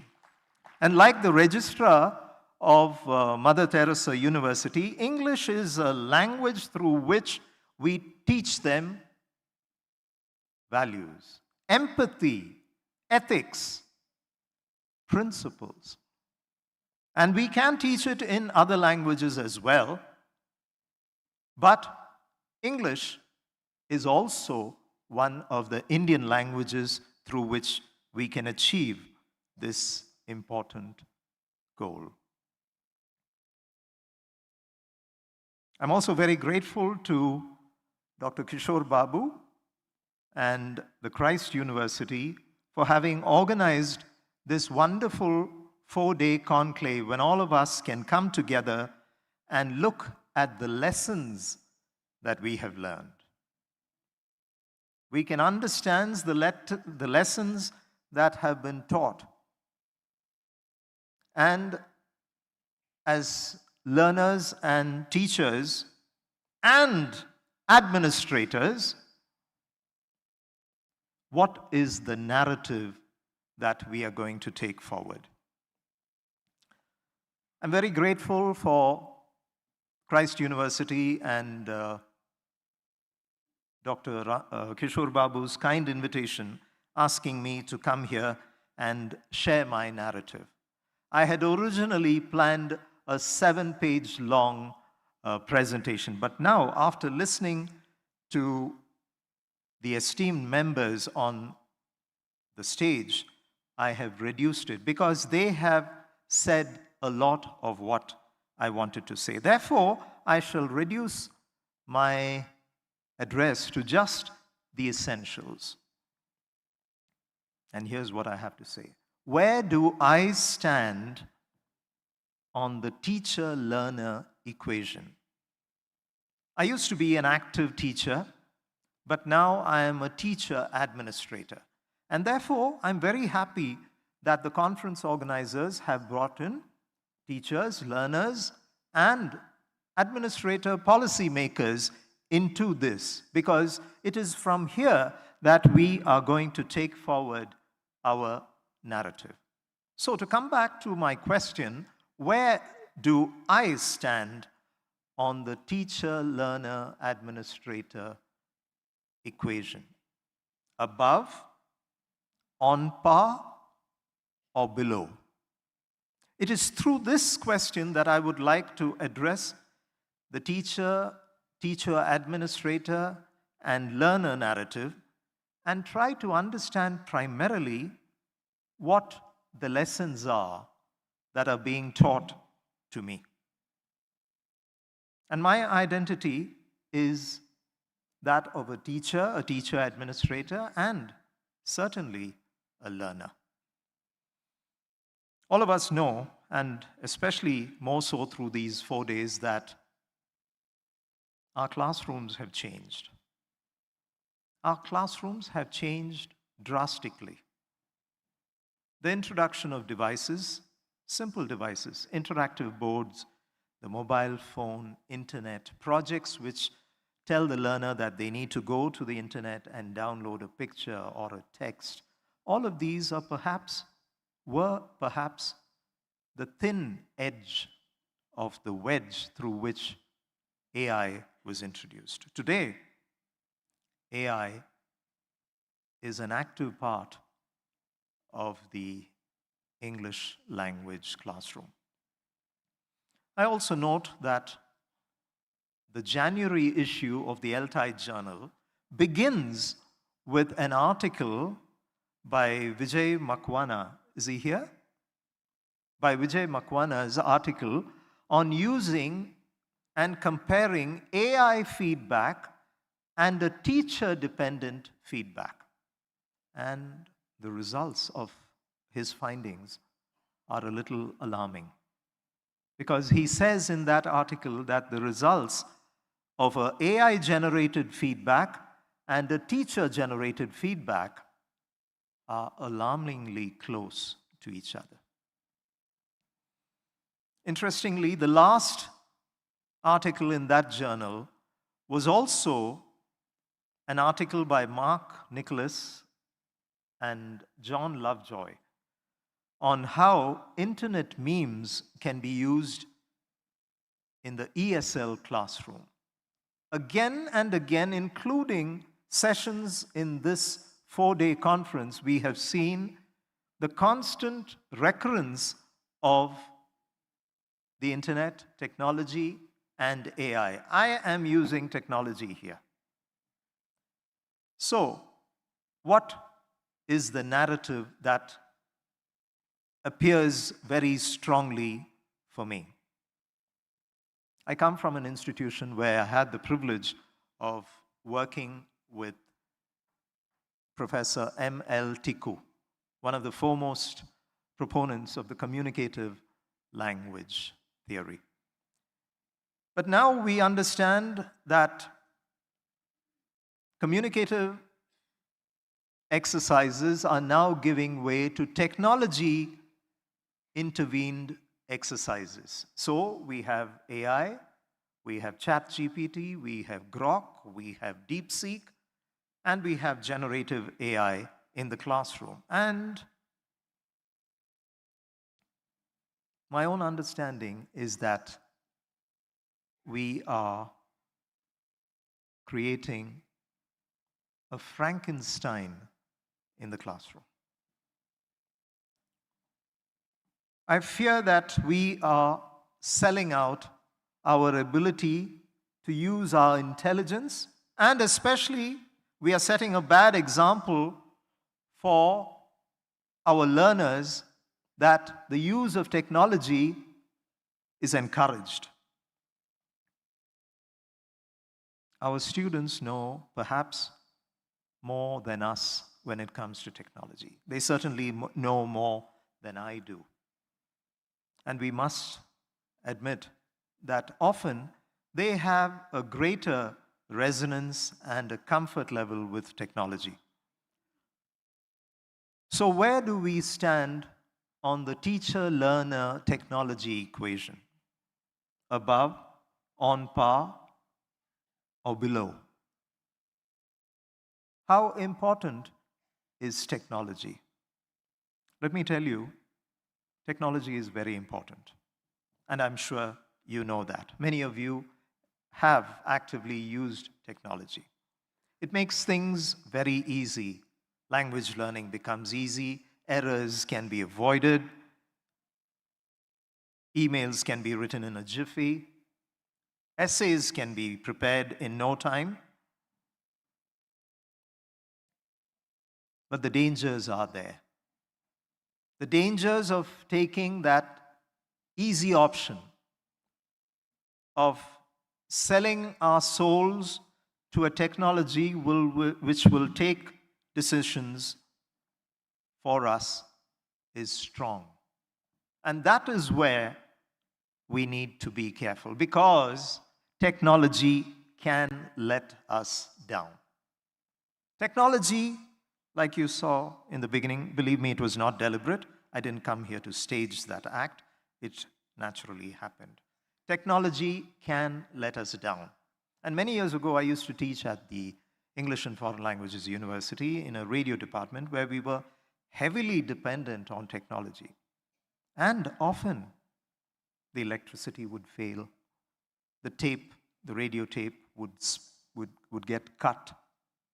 We would have other kinds of technological interferences which will obstruct and stop the learning process. So, technology will fail us. Cheat. I know several colleagues have gone through harrowing experiences where scholars of theirs, research scholars of theirs, have produced documents with false citations. Citations which do not exist, but the AI generative tool which the students have fallen back on have generated imaginary documents which try to please us. Is technology bad? Technology is not bad. Because we know that there are robots which offer almost human company, let's say in Japan, or in countries where people are lonely, where robots take care of the concern, and the companionship that human beings fail to provide, especially elders. So technology is both good and bad. But when it comes to the classroom, I think teachers have an extremely important role to play.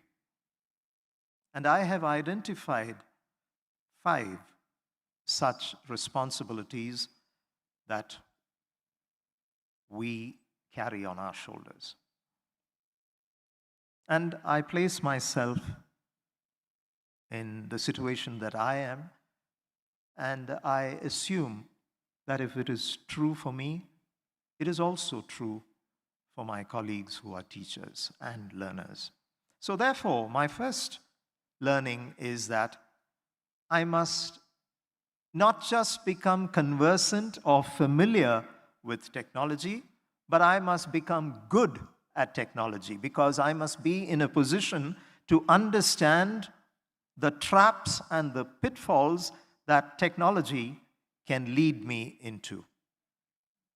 My students certainly know more than me, and I must admit it. And I must not be arrogant to learn from my students, because they can teach me much about technology as well. So it's good for me to learn about technology from my students. So where does that put me on the teacher-learner equation? It puts me on an even keel. Number 2, I must understand that as a teacher, I have a moral obligation to promote the truth, encourage and safeguard justice, protect the weak, and promote equality at all times. Large language models, the ones which drive AI and all the other tools, they have embedded within them the biases that come with those large language models. They could be prejudices which are based on gender, which are based on class, which are based on other social evils. And as teachers, it is our responsibility to be aware of them and to warn our learners that when they choose, they should choose wisely, especially with regard to AI. Number 3, I must befriend my learners and negotiate with them as if they are equal partners in the learning process. I learn, they learn, and the resulting equation provides greater benefit for not only language learning, but for all of humanity. This is the new equation. And that's my 4th point. The old hierarchy is an impermanent one. It's constantly shifting, and I must earn my position today as a teacher. I cannot take it for granted that my students will accept me as a teacher.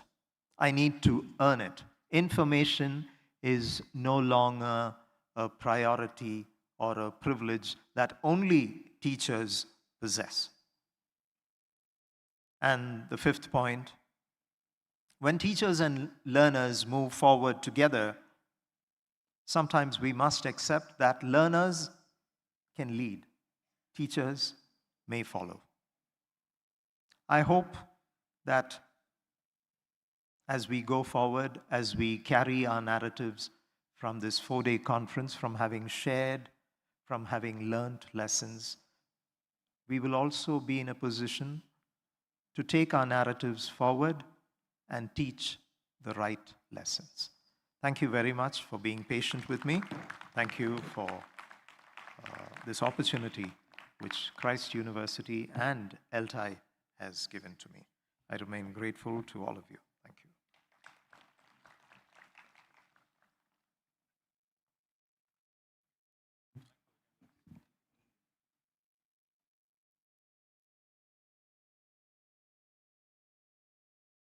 Thank you, Dr. Varghese, for your address, emphasizing the continued significance of English and English language teaching in our country. As you have rightly said, the changing nature of our classrooms requires consideration and innovation as we move forward. We have been honored to hear from you. I now invite Professor T. Kumari Karbamon, National President of ELTAI and Vice Chancellor of Martin Luther Christian University, Shillong, to announce the awards for Best ELTAI Chapters.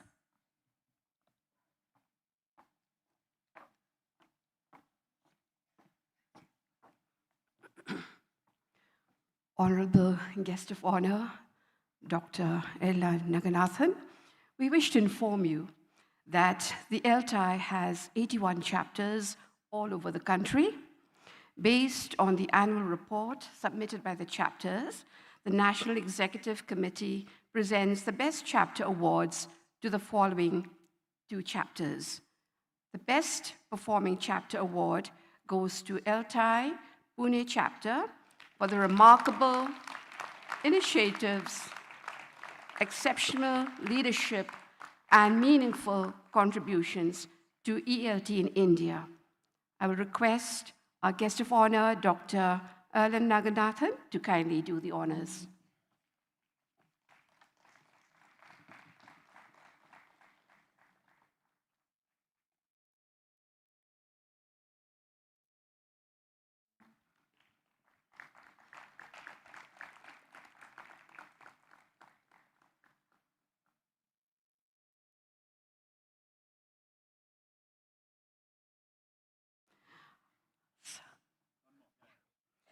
The best performing new chapter of ELTAI goes to the ELTAI Hyderabad Central Chapter for its outstanding growth in membership, its organization of meaningful and high-quality activities, and its significant early impact within the ELT community.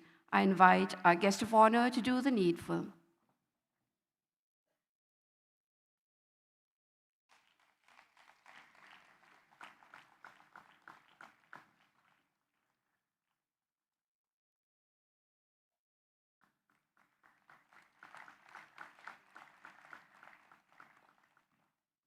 Thank you so much, sir. And congratulations to the Pune chapter and the ELTAI Hyderabad Central Chapter. Thank you.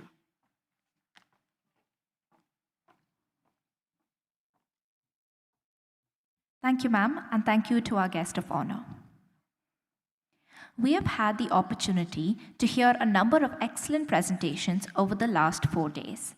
I now invite Dr. Vishal Varia, Executive Committee member of ELTAI and Director of Rosary School Rajkot, to announce the awards for Best Paper and Poster presentations.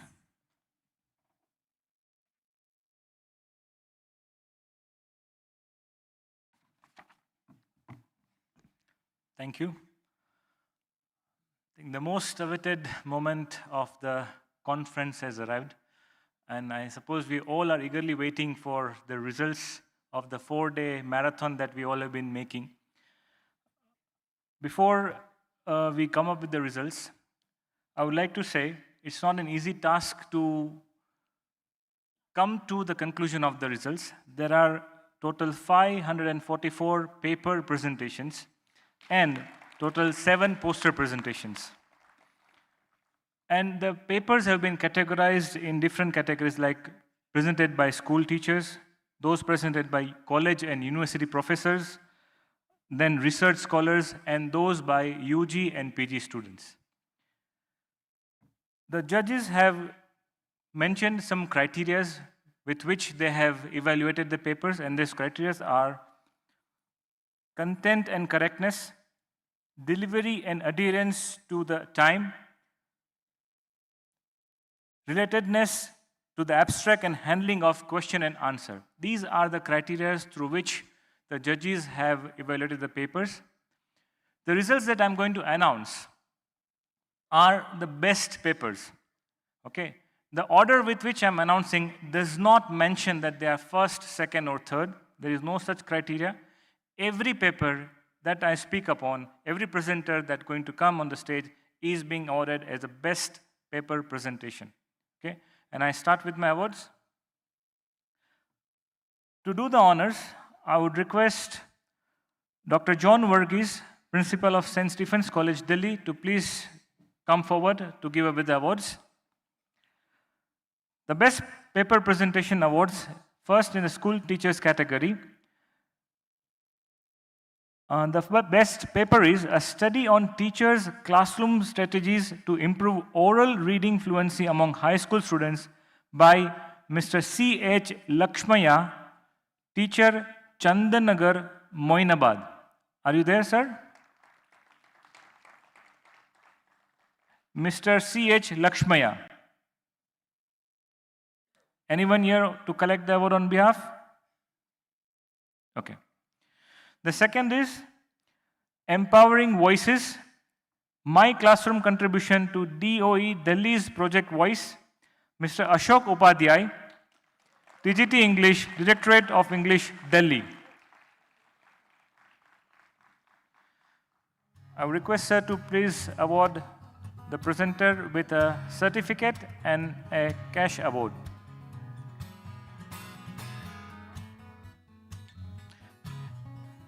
May we hear the claps on, please? Congratulations, sir. The next in the line is Sir Rabindranath Tagore and his luminous guidance for the English language teachers of multilingual India by Mrs. Lovely Ray Mondal, Assistant Teacher, Khanna High School for Girls, Kolkata.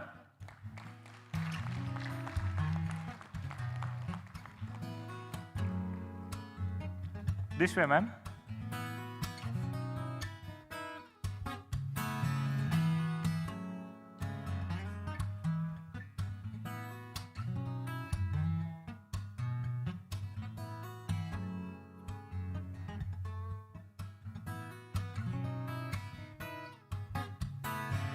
Okay. This is on behalf of her student. Congratulations. The next in line is AI as storytellers. Sorry, may please be remain present. AI as a storyteller, human machine creativity in digital age by Dr. Pilsi Peter, A. Assistant Professor, Providence Women's College, Calicut. Are you here, sir? Ma'am? Yes, okay. This is indeed an achievement. AI as a storyteller, human-machine creativity in digital age. Dr. Pilsi Peter, Assistant Professor, Providence Women's College, Calicut. Congratulations.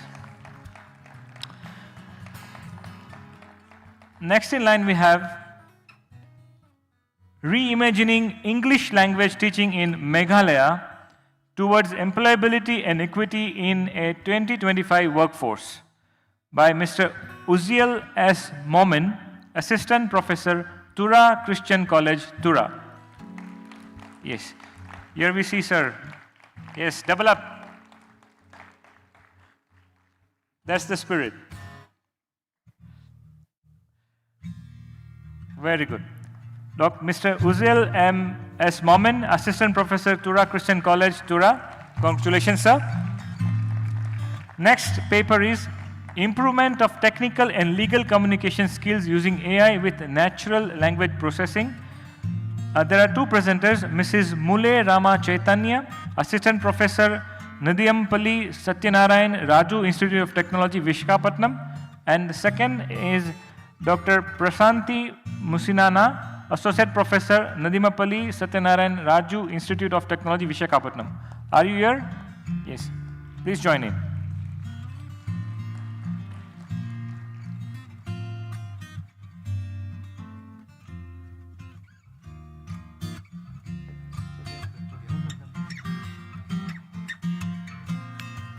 Mrs. Mula Rama Chaitanya and Dr. Prasanthi Musinana.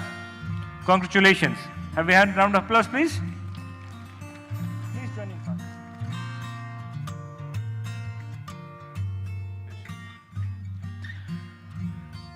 Next paper we have Rethinking Inclusive English Learning Through Generative AI for Down Syndrome and Fragile X Students. Again, two presenters, Mr. Prasanta Jannu, PhD scholar, National Institute of Technology, Warangal. Dr. Ramya Devi Bomama Bonia, Assistant Professor, Department of Humanities and Social Sciences, NIT Warangal. Are we here?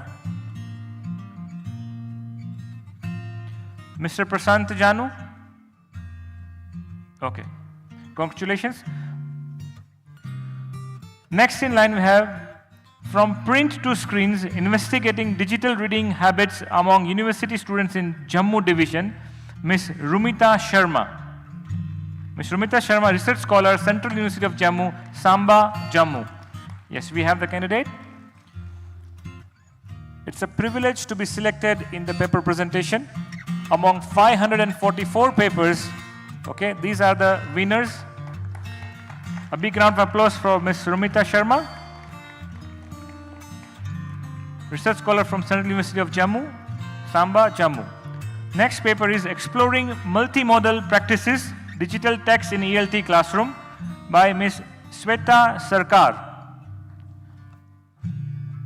Ms. Sweta Sarkar, are you available? Yes, yes. Ms. Sweta Sarkar is a PhD research scholar, the English and Foreign Language University, Shillong.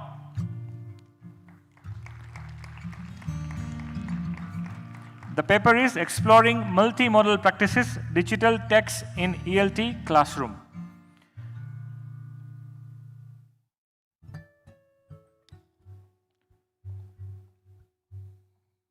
May we have a round of applause for Ms. Sweta Sarkar? Congratulations.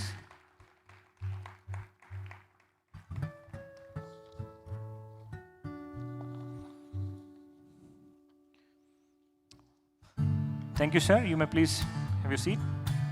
May I call upon Dr. P. Jayapriya, Registrar in Charge, Mother Teresa Women's University, Kodaikanal, to do the next honors. The next paper, which is in the category of UG/PG students, Narratives of Change, Reimagining English Classrooms in the Age of Generative AI, Mr. Sambat UM, student, Tata Institute of Social Science, Mumbai. Mr. Sambat UN. Yes, develop. Very good. This is indeed an achievement, having a paper selected still as a student. We can imagine what he could be doing when he joins a college as a professor. Congratulations. Next in line is Lessons from the Classroom, Narratives of English Language Acquisition in the State of Karnataka. There are three presenters. Ms. Gabriella Merlin, student Christ, deemed to be University, Bengaluru. Ms. Sherlyn Elizabeth Matthew, student Christ, deemed to be University, Bengaluru. And Dr. Greta D'Souza, head School of Education, Christ, deemed to be University, Bengaluru. Lessons from Classroom, Narratives of English Language Acquisition in the State of Karnataka. Congratulations. Next in line we have Code Switching and Vocabulary, Retention in Multilingual English Classroom from Ms. Prerna Mandal, student, the English and Foreign Languages University, Hyderabad. There we have. That's indeed exciting. Great. Congratulations, Ms. Prerna. You are way to go. So this completes the paper presentation. Next we have the poster presentation. Again, we have a poster with three presenters. The poster is Voices Unmuted, Learners of English in Multilingual Meghalaya. Mr. Michael Rinja, student, Martin Luther Christian University, Shillong. Ms. Shantella Lindo, student, Martin Luther Christian University, Shillong. Are we here? Yes. And Ms. Richel Karkonger, student, Martin Luther Christian University, Shillong. That's indeed an achievement. A poster presentation on Voices Unmuted, Learners of English in Multilingual Meghalaya. Congratulations to the presenters. And congratulations to Martin Luther Christian University, Shillong. Next we have from Sheikh Z to Gen Z, Futuristic Shakespeare, Dr. Deepa Prasad L., Associate Professor, University College, Thiruvananthapuram. Dr. Deepa Prasad. Yes. You need to shake up, Deepa ma'am. Yes. The University, Bangalore.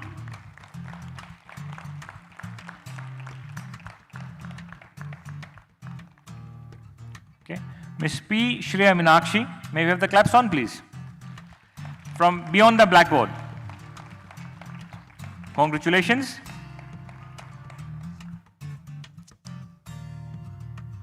Thank you, ma'am. You may please have your seat. It's very overwhelming and nice to receive award in a valedictory function like this. It's not easy to scale a student to be deserving for an award. And this Herculean task, imagine assessing 544 papers. This is an Herculean task, and I would like to acknowledge the work of the judges over here who have taken the pain to evaluate the students, to mark the papers, and to come to a conclusion which is very difficult. Okay. The judges, we acknowledge them.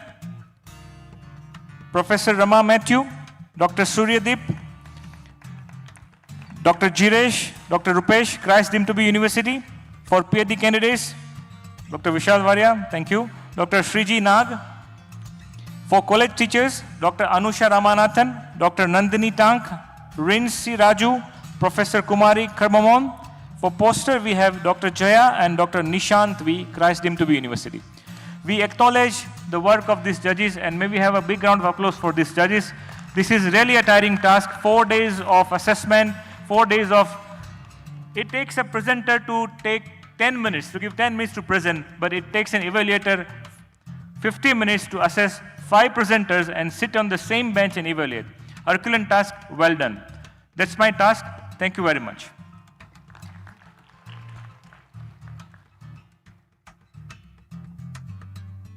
Thank you, sir.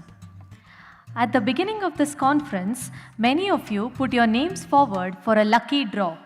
I now request our guest of honor, Dr. Elilan Naganathan, to draw the names and announce the lucky winners.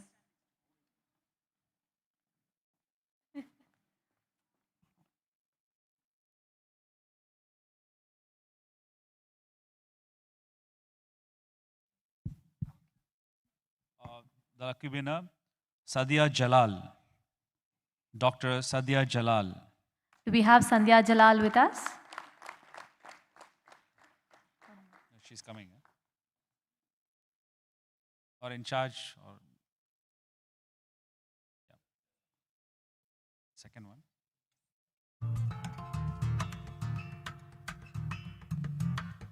The second winner is Chetan B. Manjunath. Oh.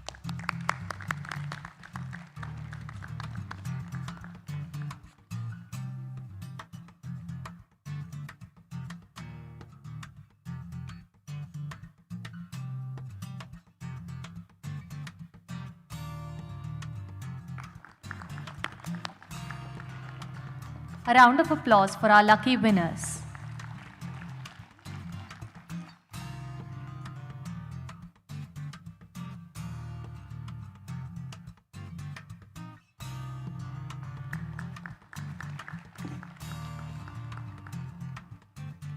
Congratulations once again to the lucky winners. Thank you, sir, for presenting them with their prizes.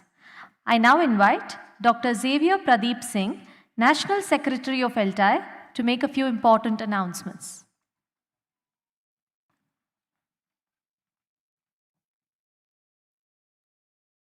I'm here to make a delight announcement. ELTAI is pleased to introduce a new conference scholarship endowment with the goal of supporting at least 50 school teachers to attend our next annual conference. This initiative reflects our commitment to empowering educators and strengthening English language and literature teaching across the country. We are honored to acknowledge Dr. Rajashekharan, Professor of English, VIT Chennai, as the first donor to this noble cause, with a generous contribution of rupees 10,000.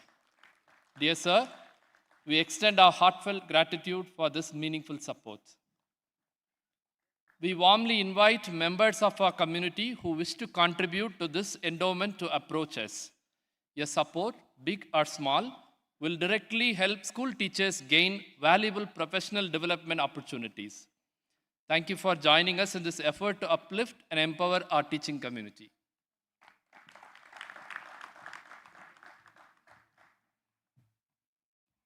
Thank you, sir. This conference was made possible thanks to the participation of each and every one of you.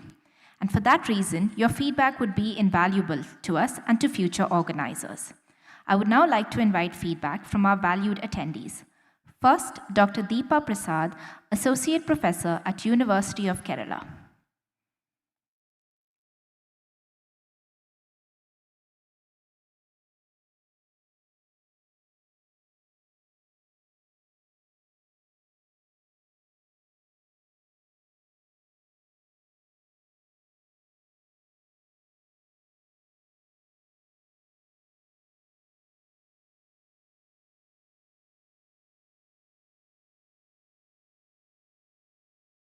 Dr. Deepa will be followed by Dr. Sepali Bamanusinghe, Senior Lecturer in English at the University of Sri Jayawardhanapura, Sri Lanka.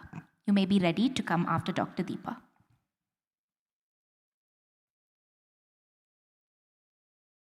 Respected dignitaries on the dais, my dear fellow participants, ELTAI has done it again, bringing us all together, saving us with platters full of opportunities for knowledge dissemination and networking, and making us all look forward to the next time. Now, any event leaves behind an impression based on the arrangements, the way it is organized and coordinated. And here, this conference scores a 10 on 10 on all these, as everyone would agree.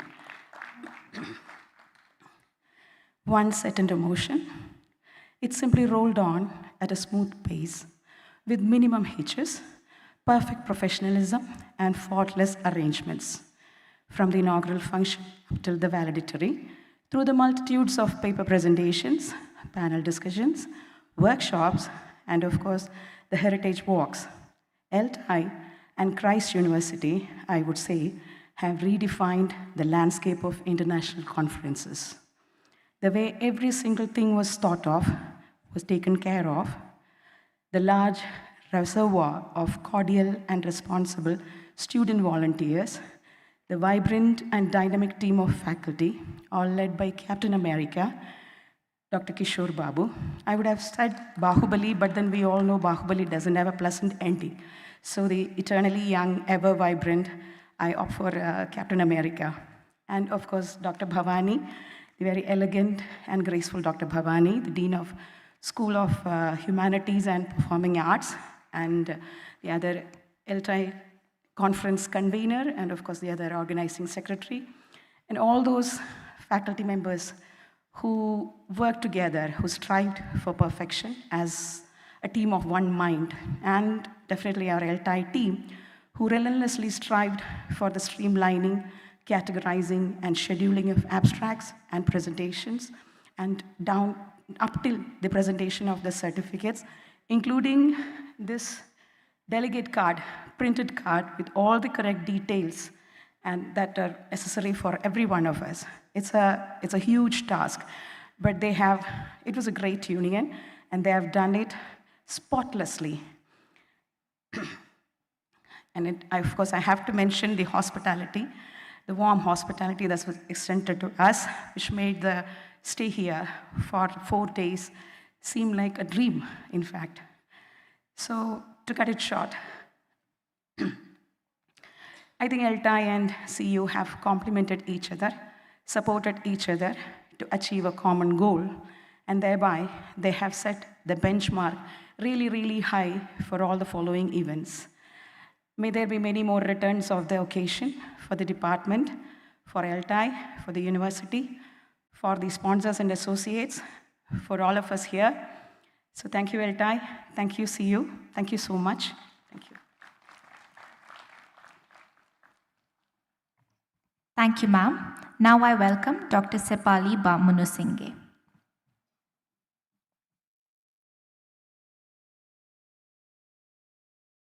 Our next speaker will be Dr. Rajashekaran, Associate Professor at Vellore Institute of Technology.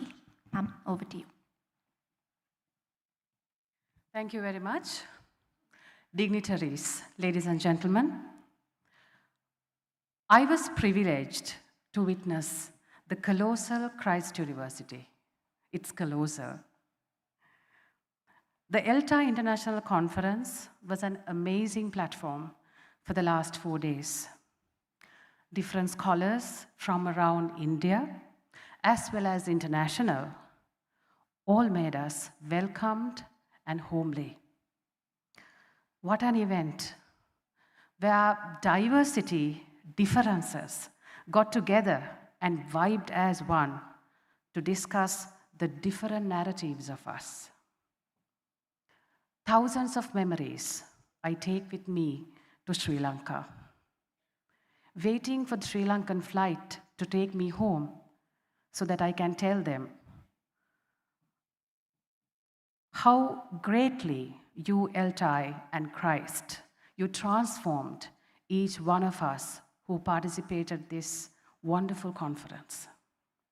Dear ELTAI, dear Christ, dear India, with open arms, I invite you all to collaborate in all levels with my country, Sri Lanka. Dear Christ, may God bless you.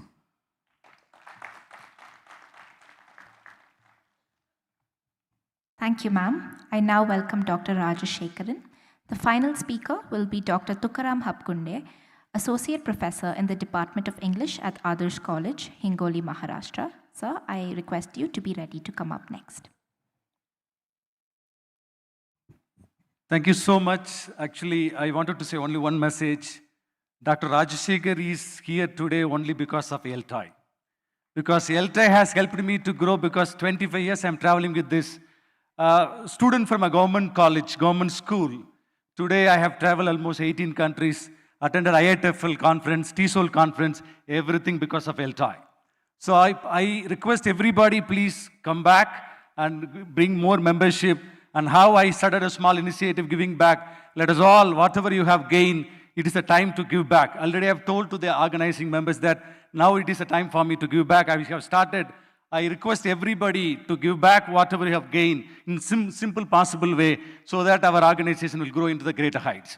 Next, I want all of you to please get up and give a very big round of applause to all the organizing team members. Let us give a very big round of applause, standing ovation to them. Because organizing such kind of event is not easy. So it is a great salute to the Christ organizing member and especially student volunteers, PhD scholars, everybody. It's a great thing. That's the reason I purposely asked them to, I wanted to come and thank them. Thank you so much. May God bless you.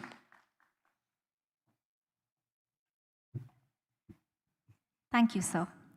Finally, I invite Dr. Tukaram Hapkunde to speak to the audience.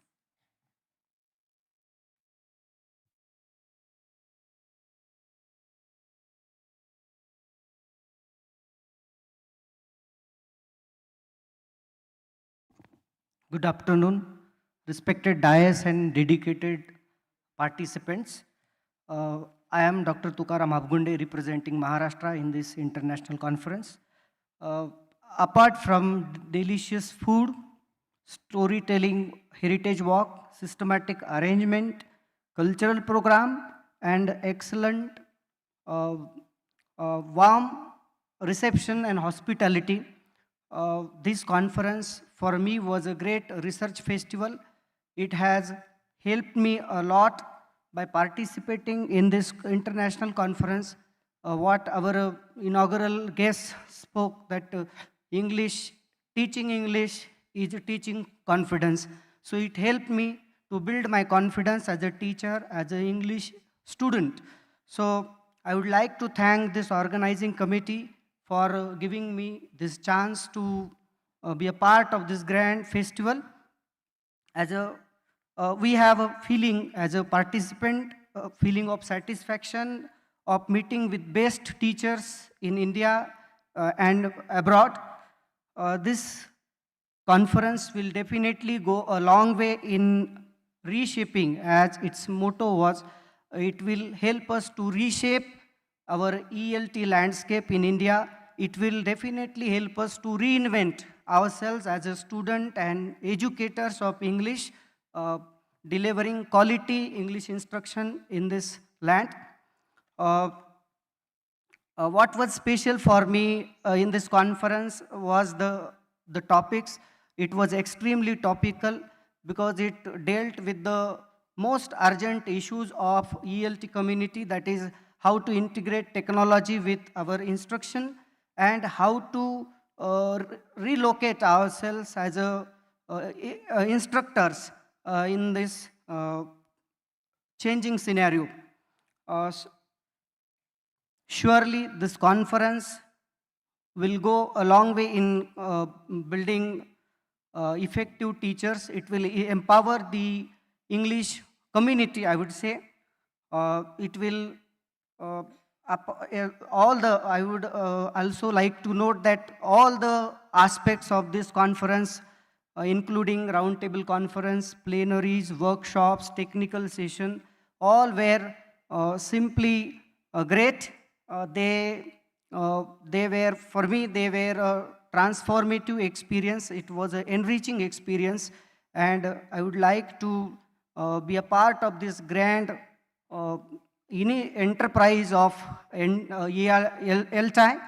I would like to congratulate the organizing committee, and I would also like to appreciate their efforts, and I would like to thank them for organizing such a grand conference. Especially, I would like to mention the names who inspired me to be a part of this project, this association. Dr. Kishore Salva Babu, Professor Shravan Kumar sir, Dr. Pradeep Xavier sir, Ram Vijay sir, Professor Vaibhav Sabnis sir, Professor K. Ilango sir. I would like to thank all these people. I will also thank all people for inspiring me to be a good teacher of English. Thank you. With this, I conclude my words. Thank you very much.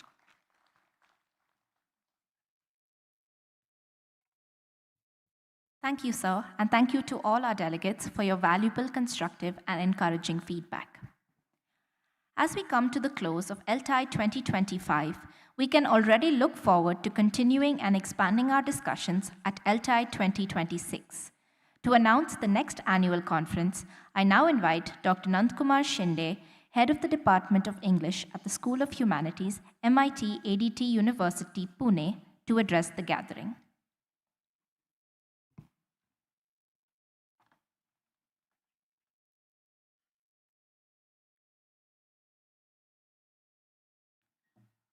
Good afternoon to one and all.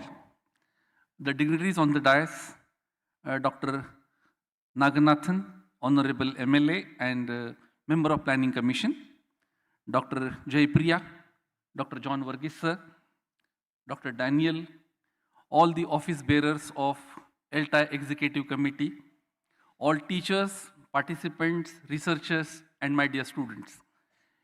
It is a moment of immense pleasure and pride to address this August gathering as a host of 20th International and 56th Annual Conference of the English Teacher Association, proudly hosted by MIT ADT University, Pune.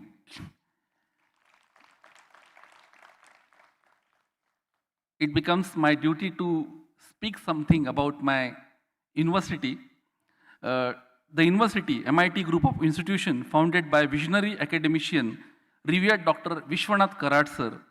In 1983, and over the period of 3 decades, MIT has expanded from a single institute to a distinguished group of institutes over 5 universities and 83 affiliated universities and colleges, 50,000 students and 6,500 staff members. in 12 campuses all over India. MIT is recognized for promoting value-based education with its World Peace Practice and Center, receiving a UNESCO chair in 1998 in human rights, democracy, peace, and tolerance. MIT Art Design Technology University, the host of next ELTAI conference, is located 20 kilometers away from Pune airport and 18 kilometers away from railway station, and it's located on the prime highway of Mumbai, Hyderabad, and well connected with all the facilities of transportation. The scenic, naturally blessed Vishwaraj campus is spread over 150 acres of land, a land which was owned by the greatest showman and film legend, late Raj Kapoorji. The memorial of Raj Kapoor will surely bring out your personal twist with Hindi cinema. The world's largest dome is a modern marvel which is also encompasses world's greatest scientists, philosophers, saints, and humanists. A unique message of Vishwa Bandhutva, world harmony, and Vasudhaiva Kutumbakam. Under the able guidance and dynamic leadership of Professor Dr. Mangesh Karat sir, who is the Executive President and Pro-Chancellor of MIT University, today MIT is the biggest educational hub developing the future of 17,000 students with the help of 5,000 teachers, supporting staff, and other people, academicians. The university infrastructure reflects a blend of traditional and modernity. Academic blocks are conceptually designed to create inspiring place for study, innovation, and research. The style of the art of IT building, which has 9 floors, which span in south and north block, which has more than 300 classrooms, and total area goes beyond 10 lakh square foot. So total 17 schools of design, computer science, architecture, food technology, marine engineering, biomedical sciences, film, theater, drama, education, civil services give the university a complete multidisciplinary identity. In the executive MOU signed with ELTAI chapter and Pune chapter that recently won the most dynamic chapter award, the Vice President of this chapter Pune, Dr. Atul Patil sir, who is also the Director of School of Holistic Development and School of Humanities, is eagerly waiting for you to join this conference and make it a huge success. The university has wide concepts and great international ties with University of Cambridge and other international great universities. So I congratulate ELTAI for organizing such a great event. The bar is really raised high, and as a MIT University, ADT University, I can promise we will also keep the bar equal to that level and make the conference very successful. So to conclude, as Dr. Shravan has started with the poetic lines, I will end. सितारों के आगे जहाँ और भी है, अभी इश्क के इंतहा और भी है. And the dates that are finalized by the Executive Committee of ELTAI and MIT are from 7th to 10th October 2026. So I invite each one of you cordially to join the next ELTAI conference at Pune, MIT ADT University. Thank you so much.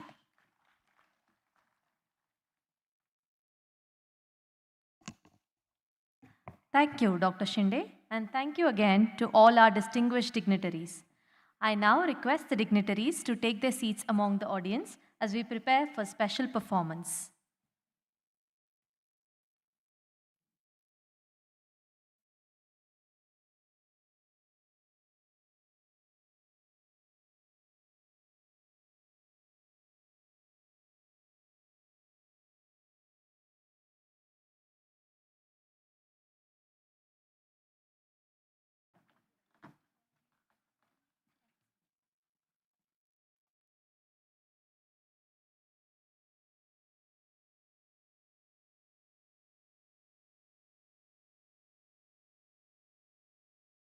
Ladies and gentlemen, We now invite you to sit back and enjoy a brief cultural program prepared for you by the students of the Department of Performing Arts, Christ deemed to be University.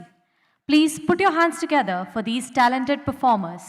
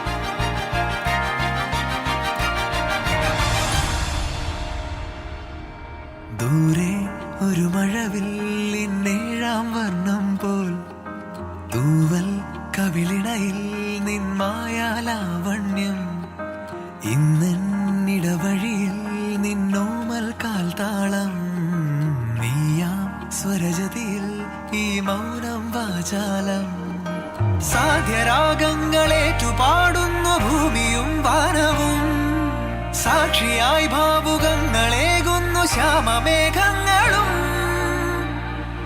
പവിഴമഴയേ നീ പെയ്യുമോ ഇന്നിവളെ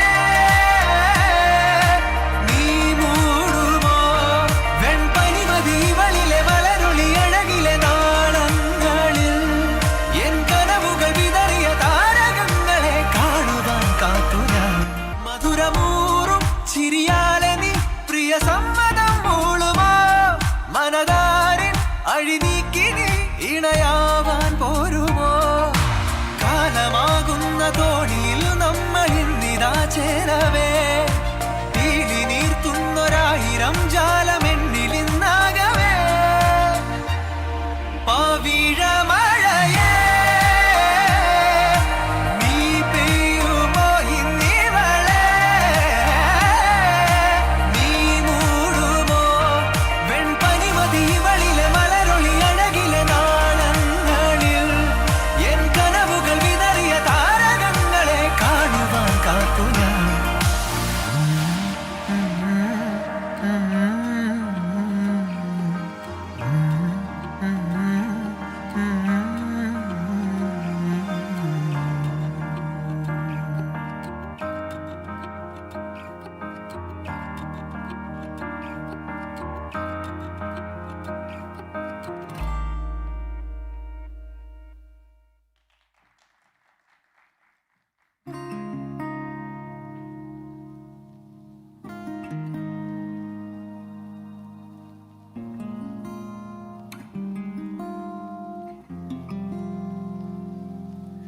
शायद कभी न कह सकूं मैं तुमको,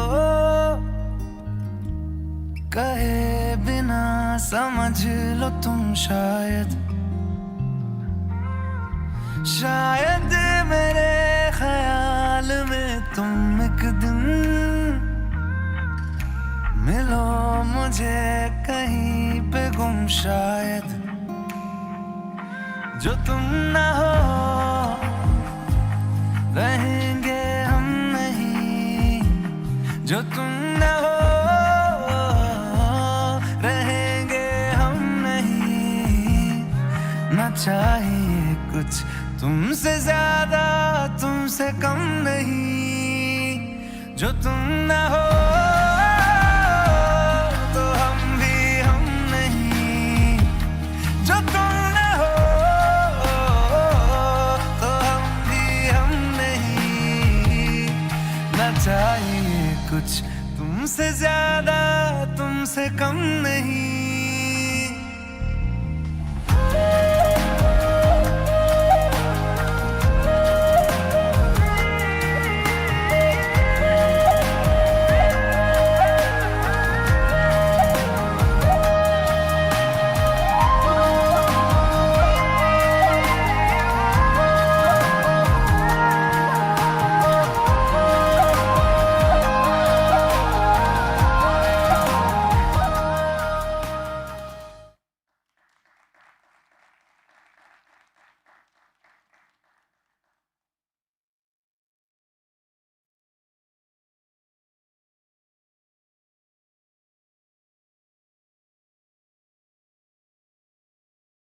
Thank you, students, for that wonderful performance. Please give them another round of applause.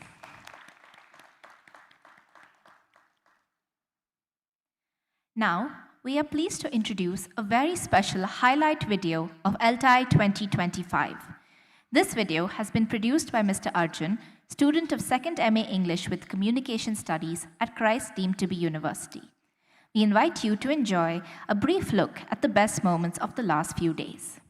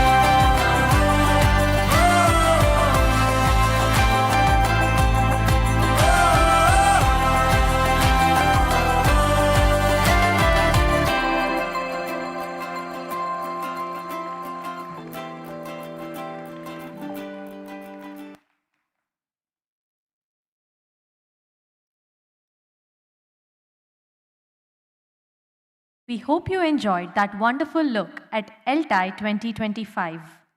The 19th International and 55th Annual Conference of ELTAI was made possible due to the contributions of several individuals and organizations. To deliver the vote of thanks, I now invite to the stage Mr. Prakash R.H., National Joint Secretary of ELTAI and Secondary Teacher at Government High School, Herakal, Bagalkot.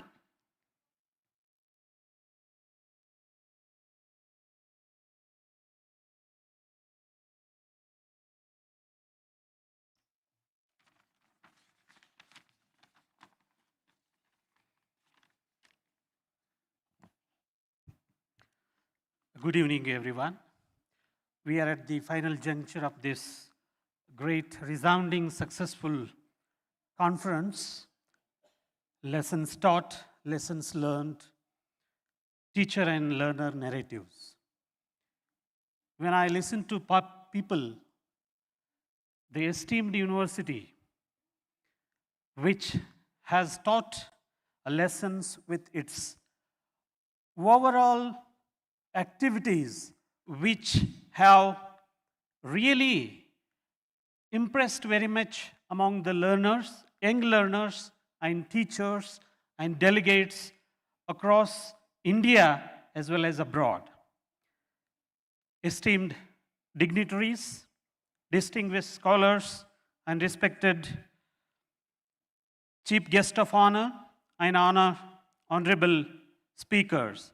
It is both profound an honor and privilege to extend the formal vote of thanks on behalf of the organizing committee, the 19th and 55th International Conference of ELTAI. As we conclude this intellectually stimulating assembly, I wish to express our deepest appreciation to all those whose presence and contributions have enriched this scholarly endeavor. First and foremost, we convey our sincere gratitude to our esteemed chief guest, Dr. Ellen Nagnathan, MLA, the Thousand Lights, Chennai. Our esteemed guest of honor, with his encouraging words and support for educational initiatives, especially his words that human empathy, as English teachers, we really make a big impact on our learners. I thank you, sir, for having said all these words and making this valedictory session very thoughtful. And one more guest and valedictory speaker, Dr. John Verghese. In his words, he expressed how the conference has made more impact on not only the teachers, even the learners. So really, we are grateful to you, sir, for delivering your true concern towards English language teaching, especially which brings that learner-teacher equation, so that we really honored to have you, sir, in this valedictory session. Please join your hands to sir. And one more guest of honor, and she also felicitated very much, madam, for being here and gracing the occasion. And one more guest, and he has presented the whole conference in his words. Dr. S. Daniel Gnanraj, Organizing Secretary of ELTAI 2025 conference, especially working very hard, tirelessly with Professor Dr. Kishore and Dr. Bhavani, Madam Dean, so that with his words, he has given a lot of energy, how the conference has become a successful event. So that we thank you, sir, for presenting the whole 4 days report. Please join your hands for him. And one more guest, Dr. Nandakumar Shinde.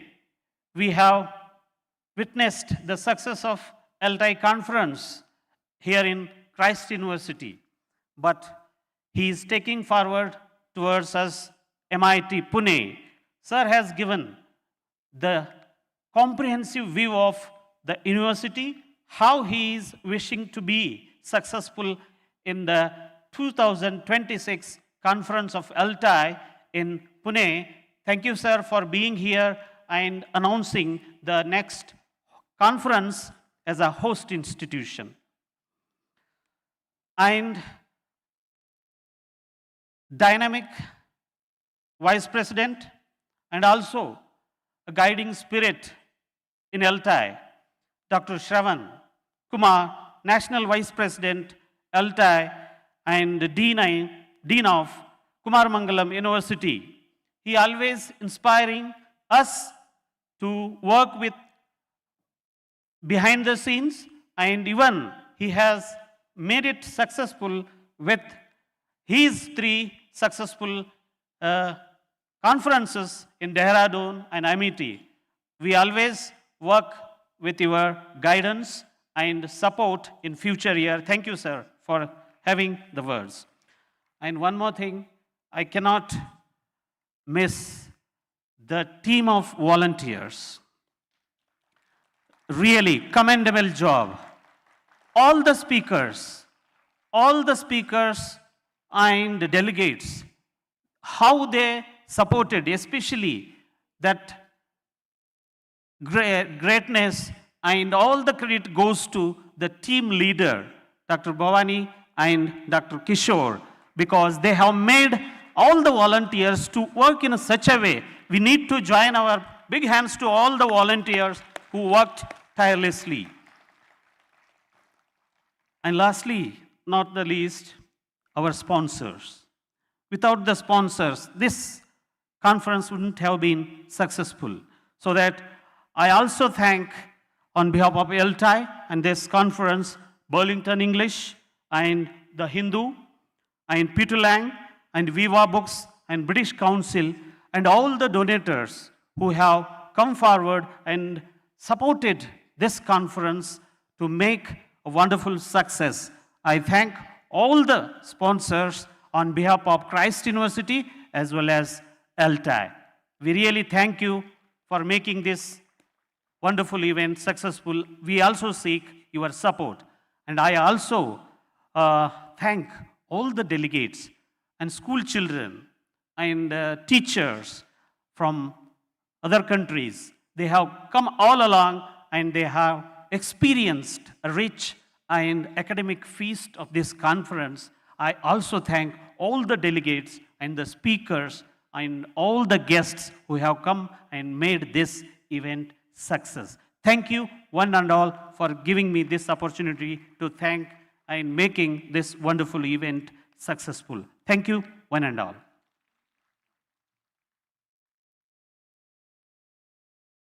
Thank you, Mr. Prakash.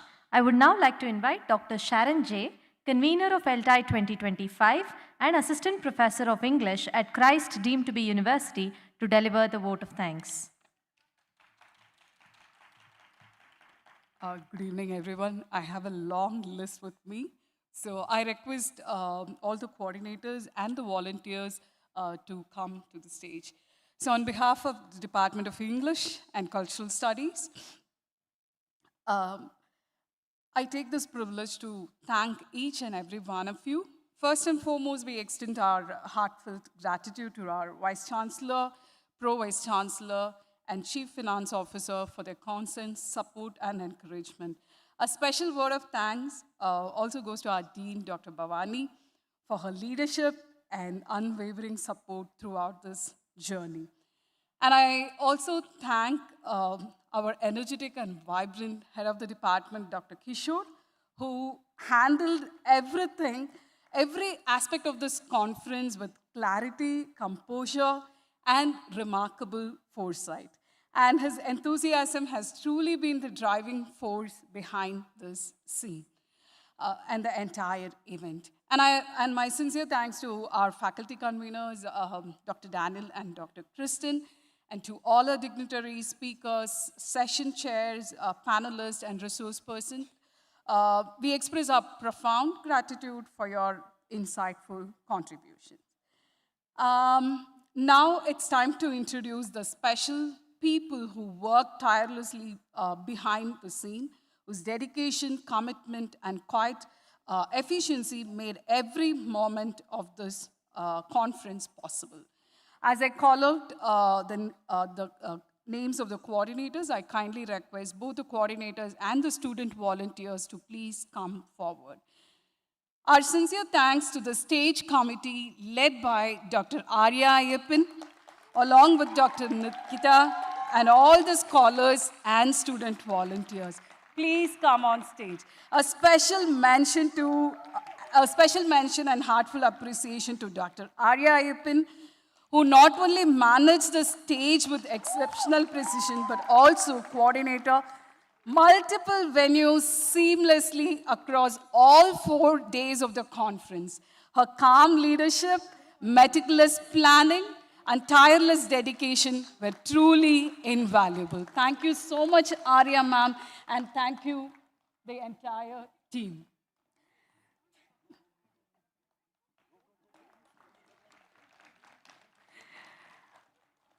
We extend our thanks to the registration committee under the leadership of Dr.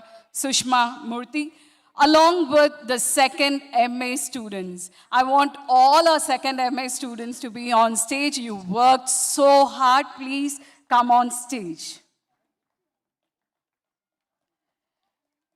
And my gratitude to the transport committee, headed by Dr. Daniel. Dr. Daniel and team, please come on stage. Venue, IT, and technical support team, led by Dr. Arjun, please come on stage. And a special note of appreciation to Dr. Yadhukrishnan and Dr. Rupesh for efficiently coordinating the food and refreshment committee, ensuring timely service, smooth arrangements, and thoughtful attention to every detail. I can see the food committee there. Please come to the stage. Come fast. Dr. Yadu on team, please come.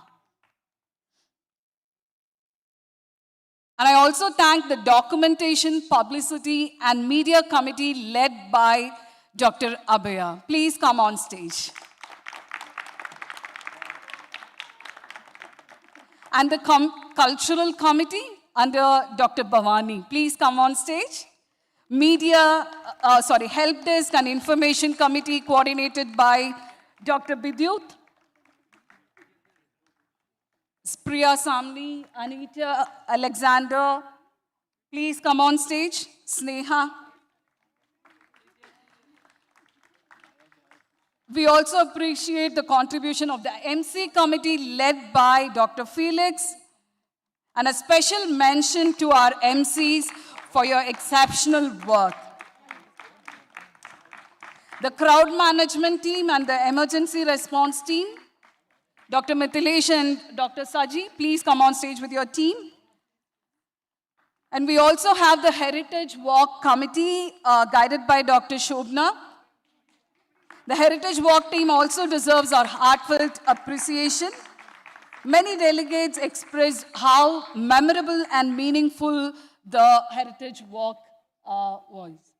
And special thanks to the Gifts and Mementos Committee led by Dr. Nishan. Gifts and Mementos Committee, please be on stage. And a special note of gratitude goes to the paper presentation team coordinated by, Dr. Sharon and by Dr. Kristen. And a heartfelt thanks to all of you for planning and executing it very well. And a special thanks to Sri Lakshmi and Madhuja for coordinating everything so well. And next is my team. Special thanks to the guest management team. And these are the team members, Dr. Kishore, Dr. Daniel, Sachin, Calvin, Sharat Chandran, for the Tommy, for the Jobin, Sudarshan, Anita Alexander, and Sneha and Matai. I'm Very thankful to all of you, like you took care of the dignitaries very well throughout the conference. And my special, I also want to thank each and every one of you, the entire team of second MA students and all our dedicated PhD scholars. You were the backbone of this conference. Thank you so much. Thank you. I request everyone to please give a huge round of applause for our coordinators, our dedicated student volunteers from second MA, and also our hard-working PhD scholars whose commitment and teamwork made this conference truly successful. Thank you for carrying forward the true tripartite spirit. We did it.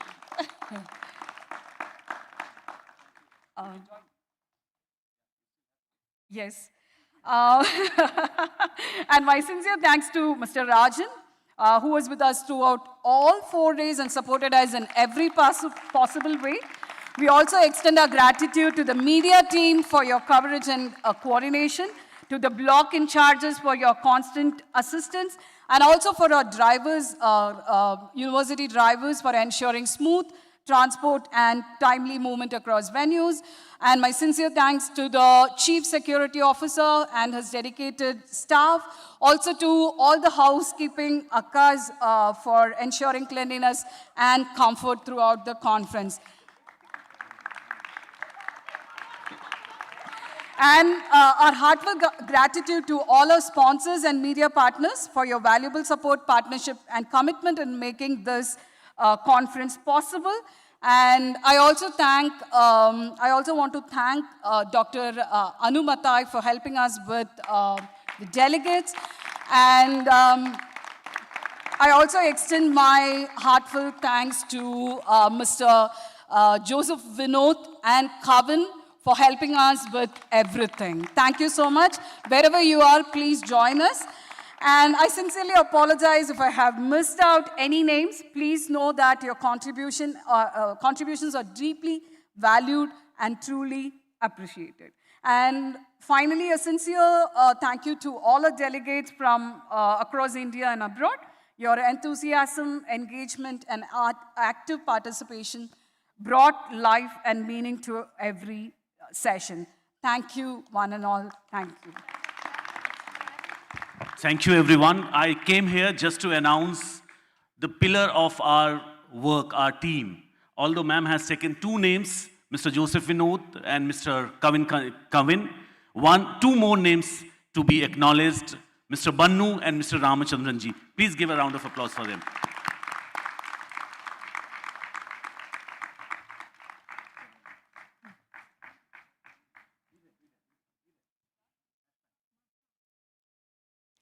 Thank you, Dr. Sharon, and again to all the volunteers and organizing committee on the stage right now. With that, we come to the end of ELTAI 2025. On behalf of ELTAI and Christ deemed to be university, we thank you once again for your presence here today. I request you all to stand for the national anthem.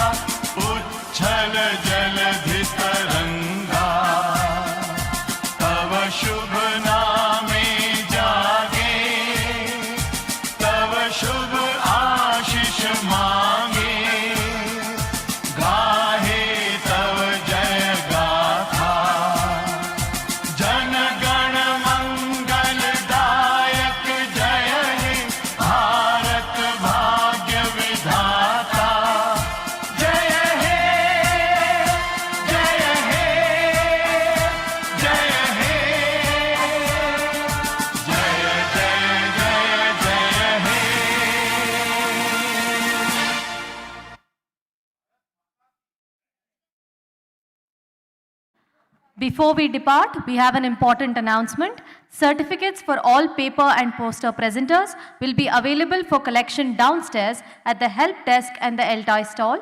You can collect the certificates in the order of your empanelment number. Tea and refreshments will also be served outside the main auditorium. Thank you once again for your presence and participation today. Have a wonderful evening.